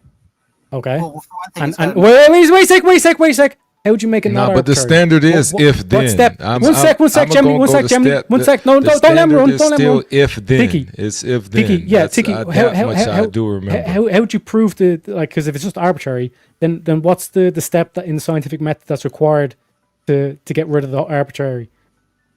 So the thing is, you can't. That's the definition of arbitrary. So all science is arbitrary. It's based off the interpretation of data and. Oh, so there's fallible. not like experiments that you could like rerun, and you have controlled experiments, which means you control the variables and then change one of those variables. That's not. What do you? That's and what do you arbitrary. Get, and what do you get out of the experiments? So, Tiki, that's not exactly Results. true. So, Yeah, first of all, data. a valid And hypothesis. then out that data, you have to interpret. Yeah, the but data, you're right? the one who's saying that it's just arbitrary. It is. So no, that's Because it's it's not. Okay, so based the off fact that it goes interpretation through of the the fact that it data goes and through an coming up with the objective conclusion, test. the conclusion, What does that mean? The conclusion doesn't mean that you have evaluated the data correctly. Okay, I got to step in here because it's not arbitrary. First of all, a hypothesis Exactly. must be falsifiable and testable. It is arbitrary. Secondly, like you don't just look at it subjectively. You control for variables, and you can compare things to a null hypothesis. And you ask, could this be a type 1 error or type 2 error, either a false positive or a false negative, right? Once you eliminate those possibilities, then you know that you have a valid that your hypothesis was valid. And Bad Yeah, and a lot Gemini, of times Bad people Gemini, don't you've form got. those decisions Hold on just on a their soft second. science experiments. Bad Gemini, you've got 5 minutes backstage. Okay. I Yes, actually soft science is Sorry, not and my- scientific. Go to a sorry, psychologist. sorry. That My is the subject apologies. we're talking Wrongful about. rage. I wasn't paying attention. That was my fault. I should have put him back there longer, but I got you now. My I apologies. implore you, like Tiki Taki, you can go to like a psychology journal website and type into the search bar null hypothesis, and you'll see them talk about null hypothesis. They do it. They do actually use. They use. I don't know the point you're trying to valid make. hypothesis. You said that's not applicable to soft sciences. I just pointed out psychology uses it all the time. Wait, I don't think you understood exactly what I was saying. So Maybe I heard someone else say that. So the thing is with soft sciences is that even off of the collection of data, you still have to interpret it towards a conclusion, but that conclusion's rarely ever right on a soft science because it's dependent upon like what subsets that you're researching. There's a lot of independent variables that you just won't be able to collect. That's not true. So it's very So true. You can compare how much, like for example, how strongly So the variable itself affects. No, I could give you an example. So the DSM is constantly updating, right? It's constantly forming new diagnoses for mental conditions, right? Yeah, as neuroscience Yeah, teaches us more about how the brain objectively works. So then that means the conclusions have changed over time because of new variables have been introduced. So you have to understand the diagnostic criteria as being something that fundamentally had to exist to treat people before we had objective standards in psychology. So Yeah, a lot but of we these still don't things- have objective standards because that's always changing. a lot of these things by design evolve over time because, again, in order to treat people, you had to create these categories before we had a full understanding. So yes, diagnostic But criteria. you is just said it interpretive. right there. However, You just said it right there. You weaseled in, evolved over time. but you're conflating the problem, and this is why I need to finish. You're conflating diagnostic criteria with the research behind it. The research eventually caught up, which is why the diagnostic criteria is changing and getting more accurate. But the thing is, it's all right. So at this point in time, are you saying that the diagnostic criteria and the mental illnesses were formed? They're just not going to change from here. because No, we we still have don't now have more to about learn. Like science is not okay. perfect. So then it's arbitrary. No. It's like you've also stated not automatically become you've also arbitrary stated that it evolves over time. So Yeah, it does. we're at So a point that right now where we know more than we did 10 years ago about how the brain works, right? And so our diagnostic criteria is more accurate. It can become more Yeah. accurate, but it doesn't mean it's automatically arbitrary just because it's not 100% accurate. the thing is, it's never 100% accurate, and it's always ever changing. Yeah. Well, it may never be 100% accurate, but more accurate Well, is that 100% proves. accurate. So But it's not the thing, arbitrary. but the thing is that you can't quantify on how much more accurate it actually is, because every time you introduce a new variable, things get more complex. Can we look at if it makes it easier to treat people by like identifying them and being able to predict what treatments would work better than when we had broader categories? Not all the time. Sure, like things like schizophrenia are like, you know, notoriously hard to treat, but with other things we have. So with like anxiety disorders and stuff like that, we've gotten more specific about various types of anxiety disorders that informs us better on how to treat various groups of people instead of treating all anxiety disorders as the same and treating them all as the same. I could somewhat agree on that, but the thing is that even though we've been able to categorize anxiety disorders just a little bit better, it still takes a lot of time between like therapy and trial and error with medications in order to heal somebody. So we still don't necessarily have like an objective standard on these mental ailments to say like, oh, you have this, and then this treatment will always work. So it's like we're still kind of shooting in the air. Yeah, you ever think that some people that they might not be crazy, they just might be demon possessed? No, because demons don't exist. Can you show me any proof of demons? Any, like? Yeah. Yeah, there are some people who are possessed by demons. That's circular logic. Because yeah, you're interpreting that. Well, okay. Yeah, So how do we determine that mental illnesses exist? Well, often actually, like if you listen to people who struggle with mental illness, they'll describe struggling with it. They'll describe wanting to be somewhere different than where they are and having barriers that they cannot overcome. And okay, so if I were to find you somebody who described an experience of being demon possessed, would you accept that as an? Do you want to do this cut off? Or are you gonna let me finish? Do you want to start cutting each other off, or can I finish? Because I just want to point out, like, we mostly do look at like if I diagnose someone with this and then I treat them and then they get better, they say that they can now operate more functionally, then chances are we're on to something, right? Like, so hypothetically, if I were to find you somebody who described their personal experience as being demon possessed, would that be evidence that demons exist? No, because religious can bias that. So again, it's a subjective interpretation. When we try to but so is your standard. The field of psychology. So the field of psychology can bias people into believing that psychological illnesses exist. Try to exercise the demons out of people, they regress pretty quickly, way more quickly than with treatment, because it doesn't seem to be an effective form of treatment. If anything, the benefits seem to be psychosomatic. So people believe that they've been exorcised of the demon afterwards, but then because they believe that there's demons everywhere, guess what? They're possessed next week. That claim isn't necessarily true, because we do see we do see less mental illness within like Christian communities and within the church. Well, that's the reporting rate. So, but this is all based on reporting. Every single thing here is based on reporting. Do you have a better method to collect this data? Exactly. Well, no, so using the example from the church is just as valid. Yeah. No, it's not. So again, it's just as valid. It's just as valid because it's all based on reporting. It's all based on reporting. The thing is that you could also make the correlates as to why. It's like that they tend to promote that you don't drink, you don't do drugs. They also promote, staying abstinent, so there's less STDs. They also promote on like having a marriage and staying within a marriage and having children typically do improve people's mental health. So it's like there are also correlates as to the reasons why that they have lower levels of mental illness. Are STI rates actually lower in the church? If they promote abstinence, then see yeah, some- I see that's some that's a direct correlate. I haven't. Do you think alcoholism is a mental illness or just? It's an addiction.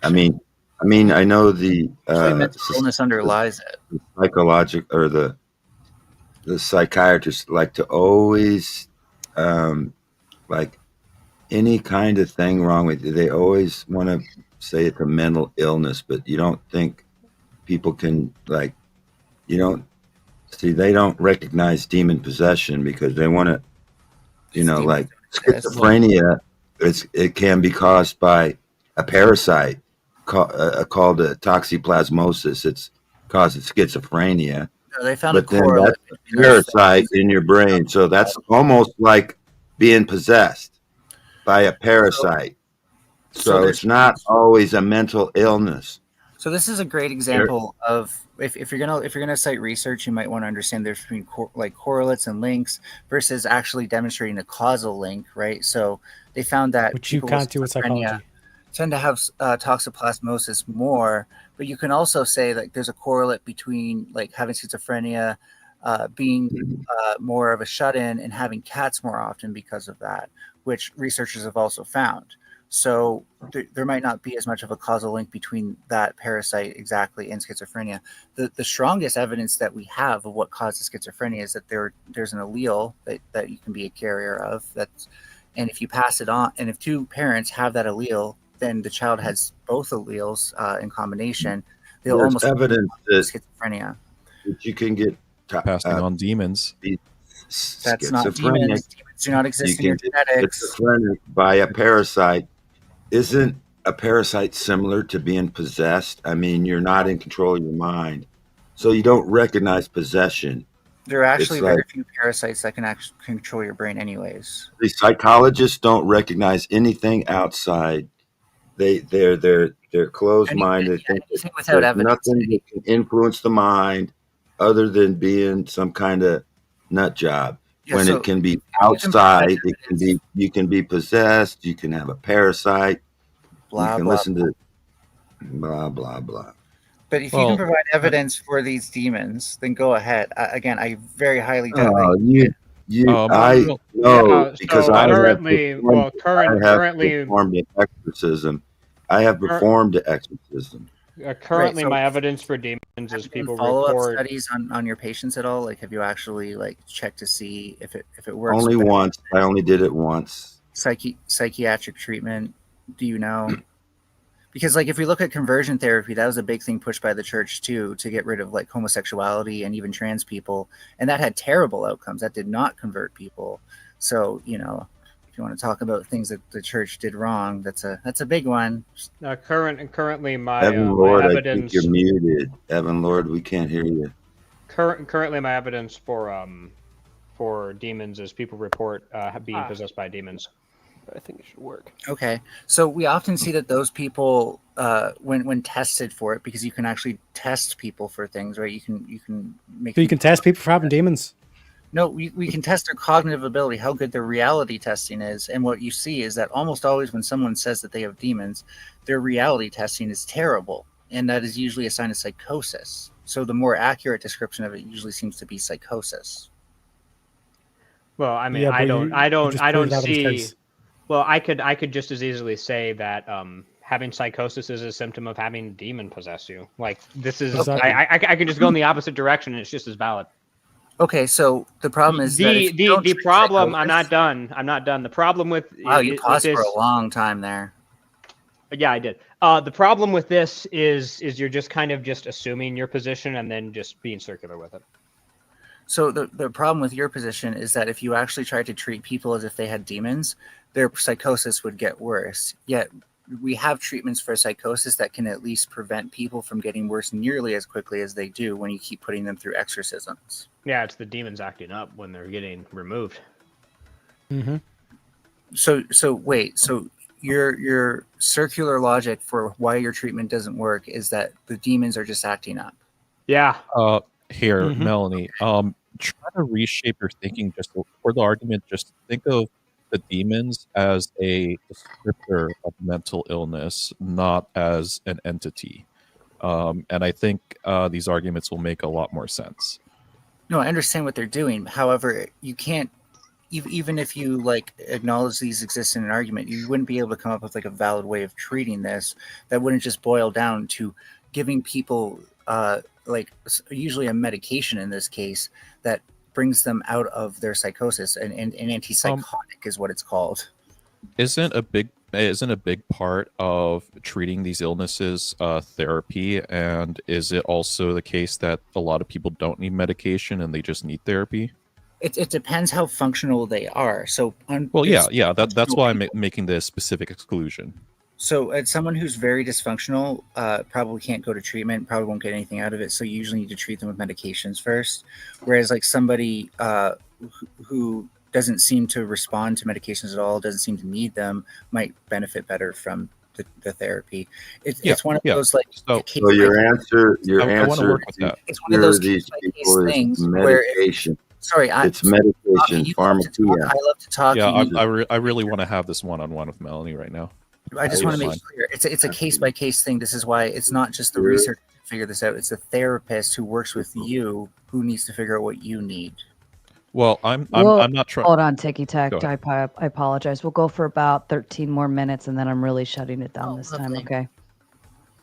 So I'm not trying to prescribe that medication should not be available, kind of thing. I'm just trying to delineate that there is a subsection that probably only requires therapy, right? Yeah, but that usually their symptoms aren't very severe, anyways. So. They could be, and therapy could work out. But the thing is that that's where something like example, well, here I'm trying to make a relationship here. So, what if instead of therapy as an alternative, it's the church and being surrounded by the people that could actually help you out, inviting people into your home to maybe bring you out of some of your like depressive habits. Like well, then what they had so would that also brings in that correlate that I'm trying to make, that the demons could just be a descriptor of things, and what the church has to offer actually does benefit those people who you would consider to be mentally ill. So if you're talking about people who can benefit that much from a change in environment where their symptoms become essentially negligible, they wouldn't be considered clinically significant enough to have a disorder in the first place. The people who have a disorder would be people whose symptoms persist regardless of their environment and stuff like that. And those are very extreme cases. And no, I'm that's actually within mental health. That's very normal. And I know that sounds like I'm kind of lumping everything into the category and then saying that's normal, but like mental illness is quite common. We're recognizing it more and more, and so we're realizing that like major depressive syndrome, for example, you can't just get rid, or disorder, you can't get rid of that with treatment with therapy alone. We used to think, especially you could either just treat them with SSRIs or therapy, right? We are learning you kind of need both. Like the SSRIs on their own aren't going to do it. No, you don't want SSRIs. No way. Yeah, so just to wrap Bell on this point. One sec.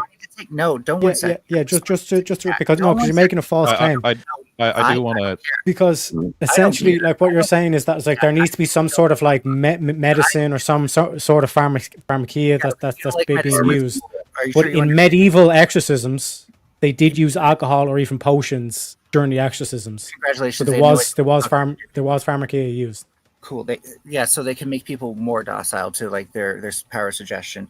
What I was going to say is that while what do you think SSRI? You might see benefits from a church in certain ways. I think that again happens because more of shame culture and underreporting than actually shame culture. That's loaded. Please remove that out of your argument. No. For one thing, the church is full of shame culture, feeling like you're going to be judged and ostracized because, for example, you got impregnated out of wedlock is very common in religion. You can, if you think it's not, then you're delusional. So if you need, and that's loaded as well. Don't just say, oh, you don't think that's delusional. Like, come on, be charitable. If someone needs structure in the form of conformity culture that badly, then what they actually probably need is to learn critical thinking skills and independent thinking. Yeah, I'm not even going to respond to it because honestly, you just kept throwing in some really loaded terminology in there. You don't. So You don't think that people who are in the church, I'm not saying every church out there, but people in the church generally feel shame out of like reporting certain aspects of themselves about themselves because they don't want to be ostracized from the church. Maybe like from 100 years ago, yeah. Then you're delusional. You don't understand. Like, first of all, Christian No, fundamentalists. I'm not delusional. I'm a person who goes to churches. Fundamentalists Like, before. there's literally churches that fly the LGBTQ flag outside the Yeah. church. Yeah, I'm not saying they don't And exist. the thing is that a lot of churches teach that. The thing is that Have you not? here, Have you I'm never heard of I'm the just trying to Westboro describe what a Baptist church is. I'm just Have trying you to never describe heard- what a church have is. you Can I never do heard that? of the Westboro Baptist Church before? Yeah, Westboro. practically nobody supports them. It's like they're just a crazy like alt But society that just fundamentalism in America is tolerated. do they represent all Christians? No, certainly not. But neither. Okay, then why flags. are they a minority or a majority of Christians? The Westboro Baptist churches, because any Yeah, they're a denomination. minority, right? They're a minority, right? Right, but same with the Yeah, ones. so you're conflating a minority of people who proclaim themselves as Christians and Majority of churches applying are it still to the trying rest to of the rest of the community. That's really bad faith of you to do that. No, if you actually look at like documentaries on what it's like to be in the church as like an LGBTQ, Yeah, we're talking about minority. I find have that it's actually very common for these churches to try to shame or shun these people. and they're a being that way. minority, and they're a minority. That is the norm. The minority are the No, ones who accept it.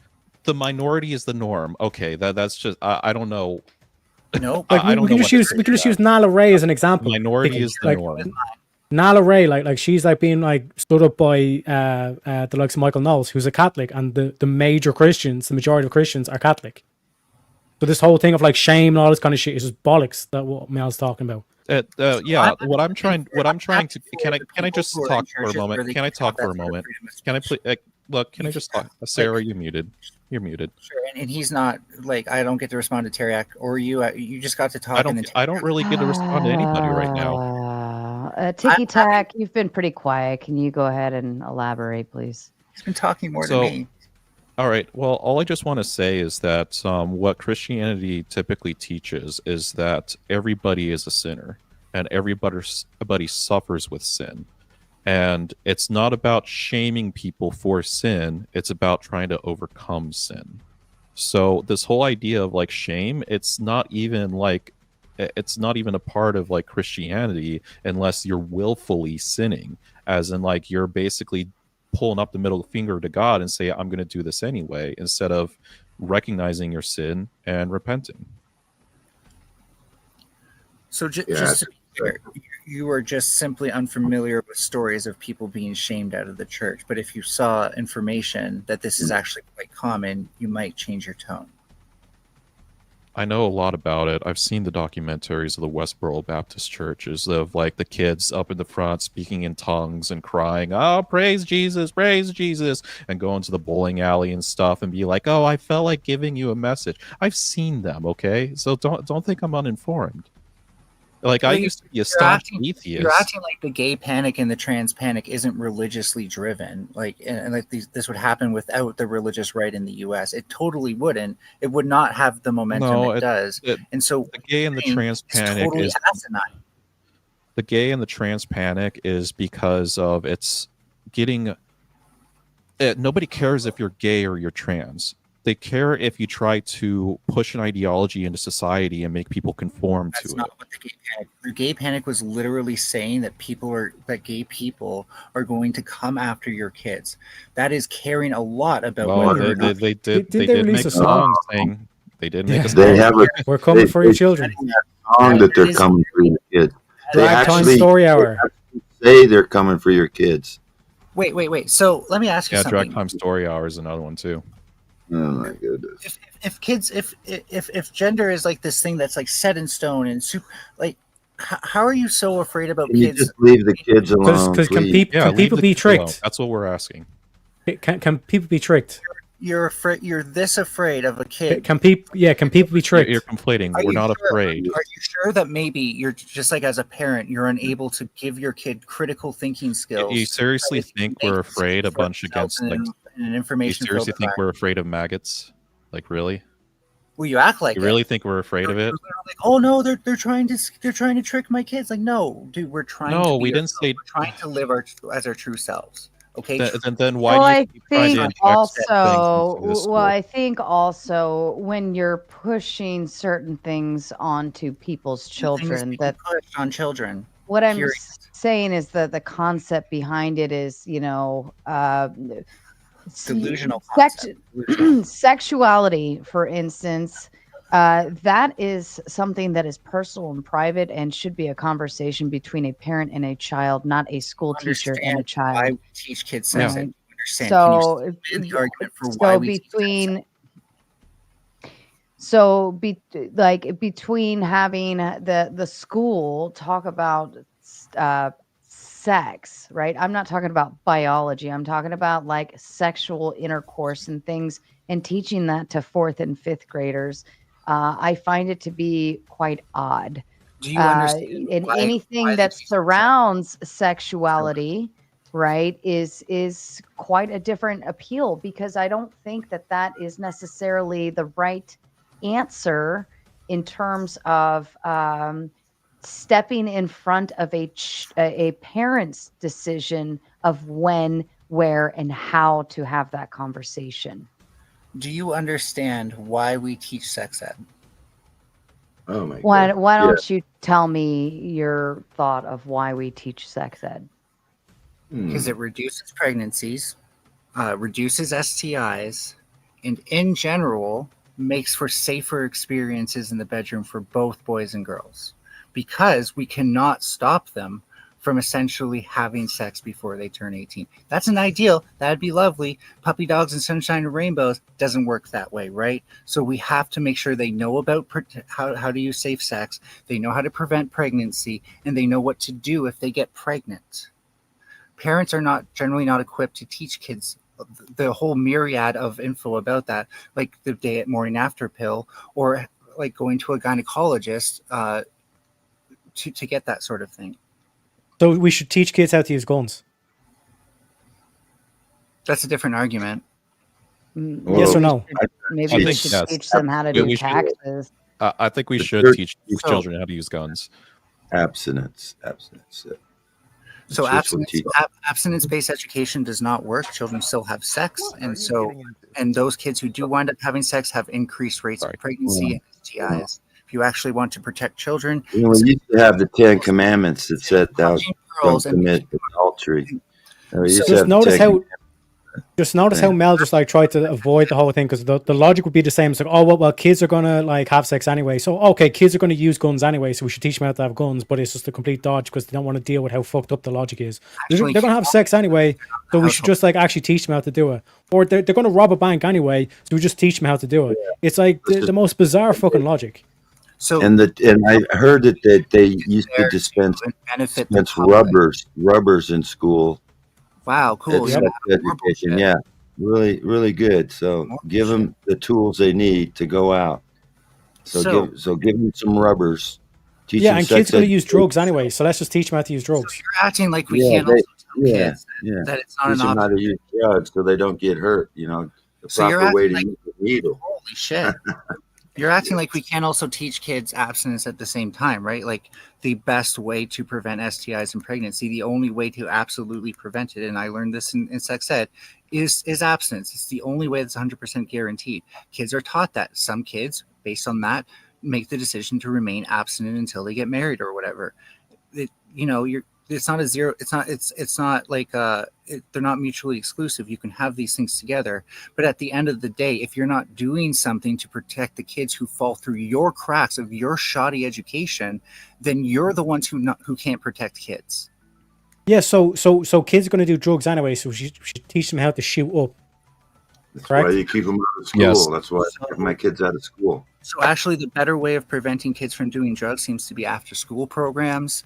Those are the best thing to do is to horrendous keep them underfunded in the US, by the way, and Trump is not going to help that. Yeah, but based on your logic, we should teach them in school like how to shoot up.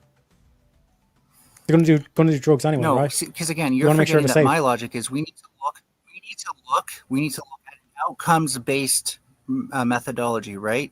So here we're looking at which actually helps kids more: abstinence-based education or sex ed. Sex ed reduces pregnancy and STIs. Abstinence-based education does Yeah, not. and teach them how to shoot up safely Or with if it clean does, needles and all this stuff like that would reduce like harmful outcomes, correct?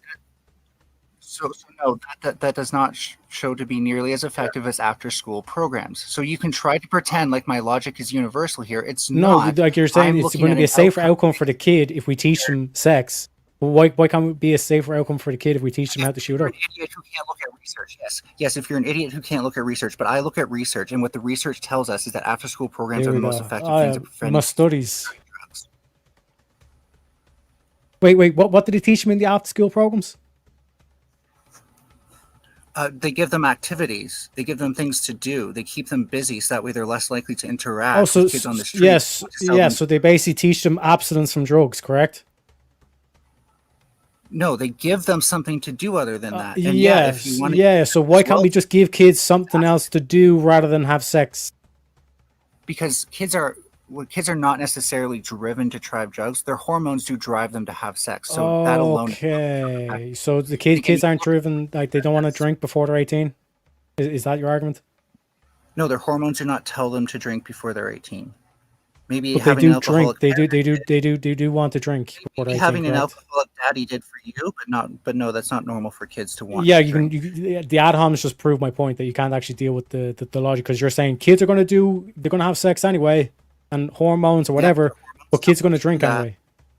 So like, why don't we teach them like safe, So again, safe needles? the better way to affect instead of trying to use a ubiquitous strategy, which is not what I'm advocating for, is to look at what works, and what would work to prevent them from drinking is after school programs. Yeah, but what that is preaching is abstinence. But then you say, oh, but for sex, no, we don't want to teach them abstinence. Do you see the contradiction That's there? that's not abstinence. You're making a conflation between those two things. It's a different practice. It's a different Yeah, methodology. the after school programs teach them not to do drugs, so we could do the same thing for sex. Actually, they did have a drug program in school, Tarek. They did teach children how to use needles and smoke weed, and they taught them how to do all kinds of. They had a drug education course in school. I remember back in the 90s or something, they were teaching children how to properly use drugs. I mean, if you're going to use a needle, how to do it. I remember. So the schools will teach you all kinds of degenerate shit. That's why you should just keep your children out of those schools. Be the man and woman God told you to be. Teach your children. Don't let others teach your children. Like, because you probably you know, preach, Rocky, preach. I know we're getting close to the end here. I just kind of want to throw in a comment or just ask. So Mel, would you be willing to debate on this topic of should sex education be in school? Because I'll take the counter end.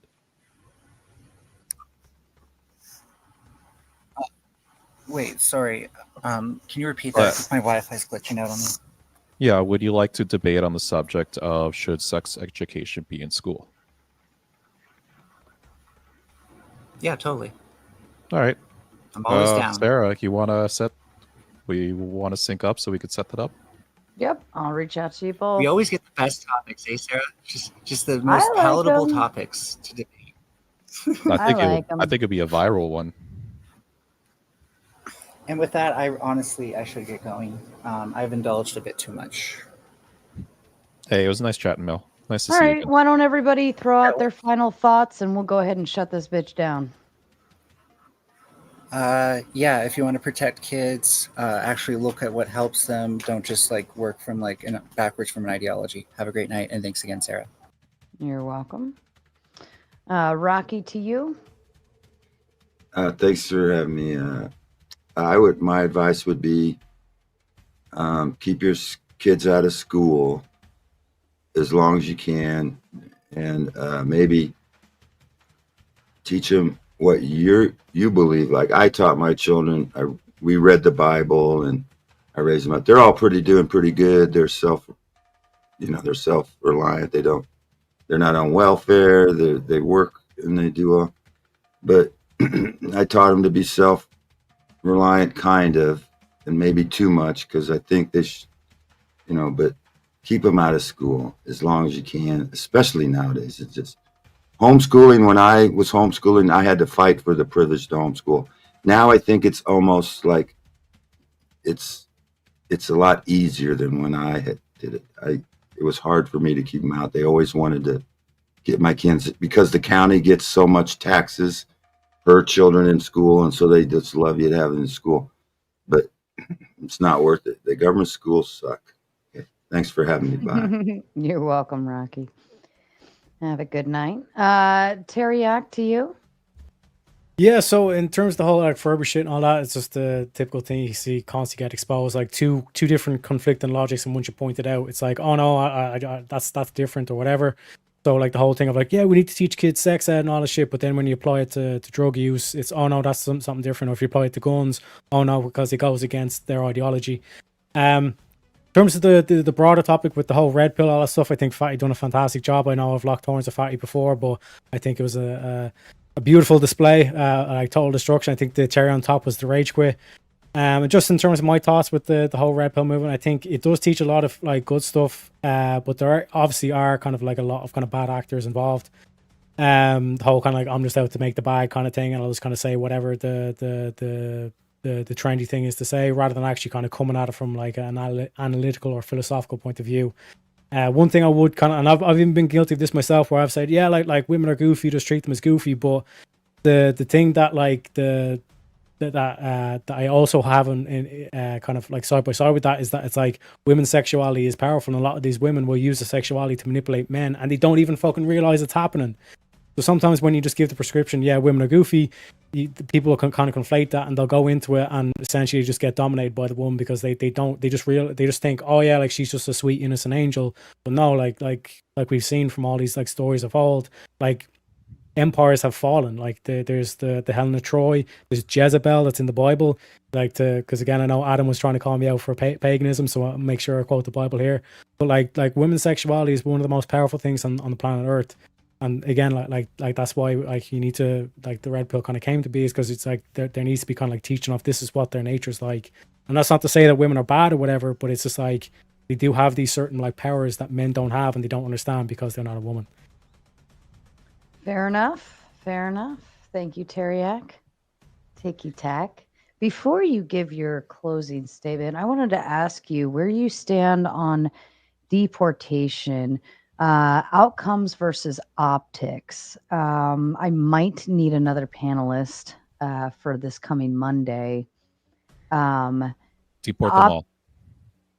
Never mind. Based. Yeah. You're on the other side. Fair enough. All right, Tiki Tack, your final thoughts. Sara, you're awesome. You host an amazing show, and I hope to see you again. Thank you, Tiki Tack. You are one of my favorites. All right, ladies and gentlemen, I do apologize. I have been kind of tuned out probably for the last half hour. I've been making thumbnails. I figured since I was sitting here and I let it kind of go a little longer than usual, I might as well get some work done so that I don't have to sit here in front of the computer again tomorrow.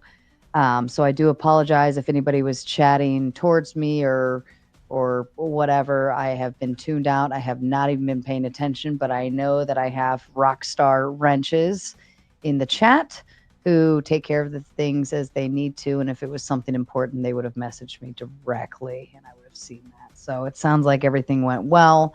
A great conversation overall, I think, all throughout the night. I do like when the topics kind of shift around a little bit. But you know, sometimes we got to keep it a little closer to home. But this is how we find more debates, just like now, Tiki Tack and Furby. I will reach out to both of them tomorrow, not today, to start solidifying a schedule for them. And I will have that up as soon as we have it locked in. Outside of that, we are celebrating our 5K. Yay. We hit 5,000 subscribers the other night. Super big accomplishment, I think. I always kind of told myself, wow, like, would I hit 5K? I didn't even know I would hit 1K, to be quite honest. And I think the show is now moving exponentially and growing and doing great things. And I'm super excited for that. It's kind of a awkward, is this real kind of thing.